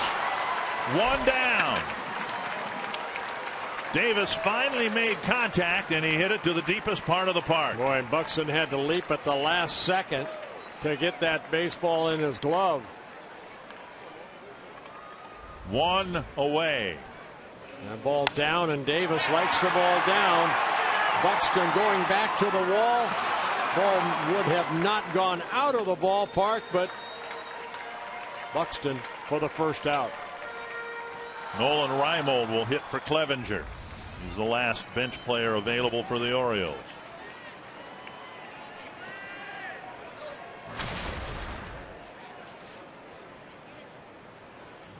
Reimold faced Milone here on Friday night. Milone struck him out, and then he got a base hit in the 6th inning that started that little rally against him. Machado followed with a base hit, and then Parra hit the 3-run homer. 1-0. 2-0. Reimold as a pinch hitter, 2 hits and 7 at bats.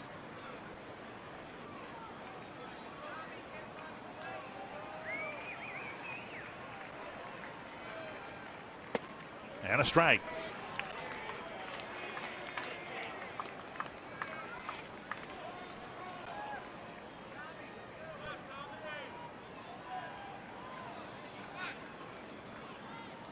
Swing and a miss on an off-speed pitch, and it's 2-2. Now, Tommy does such a good job of changing speeds, changing eye levels, working both sides of the plate.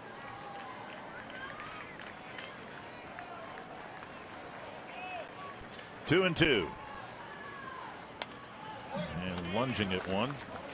Reimold gets a piece to stay alive.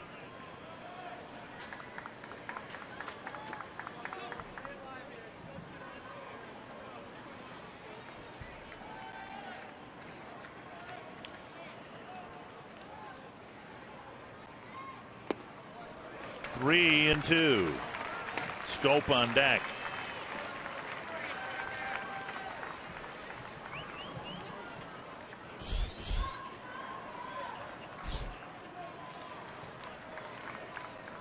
Twins have been given the go-ahead run. And now called third strike on the inside corner. Hey, threw a slider, little cutter. And Malone picks up a strikeout for the second out. Puts that ball right down the middle of the plate and then works down and in for strike three. See, Suzuki kind of caught it and brought the glove back over the inside corner. Two down, and Scope the last hope for the Orioles. Swing and a miss on a pitch in the dirt.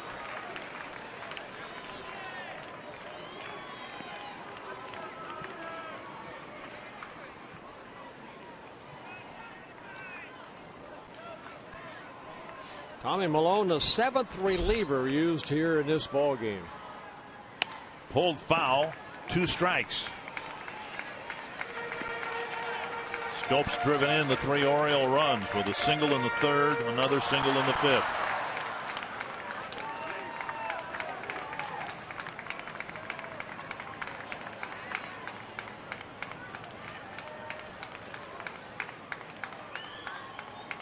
Oh, and 2 to Scope. Got him! And the Twins make it a clean sweep in Baltimore and all season long against the Orioles. And Tommy Malone picks up his first major league save. What a great effort by the Twins. They were down in the 9th inning, tied it, and then won it in the 12th. And Tom Hanneman and the Twins came into this series behind the Orioles by 3.5 games in the wild card standings. And they'll head to Florida ahead of Baltimore now in the wild card standings.